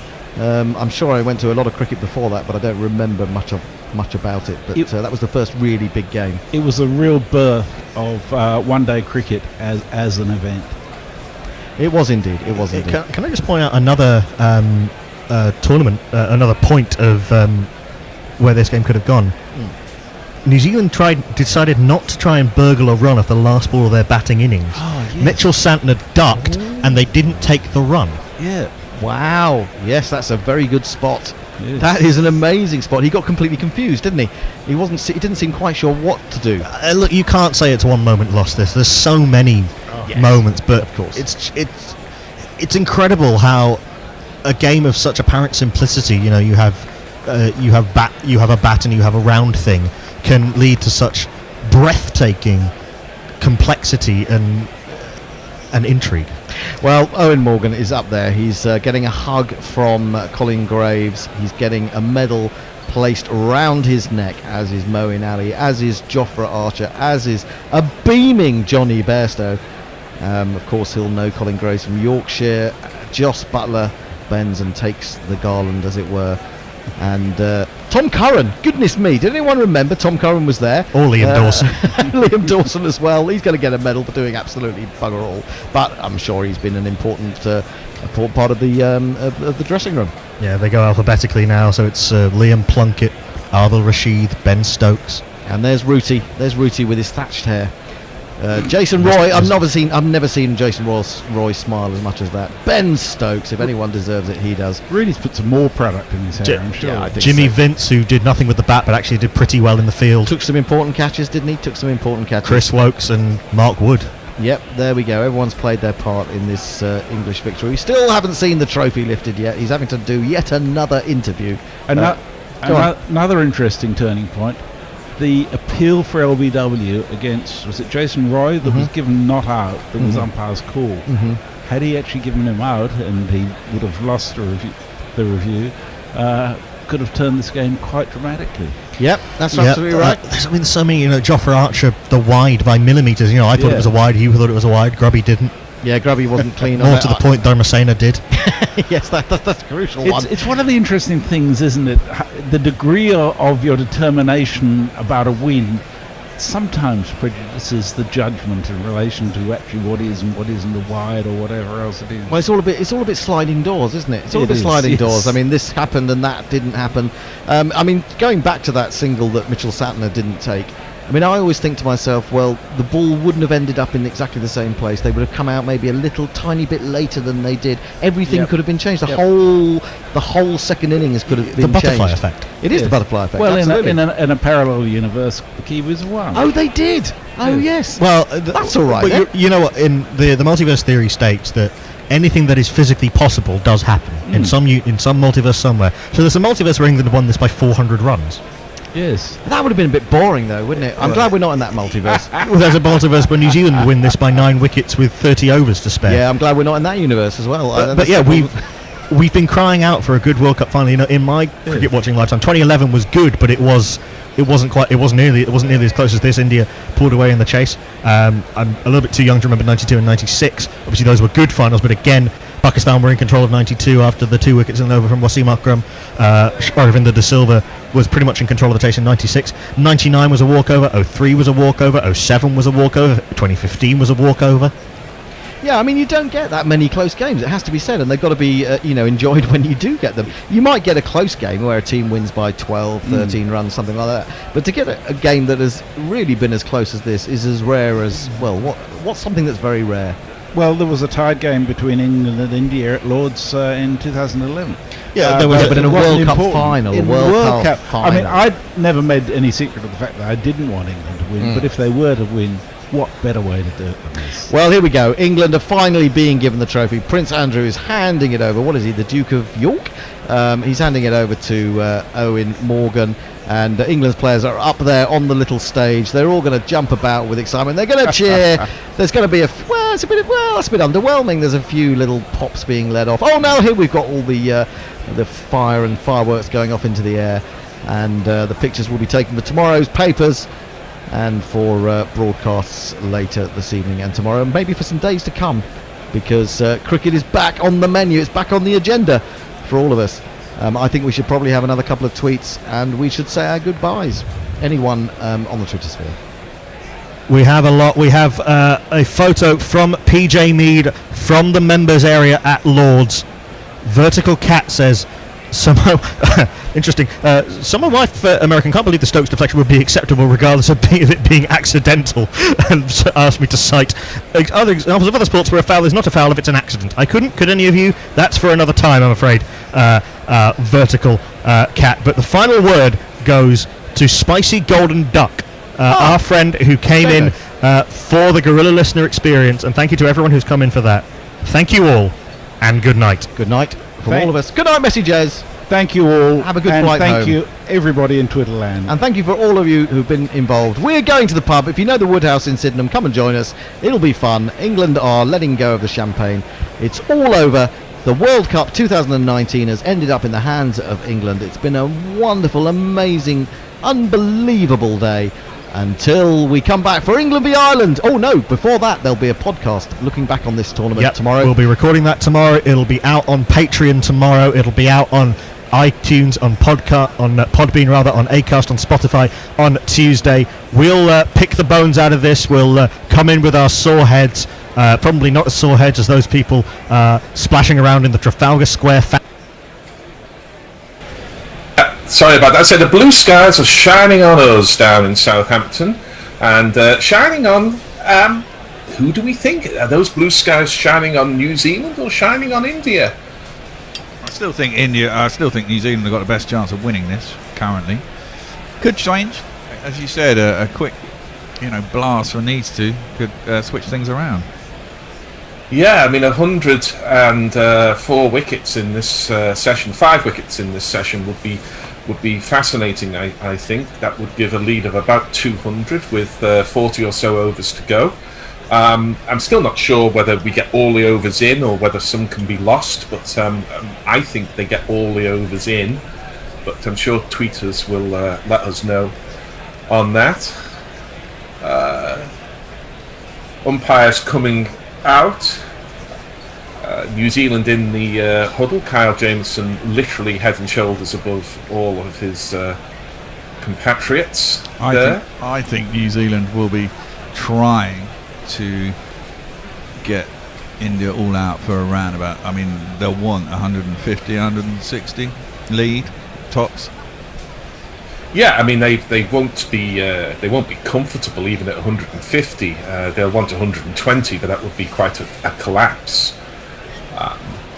There'll come a point. I think where India have a lead of 200, where you might get in that situation where the umpire gives a batsman out, and it's the fielding captain who asks for the review so they can keep them in because they may fancy a shorter time batting out a draw once they believe that, say, 230 in 35 overs is not a conceivable chase. Well, but the flip side of that, the batsman out there. But the flip side of that, off, of course. The flip side of that is, of course, that India probably won't believe they can bowl New Zealand out at 35 overs. They'll probably, if they want to win this, they'll probably want 45, 50 overs. You'd have thought, which only gives them 20 overs, 25 overs to get the runs they would require. This is why I think New Zealand are in the box seat, really, in the chance of going for a win. I don't concur with that. I think India will think even with 25 overs they'll have a sniff of it, because there's been collapses all over the world in Test cricket over the last 5 or 6 years of sides being bowled out in well under a session. Didn't they have Australia sort of 28 for 9 or something like that at some point? I mean, Australia seem to have been 20 odd for 8 or 9 quite often. Of course, they themselves were bowled out for a very low score, weren't they, in Australia in the winter? So 36. I don't think they'll be writing it off, and they've got a couple of world-class spinners, albeit on a pitch that hasn't shown much propensity to spin. But we all know what it can get like when fielders around the bat and there's lots of excitement in the air, a lot of pressure, a lot of talk, a lot of chirp. And in Ashwin and in Jadeja, they've got a couple of players who can work on that trauma for batsmen. But we've got a different bowler who's going to open up, not unexpectedly. Well, he's bowling too, and it will be. And that's the story of how Kyle Jameson became a man. Yes, he's got something of a Steve Reeves look, if not a Frankenstein frame, as Frankenstein's monster frame, as this ball goes through to the keeper. We'll say hello to Nestle Boy. Hello. Hello. I was on a completely different thing. I was interested in your Richard Carapaz for the tour, Gary. Yes. It's probably going to come from Ineos, isn't it? Well, you do think they've got so many cards to play, and Carapaz is in form. He's just won the Tour de Suisse, and he has a Grand Tour victory under his belt. And I think he may just go under the radar. And on that double ascent of the Ventoux coming up, that's brutal. It is. Down the track comes Rishabh Pant, trying to give a bit of brutality to Jameson, and as he's done almost every occasion that he has danced down the track, he missed the ball. So no change in approach from Rishabh Pant over lunch, and I really think he's a better batsman than this. His bottom hand goes off the bat. He's trying to hit it far too hard. He's got no kind of shape. The best that's going to do is going to go straight up in the air. Second ball of the afternoon session. Yeah. Who do you fancy for Le Tour then, Nestle boy? I'll let you know after this. As Jameson's in, and this jumps a little, but we're used to that from Jameson, and Pant just deflects the ball down into the gully, where is that Tim Southey? Tim Southey, yes, I think it is, reflecting on a couple of drop catches in this match. I like Carapaz as well, but there are so many potential winners. There are. It's very hard. You know, you think of one person, then you go, oh no, hang on, what about, you know. It's a hard one to pick, this one. But going up Von 2 twice is just fucking nuts. This is defended, and this is a smart single taken by Rishabh Pant. The only thing about that is that they don't finish at the top. There is a downhill element before the finish, so there is the opportunity. There are, I think, only 4 summit finishes. Going up once would kill anyone. Well, they may just go up in the autobus. They may just somebody might attack off the front. You know, a climber who's deliberately lost time in order to get a chance to win the Queen stage might be let go. But I suspect all the GC men will just coast up the first time, and as much as one can coast up. I've stood on it and looked at it and just thought, no way on earth. The Giant of Provence, as this goes through to BJ Watling, who will have had some ice on his fingers as well as ice in his drinks at the lunch interval. India lead by 99. Jadeja has 12. He's batted beautifully. Pant a little frenetically, but he has 29. And when last I looked, I had 0 test match runs. So, you sure? Yeah. Who's the winner there? Jameson 2 for 22 off 17 overs, and he's about to finish this over. He really is a wonderful bowler. I know we've sung his praises.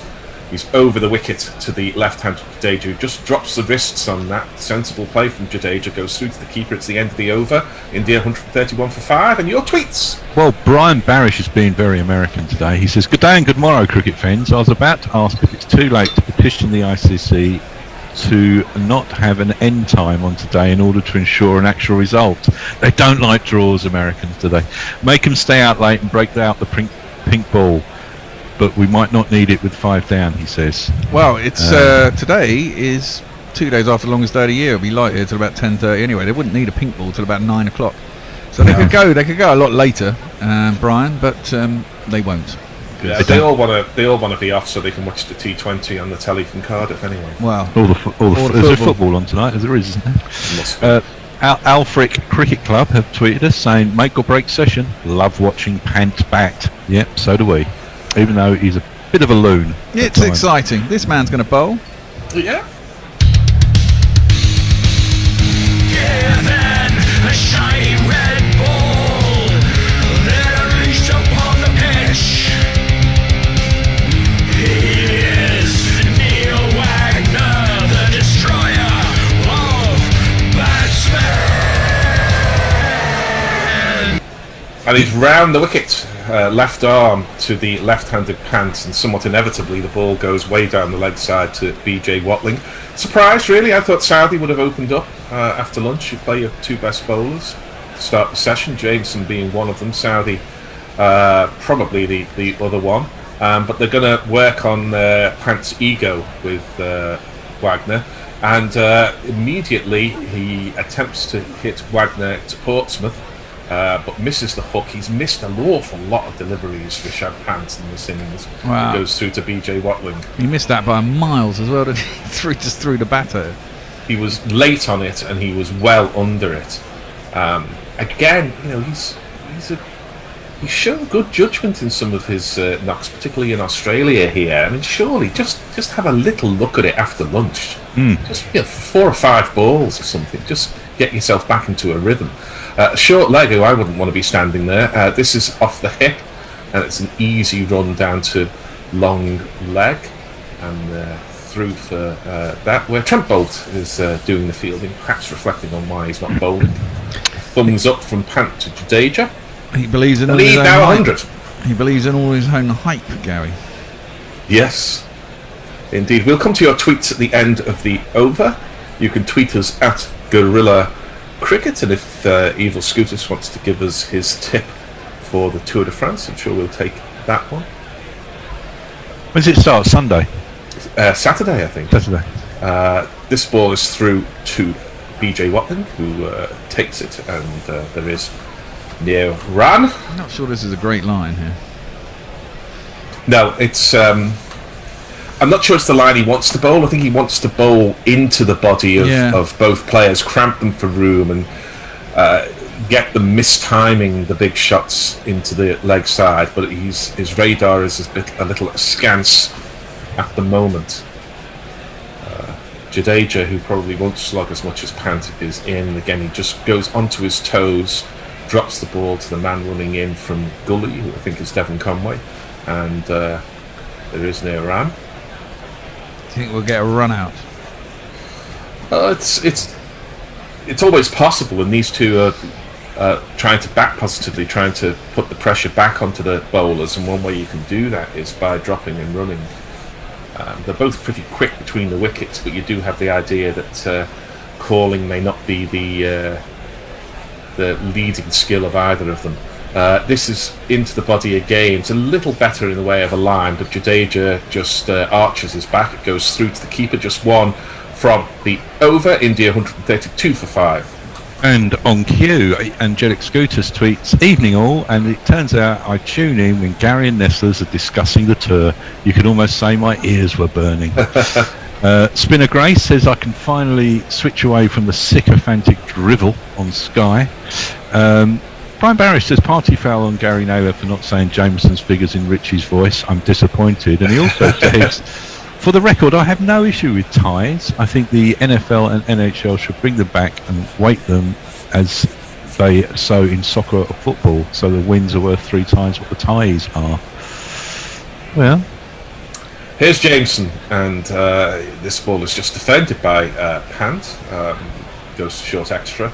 There is no run. I was postulating in my final over of the week in county cricket at the Guardian a couple of weeks ago that in the Vitality Blast, that's the domestic T20 competition, if there is a tie, I think they should go to a super over. I mean, what do we lose? The fans are there, give them what they want. I think they should do that, but instead we have ties. I know it's a group stage, but I still think a super over. Oh, you must have a super over. T20s deserve super overs. I think so too. That's through to the keeper. It's a bit of a half-hearted shot from Pant there. He sort of left the bat at one that was wide and short, and he sort of hung the bat out to dry.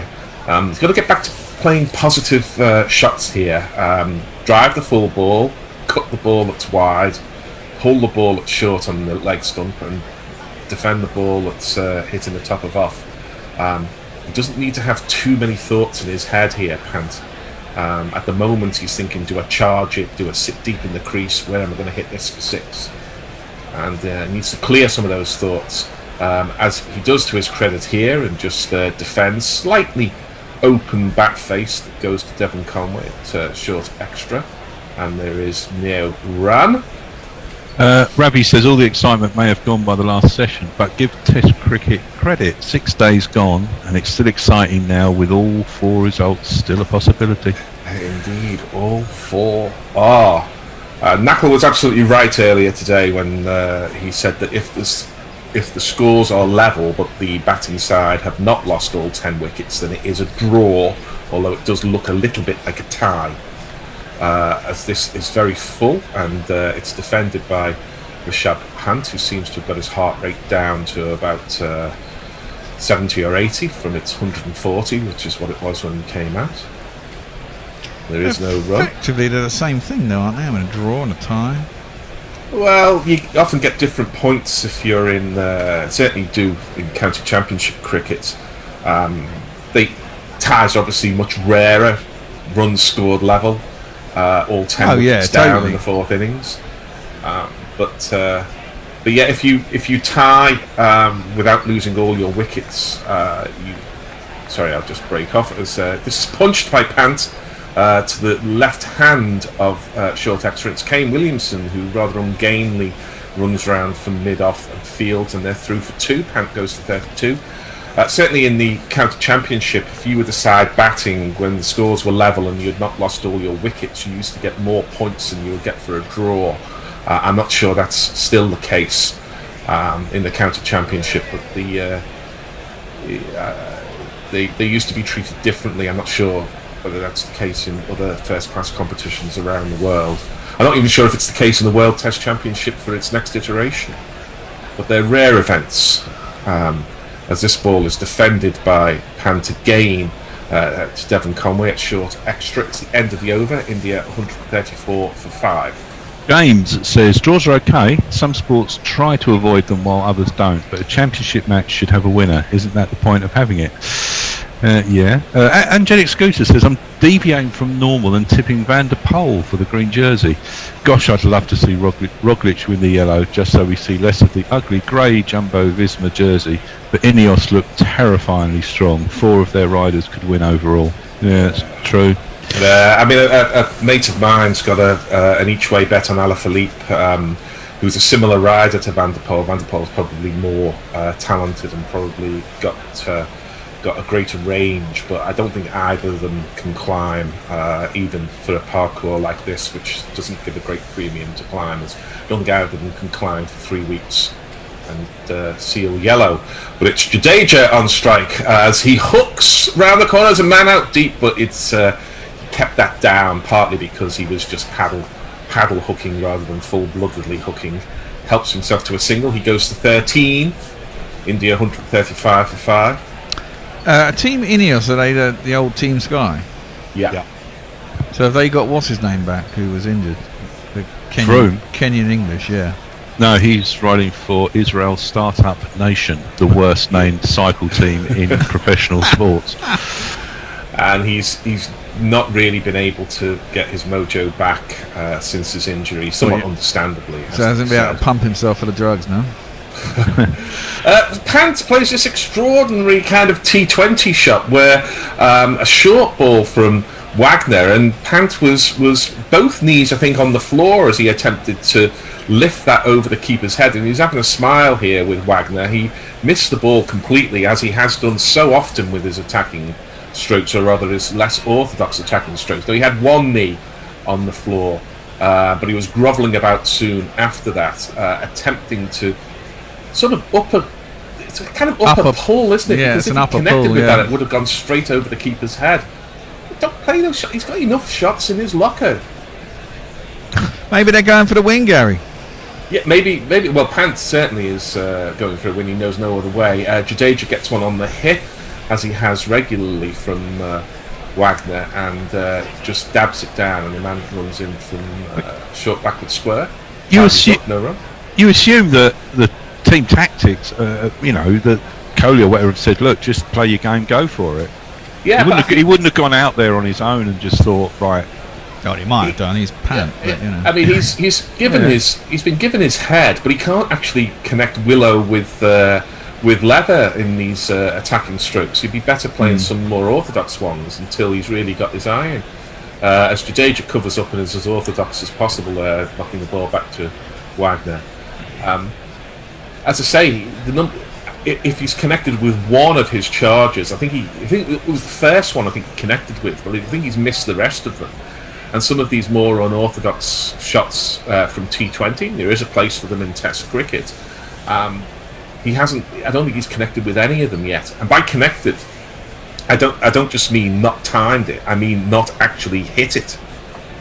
As this is knocked down by Jadeja again off his hip, and there's a man, I think it's Harvey Nichols, in there at short leg, but no chance of a catch because that was played with impeccable technique by Jadeja. I mean, he's going along at 32 off 62 balls. He's not exactly going along at rocket pace, is he? No, he's not, because he's missing a lot of the big shots. That's why. Yeah.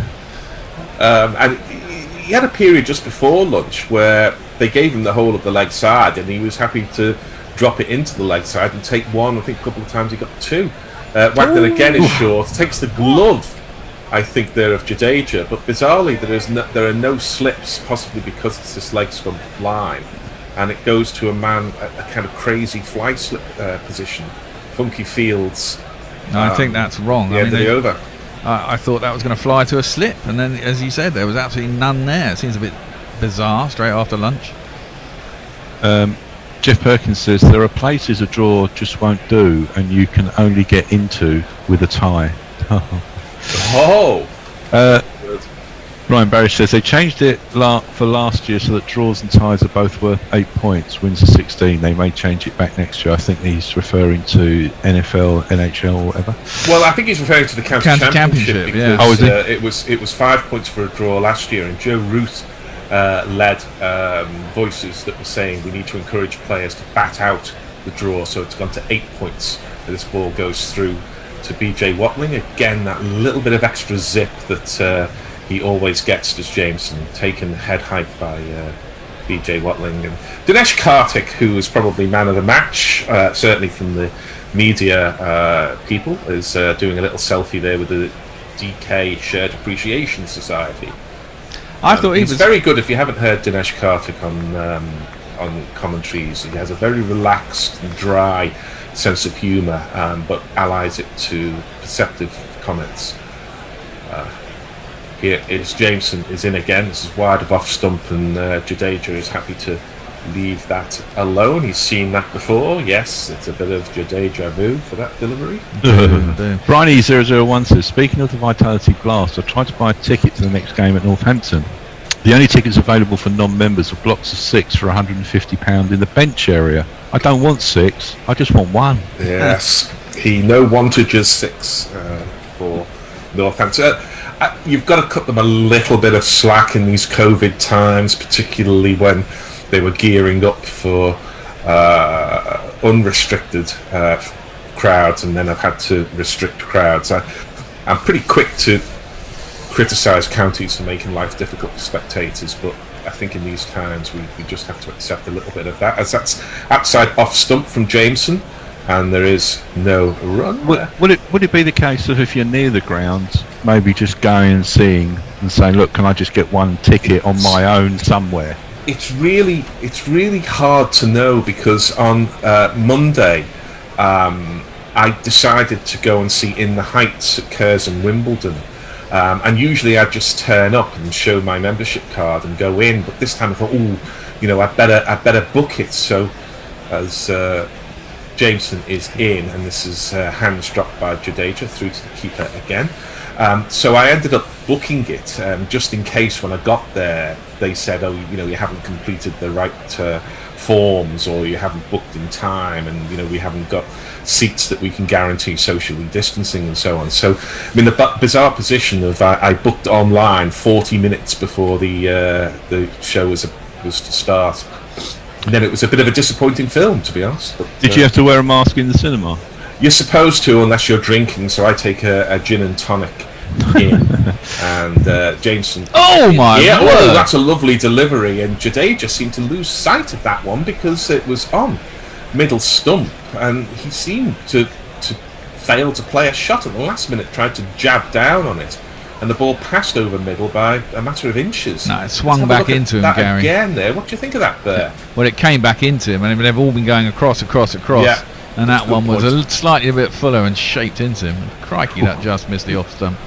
He was very late on it, and it went over off rather than middle. But yes, had that taken middle stump, that would have been as fine a piece of bowling as you could see, because Jameson just has this ability to move the ball both ways at will, in the air and off the seam, and that goes through to the keeper. It's the end of a splendid over from Jameson. He helps himself to a maiden. He has the remarkable figures of 2 for 24 off 20. And you have their tweets. That's Boy. I do indeed. Let me have a look. Chris the Choir says, can't say I'm a fan of Bahrain Victorious as a team name either. Yeah, I know what you mean. National sponsorship is an escalation of when horses had names like Everest, Double Glazing, Snaffles. Farong just made it to the club. Interesting, walking past the local market. An elderly man, perhaps mid-60s, buzzed past me on his old Suzuki 80cc two-stroke, which he probably purchased as new 25 plus years ago. Throttle in one hand, cock in the other. And I'm assuming that you mean the animal variety, or if not, maybe not. That would have been interesting. Here's Wagner again, my and word. Richard Pant plays a reverse. I don't know what that was. It seemed to be a reverse pull, and he got it down to what would be third man, but looked like long leg. And again, there are so many orthodox shots you can play to that ball, which are likely to get you more than the one run, because the fielder did not have to move for that. That's something you play on the beach. Yeah, it is. It's a bit of beach cricket. Yeah, with a tennis ball and a tennis racket or something. It's all well and good being unorthodox like this, but he's not actually scoring. You know, you're quicker. I know, that's the thing, isn't it? It's weird. Wagner is in, and Jadeja, who's cramped for room again, and Wagner's beginning to get a bit of success from this, because I think that hit Jadeja, and the way he's walking around, I think it hurt him.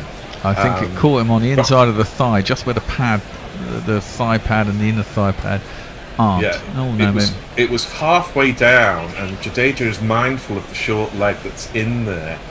At the moment, he's playing this short-pitched stuff a little bit like Sehwag, in the ball that's under the armpit. He doesn't really seem to have much of an answer to, because it's hard work keeping on getting that ball up into the armpit area. But Wagner's the man for it. This is a little offline, and Jadeja's able to leave in a slight camp style by sticking the bum out, but it goes through to PJ Watling, and there is no run. Yeah, he doesn't look comfortable when it's actually online, but so many of them aren't online that he's not really having to play a lot of them. But as soon as he gets it in line, he got hit just before lunch, didn't he? He just pulled away and got hit in the chest.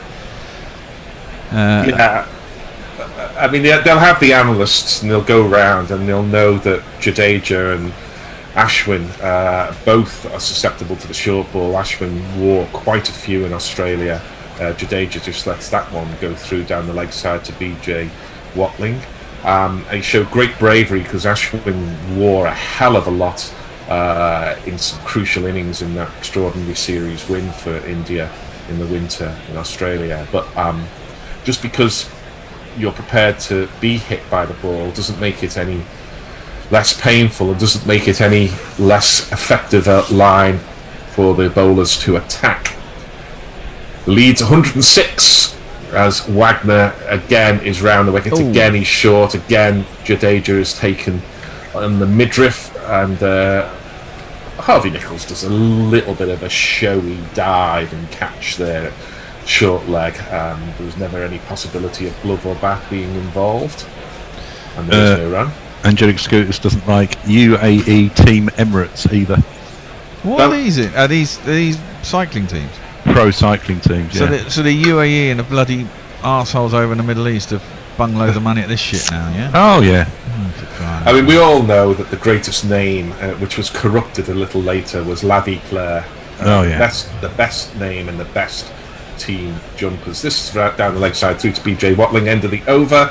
India 138 for 5, lead by 106. And those Piet Mondrian shirts, wow. I've got visions of Bernardino climbing Alpduez in that Lavi Claire shirt, hand in hand with Greg LeMond. Indeed. Wasn't it? Yeah. Indeed. Yeah.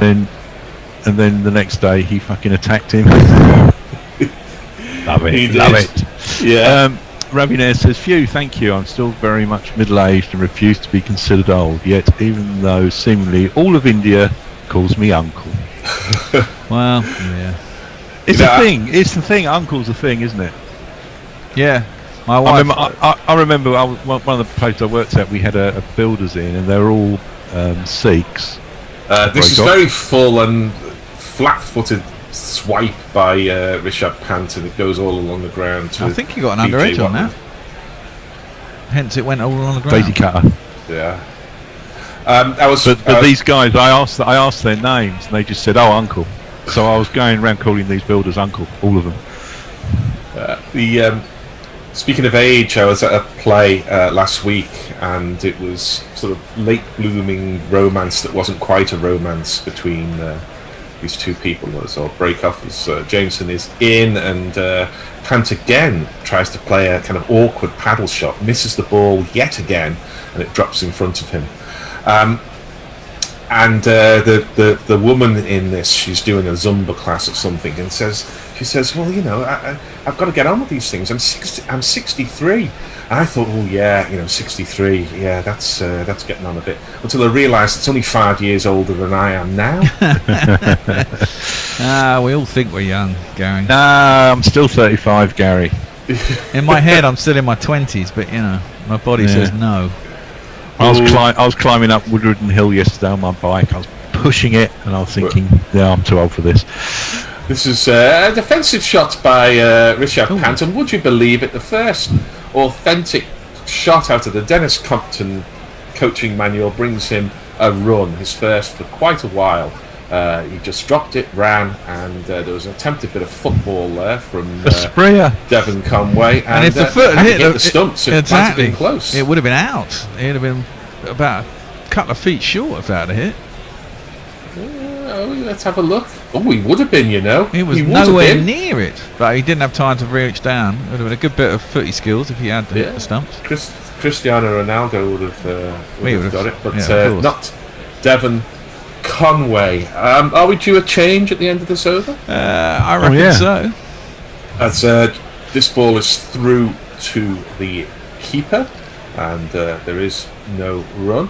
It just bobbled up nicely for him, so he was able to sort of slightly take it on the volley, and he wasn't far off it. Would the World Test Championship be decided on a kicking down of the stumps as Richard Pant dived in? That'd be cool, amusing, and something that perhaps only Test cricket can serve up.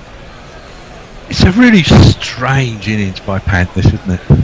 I mean, thoroughly entertaining, but.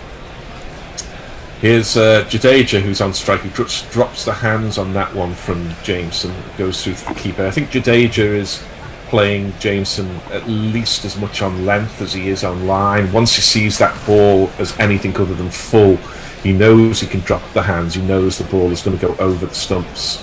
But Jameson's given him plenty of width. He's playing on Jadeja's patience here. He's got an orthodox gully, and he's got Colin de Grandhomme almost in line at a kind of deep gully, and he's got a man at a deep point here.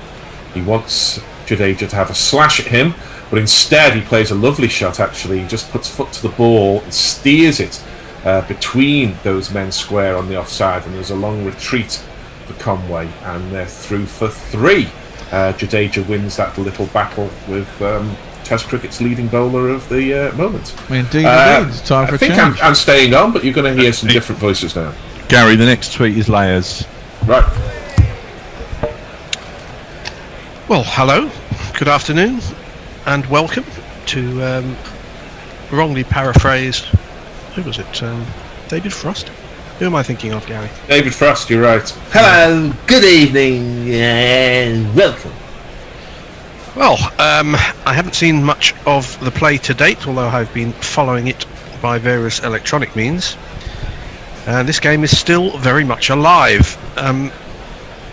The wickets that fell have reduced the one option of India setting New Zealand a target, you would have thought, or unless of course it was a completely unrealistic target with 20 overs to go.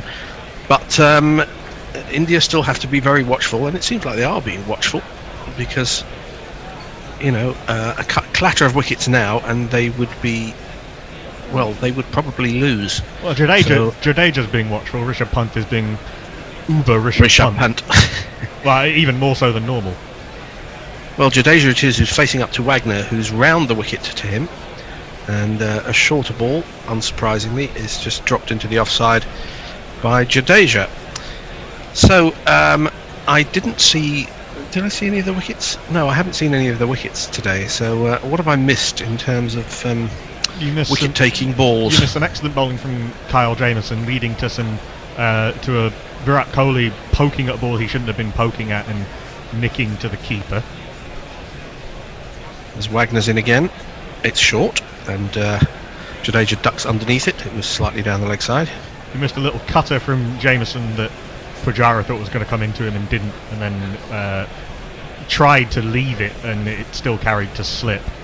And then you saw Ajinkya Rahane strangled. Yes, strangled. Really off a ball that probably he should have hit before. down the leg side off Trent Bolt. You also missed Rishabh Pant being dropped at slip on 5. Dear. Simple drop. There's Wagner again wide of the crease from round the wicket, and a shorter ball into the ribs of Jadeja. And he does manage to get on top of the ball and play it down into the leg side, but judging by Wagner's reaction, that could have been close to the short leg. Straight over the head. Side on view. Oh, it went over his head. Did it go down into the ground? Let's have a look from here. No, it went just past the helmet of the short leg fielder, who was ducking. Which there are 2 players in a line separated by about 20 yards, and it dropped in the middle of the 2 of them. Well, that will be Wagner will be looking for that again. Again, it's a short ball, and this time Jadeja ducks underneath it. How exactly does Wagner get away with bowling so many short balls? Because very few of them are actually over the shoulder. He's very good at, because he's fairly skiddy and bowls with a slightly round arm. He's very good about getting them into the chest. Well, the people who made that playing regulation, I don't think it's a law, would have, if you would have said to them, what's the problem that needs solving, they would say short balls. And if he is managed to get away with 6 short balls and over, as he's in now to Jadeja, he's got an outside edge, and it's taken by Watling, the only man behind the stumps, because there's no slips. But this one went across him. He just nibbled at it. He's got a thin edge through to the keeper, and well, the 6th wicket is down. Game very much on.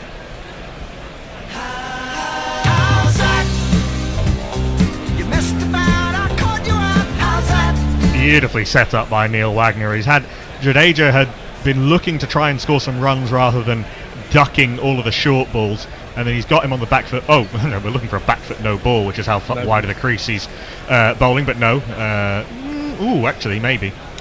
No, it's where its foot lands. Oh, it's where the foot lands. Was well within. Right, okay, yes. As far as I remember, that's the regulation. Yeah, you look at that ball in isolation, you say that's just a nothing ball outside the off stump, and he's wafted at it and got a nick.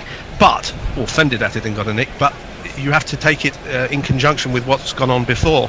And they were all short balls into the ribs. It's just caught on the crease a little bit. Thinking about playing it on the leg side, he's pushed one across him, and he's just got a little thin nick.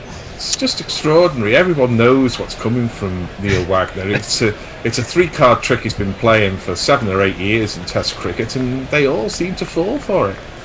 But there you go. He's very skillful at what he does. Absolutely, he is, and I'm not going to deny him his wickets. It's just he just thinks somebody would have worked it out by now, but they haven't. Lee, fan with Raspberry Pi, says, "I want Jadeja to make 50 and do a sword dance because it seems to annoy people." Well, that wish is gone. Brian Barry says, "I turned 40 in 2 months, and I only feel like that some of the time, mainly whenever I have to do anything above walking. That's why the most strenuous sport I play these days is mental gymnastics. Yes, I get most of my exercise jumping to conclusions, as everyone here knows." Farron says, you get called Mama as well, Ravi. Same for me in Bangladesh. And I'll just read one more before we introduce a new batsman.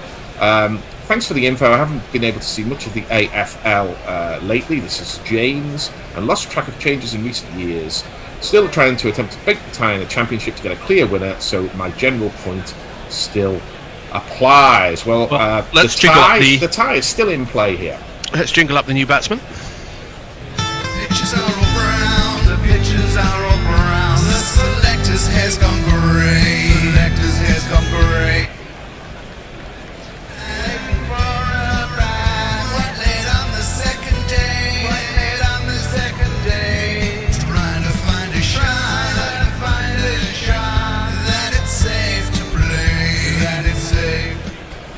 Ashwin it is, and this ball is right on the money by Wagner.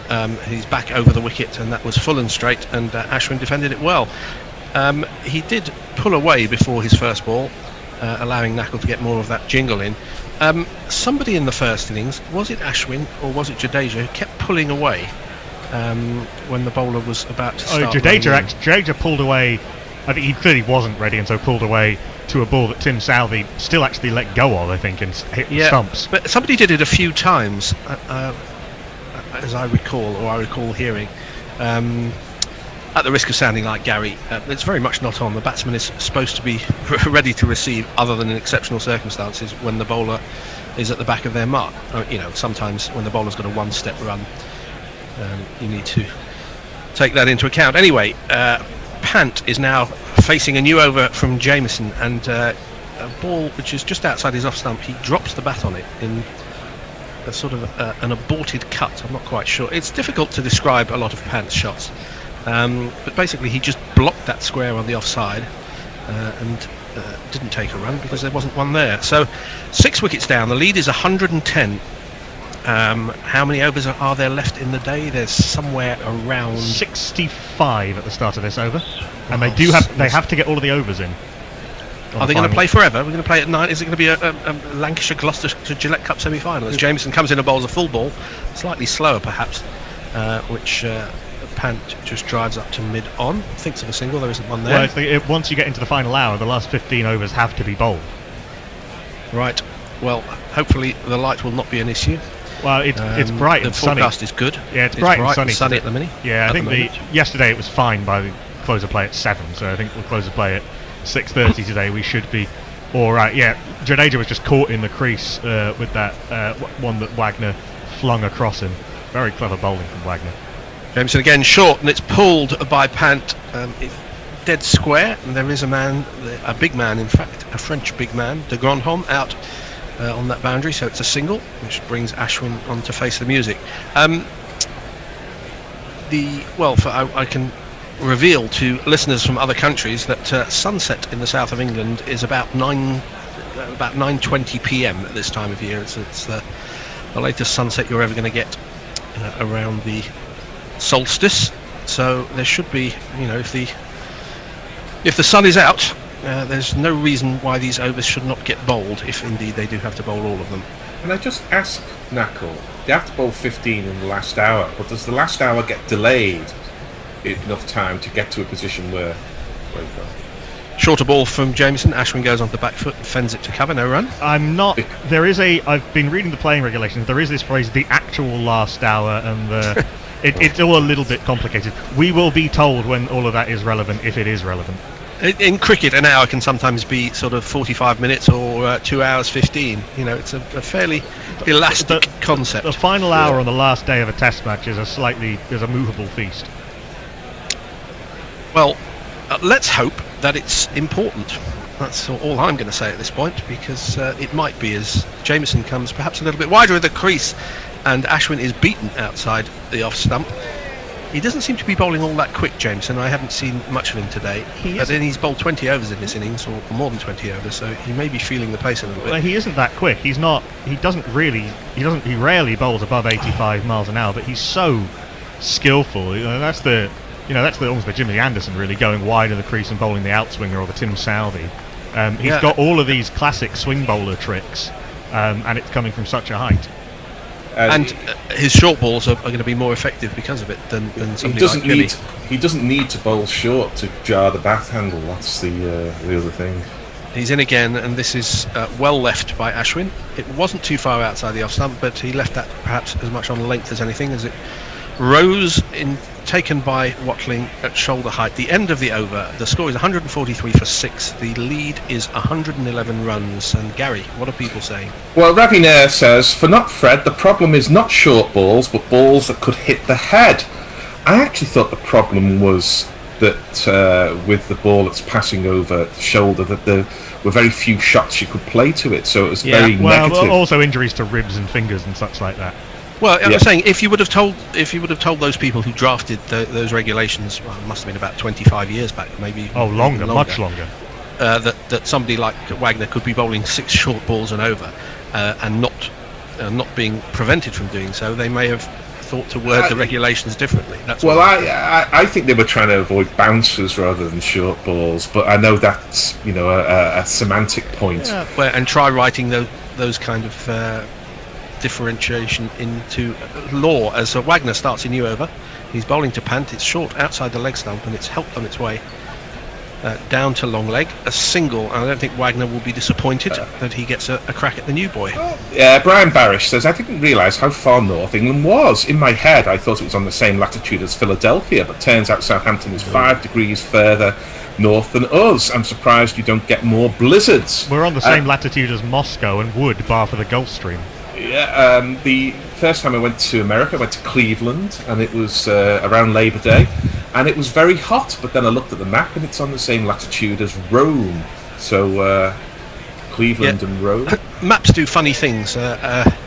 You get ideas about areas and continents which don't always accord with reality. I hadn't realised that the whole of South America, pretty much the whole South American continent, was east of Florida.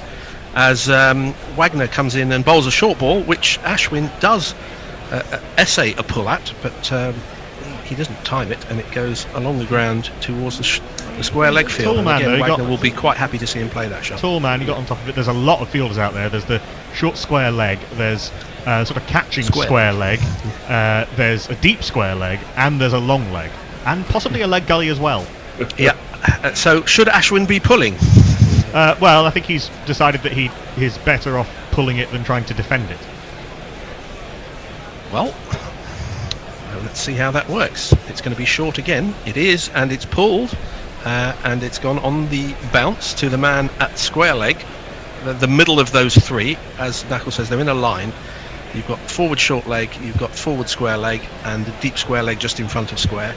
Presumably he's got a long leg. And I think a leg gully, and he's also got a catching mid-wicket. The fact that all those three are in front of square means he must have two behind square.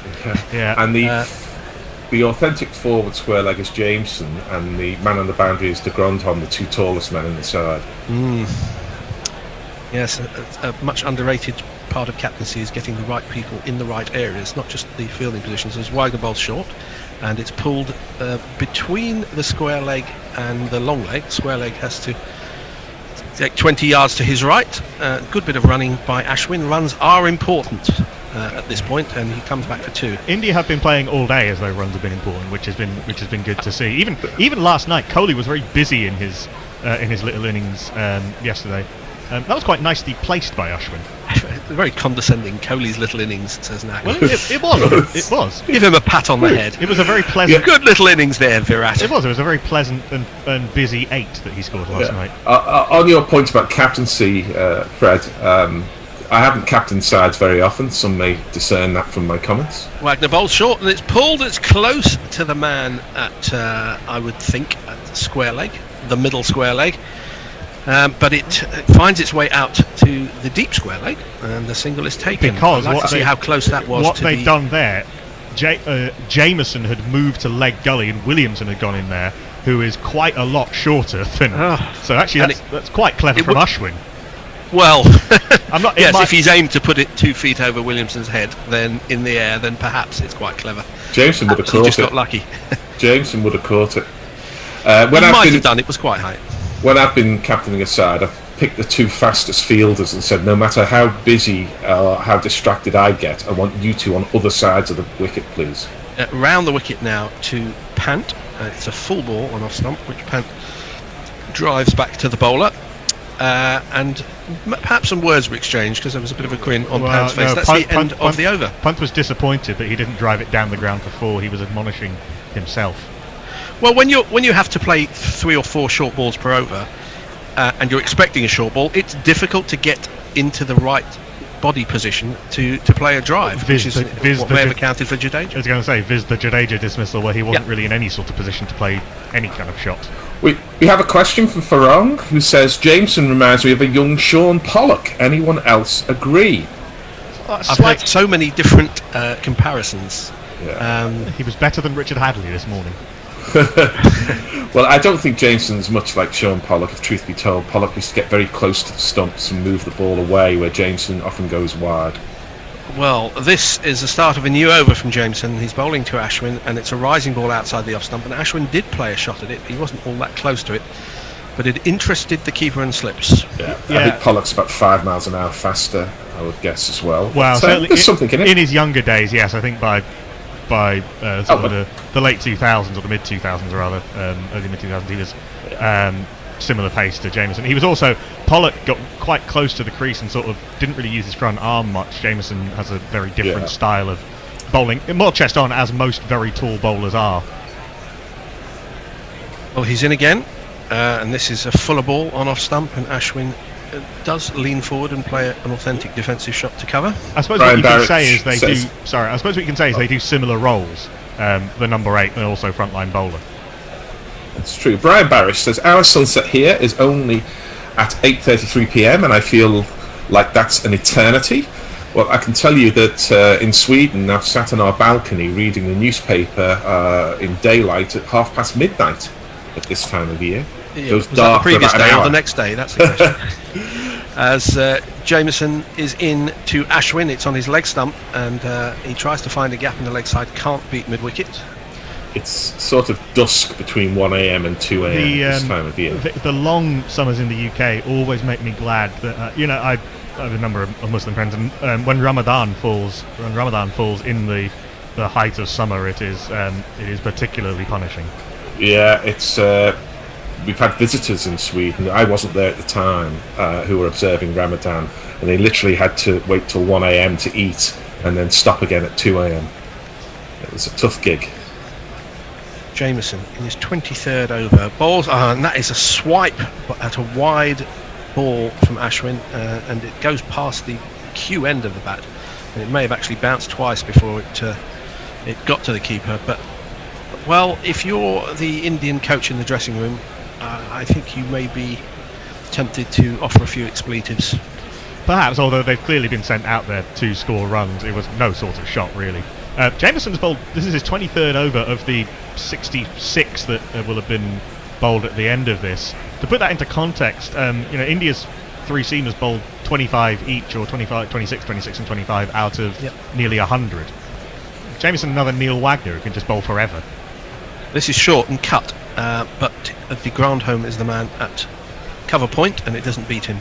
So Ashwin is trying to score runs, and yet there have been 5 dot balls this over. And as I pointed out earlier, and I'm sure other people have been doing all day, runs very much in the equation, because the more runs India can get, it means that even if they are bowled out, it's going to take that much longer for New Zealand to knock those runs off. You get into the runs time equation, which is always tight. It says there in the graphic that Ravichandran Ashwin likes short stuff. He doesn't, I promise you. Well, this is just a regulation delivery outside the off stump to complete the maiden. Ashwin doesn't essay a shot. Gary, any more? Veera Raghavan says it's quite surprising why batsmen aren't moving away and thrash over point when bouncers after bouncers predictably held them. It's not easy. And fielding has been set for the same. It's not easy. It's an easy game from here, isn't it? Yeah. Well, particularly Wagner's bowling left arm round the wicket, but Jadeja in particular, the left-hander and punt. It's coming in. It's down your leg side. You'd have to back away well outside leg stump to be able to get that angle. Maybe you could uppercut over the keeper, or that reverse shot that punt plays. Yeah. Well, I don't know how many runs Pant has made since lunch, but I'd be surprised if it was more than 10. And I think it's probably about 6, because he just can't been happy get a bat to get off on strike. Well, he's also been happy to take the singles and get off strike. He has scored 8. He has scored 8 runs. Less so before you came on air, Fred.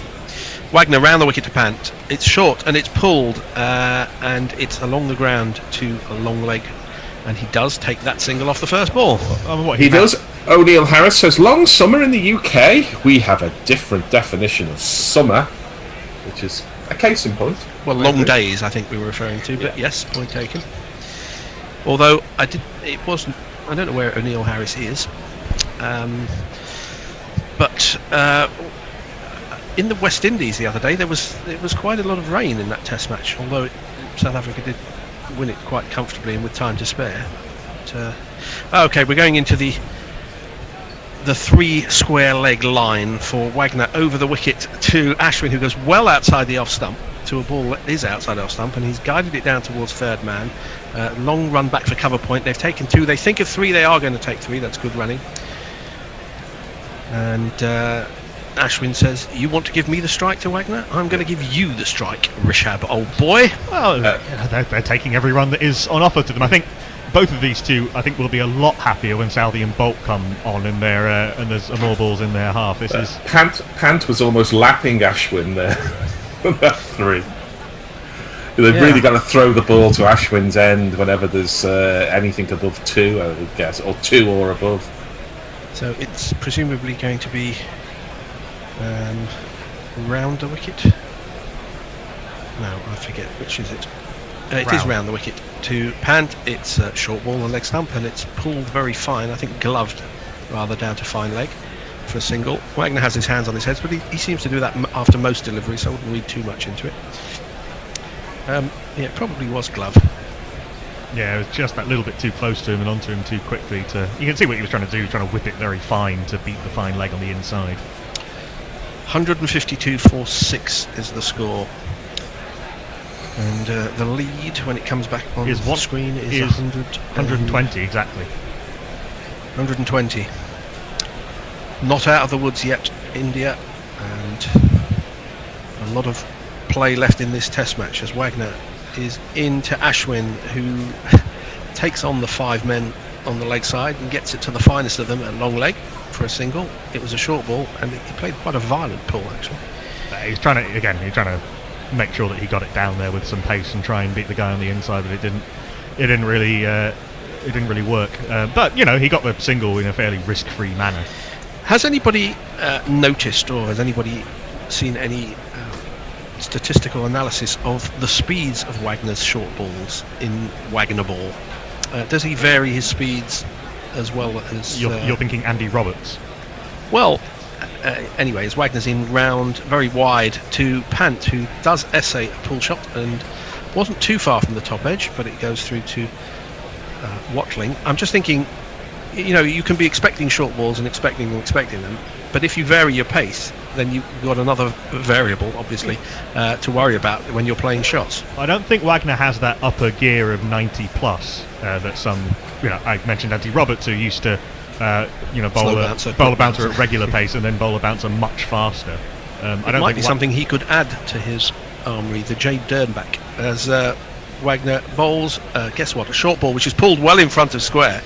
But the posse of leg side fielders means that's only a single to Pant. The end of the 67th over, 154 for 6. Pant now has 39 and Ashwin 7. Gary. Yeah, it's Ravi there says, in Bombay, we're lucky if sunset happens at 1900 hours and it's dark almost immediately after being tropical. David Latimer says, I don't think the article was saying Jameson is better than Hadley already, more than that he could surpass him in time.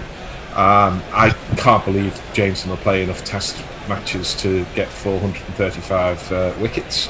But especially with all the other cricket that and also, when did Richard Richard Hadley start his test career? Must have been younger, right?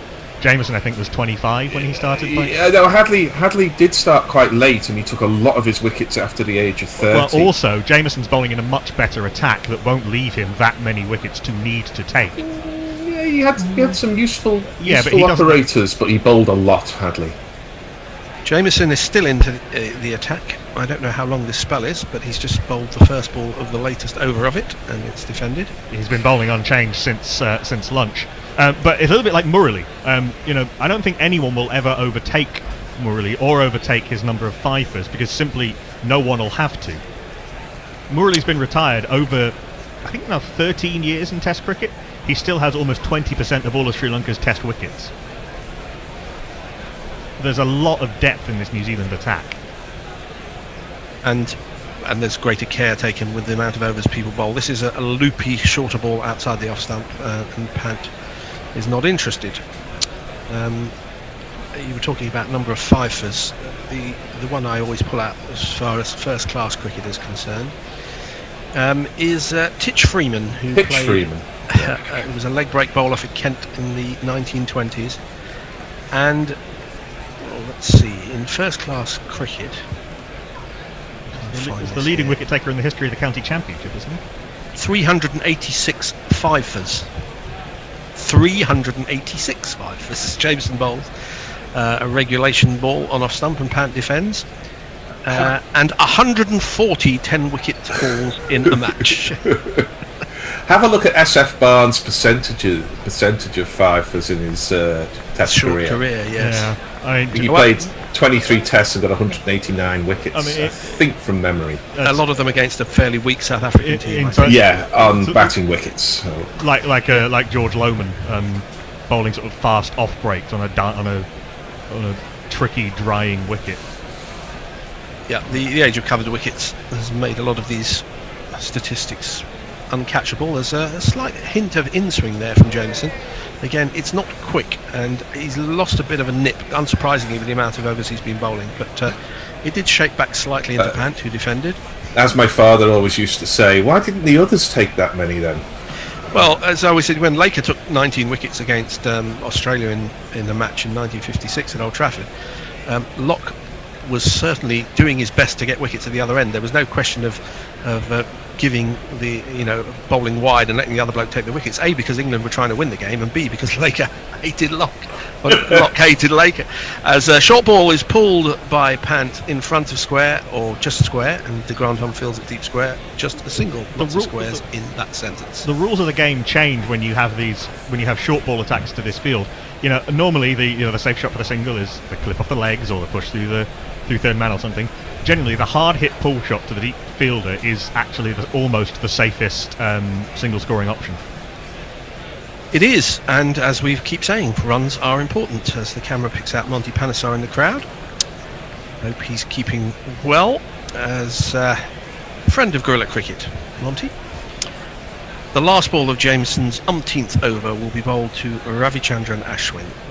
The lead now 123 runs as Jameson comes in and bowls on the off stump, defended by Ashwin, the end of the over. Sir Garfield. Yes, you can tweet us at Guerrilla Cricket, and at the moment we haven't got that many, just silly points making the we should actually comment that we made earlier about backing away and hitting the ball over point, saying if only Test batting was that easy. We should actually have a change now, I think. What if you want to do one more over of this 3, because it is 9 minutes past 2. You're in charge, Knackle. I think Nestler, you and I are staying on, are we not? Yes. Do I step away? Nestlers is coming in for Gary, so yes. Why don't we do that now? Why not? Yes. Why don't we have a little shift around and bring Nestlers in? You join us with 60 overs left of the World Test Championship final. The reserve day has meant that even though we've had 2 days of rain and half a day of bad light and a few more interruptions, we come towards the end of this World Test Championship final with all 4 results still theoretically in play. India are 155 for 6, leading by 123 runs, with Rishabh Pant on a slightly harum-scarum 40 not out of 80, but he's scored them. R. Ashwin is 7 off 17, and after they took 7 off that last Neil Wagner over, we do have a change at the northern end. I'll jingle him up after his first ball. He's in right arm round the wicket to Rishabh Pant, who defends into the onside, looking for the single. Good positivity, but there isn't one there. Wagner does the fielding, and there is no run off this fine bowler. It's only a whimsical notion to fly with Tim Southey tonight. I probably won't fly with Tim Southey. Then again, I'm just mine. Tim Southey got the 2 openers setting them up with the outswingers and then the LBW. This is a poor delivery outside off stump, but BJ Watling. With the other thing you missed, Fred, was that BJ Watling dislocated a finger and had to have it snapped back into place. Nice, on the field. Before lunch. Yes, we saw it in far too much detail. He dives in front of second slip, basically, to take that as it jags off the seam. There is no run. But actually, once a finger is put back into place, it doesn't hurt all that much. It hurts when it's dislocated, and it hurts for a brief second whilst it's being put back. But after that, should be okay. Sure, he's had a painkiller. His last test day, in fact, BJ Watling. Fine player. Southey into Pant. Just having a look at Southey. Leaves alone, through to the keeper. No run. I suppose the advantage of Rishabh Pant scoring for this match quickly, other than the Southey Jameson onslaught yesterday, is that he has given himself the option of having a little bit of a look at times. He is, as Gary was saying, much more than just a slogger.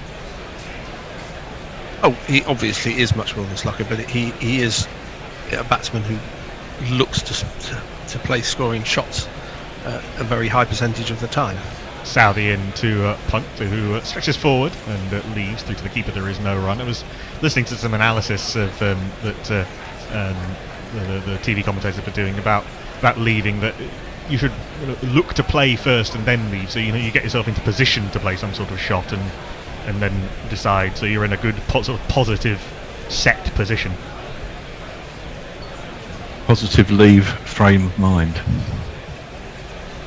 I'm assuming that Gary didn't get to do any YouTube comments because he can't see YouTube.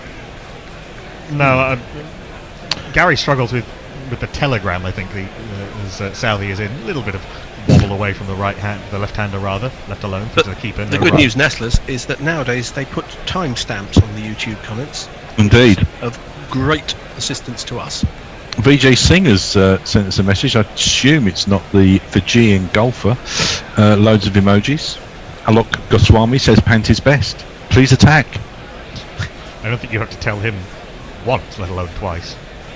He's not even playing that well in his 40 off 85 balls. Which for this test match, again, barring the lower order, has been much quicker than usual. He drives this full in-swinger from Southey, hits it back where it came from, hitting it into the swing, as it were. Colin de Grandhomme, who we've not seen with the ball in this innings yet. I think as the sun has come out, his dob has become of lesser utility. Punt takes the single, he moves to 41. India lead by 124. I don't know when the New Zealanders are next playing a test match. It's probably not for a while.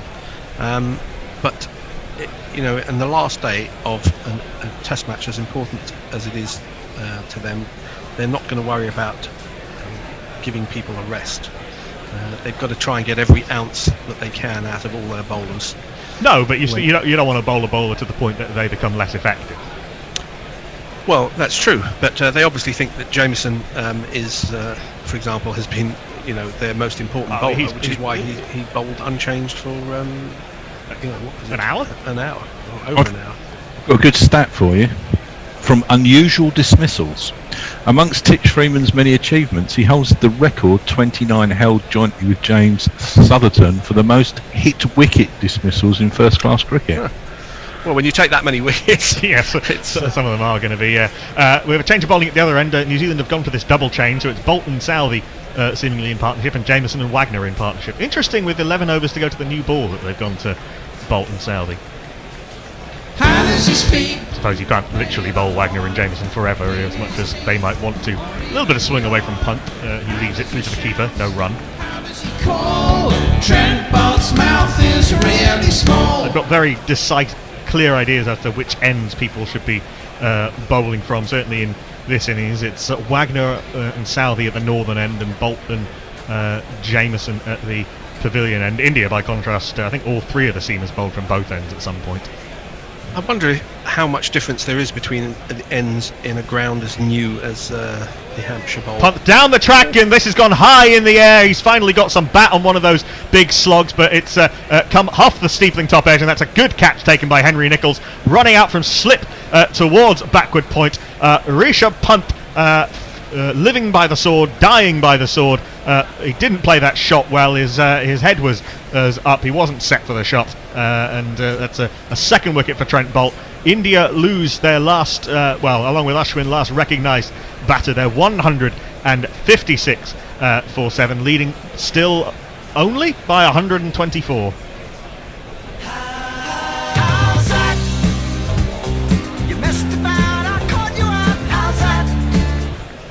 Interesting. Well, an Indian equivalent of West Indian commentator Fazir Mohammed might be asking, why did he do that? And the answer is because that's what he does. And as we've been saying, runs are important. They needed to score runs. But the trouble is, it's not a good look when your team's in a little bit of trouble, and batting time is important to get out in that manner. No, it doesn't look good, but then everyone praises him when it flies for 6, as it often does. You can certainly say he didn't play the shot well. He certainly didn't play the shot well. The question is whether the idea, or whether not just the execution of the shot, but whether it was the right thing to be doing. And I think you'll get very different answers to that question depending on who's answering it. think that's right, but yeah, he, maybe again you can give yourself a little bit of a look, and Punt probably is a better. I think Punt is a better player than he's shown in this. Well, we know that Punt is a better player in this than he's shown in this innings. We have to take into account that if that sails over mid-wicket for 6, then a lot of people are going to be cheering. A lot of the people who would be cheering that shot are the ones who are saying, why did he play that shot when he gets out? 100%. So 100%. You can't decide whether it was a good shot on the result. You have to ask whether the decision to play that shot was right before he's actually played it. Yeah, and I'm not sure about that. What we can certainly say is that his head was in no position. He had no firm base from which to hit. And it was a good catch, actually, by Henry Nicholls, because he had to make up a lot of ground as it was swirling up there and flying away from him, and he was running towards the boundary, watching it come over his shoulder, and he got there with time to spare. Yeah, a lot of those catches don't look great on television screens, but the ones that are, as you say, are coming over your shoulder and you're running away from where the ball's been hit are always very difficult. Well, credit, I suppose, also to down. Jameson and Wagner for bowling so well in that first hour after lunch and not allowing Punt to get away to the point that he, felt he had to do something like that, because he wasn't really scoring much more than singles. Only hit 4 boundaries in his 41 off 88, and I think that all of them were before lunch. That brings to the crease. They surely would have crossed while that ball was in the air, but it does twice. Indeed, but it does bring to the crease this man who's won the tallest mountain in Holland competition. He's coming down fast and moving it too. Tell me the answer. He may be a bowler, but he's often injured. Look out, Muhammad Shami. Muhammad Shami. Muhammad Shami. India have only added 26 runs in the what is that, 14.2 overs since lunch, and lost the wickets of Jadeja and Punt, their 2 remaining properly aggressive players. Ashwin is a good lower order batter, but he's now got proper tail enders with him in Ishant Sharma, Mohammad Shami, who's in now, and Jasprit Bumrah. A long delay as we, for some reason, as we come into the third ball of this over. I'm not really sure why. Cricket finding a way not to play cricket. Well, if as you suggest, the overs have to be bowled, there's little incentive to time waste unless they think there's some clouds in the distance. But this is beautifully poised. It is indeed. India 124 runs ahead. They'd want to be probably 20 runs further ahead. Maybe at this stage. That really is a good catch by Henry Nicholls. He had to stretch for it at the end of the catching attempt, and you can understand why he was beating his chest and gesturing to the fans in the crowd. Anyway, we are now finally ready. We just saw. Well, I'll say after this ball, this Bolt is about to bowl it. Eventually, I wonder if that was just a very long chat between Ashwin and Shami about what the plan is. They did indeed cross, and Ashwin has a drive at it, and it comes off the inside part of the bat. Fielded at mid-wicket, there is no run. I suspect now Ashwin is going to play his shots, having absolutely no faith in Mohammad Shami. Well, but time is important, and Shami and Ishant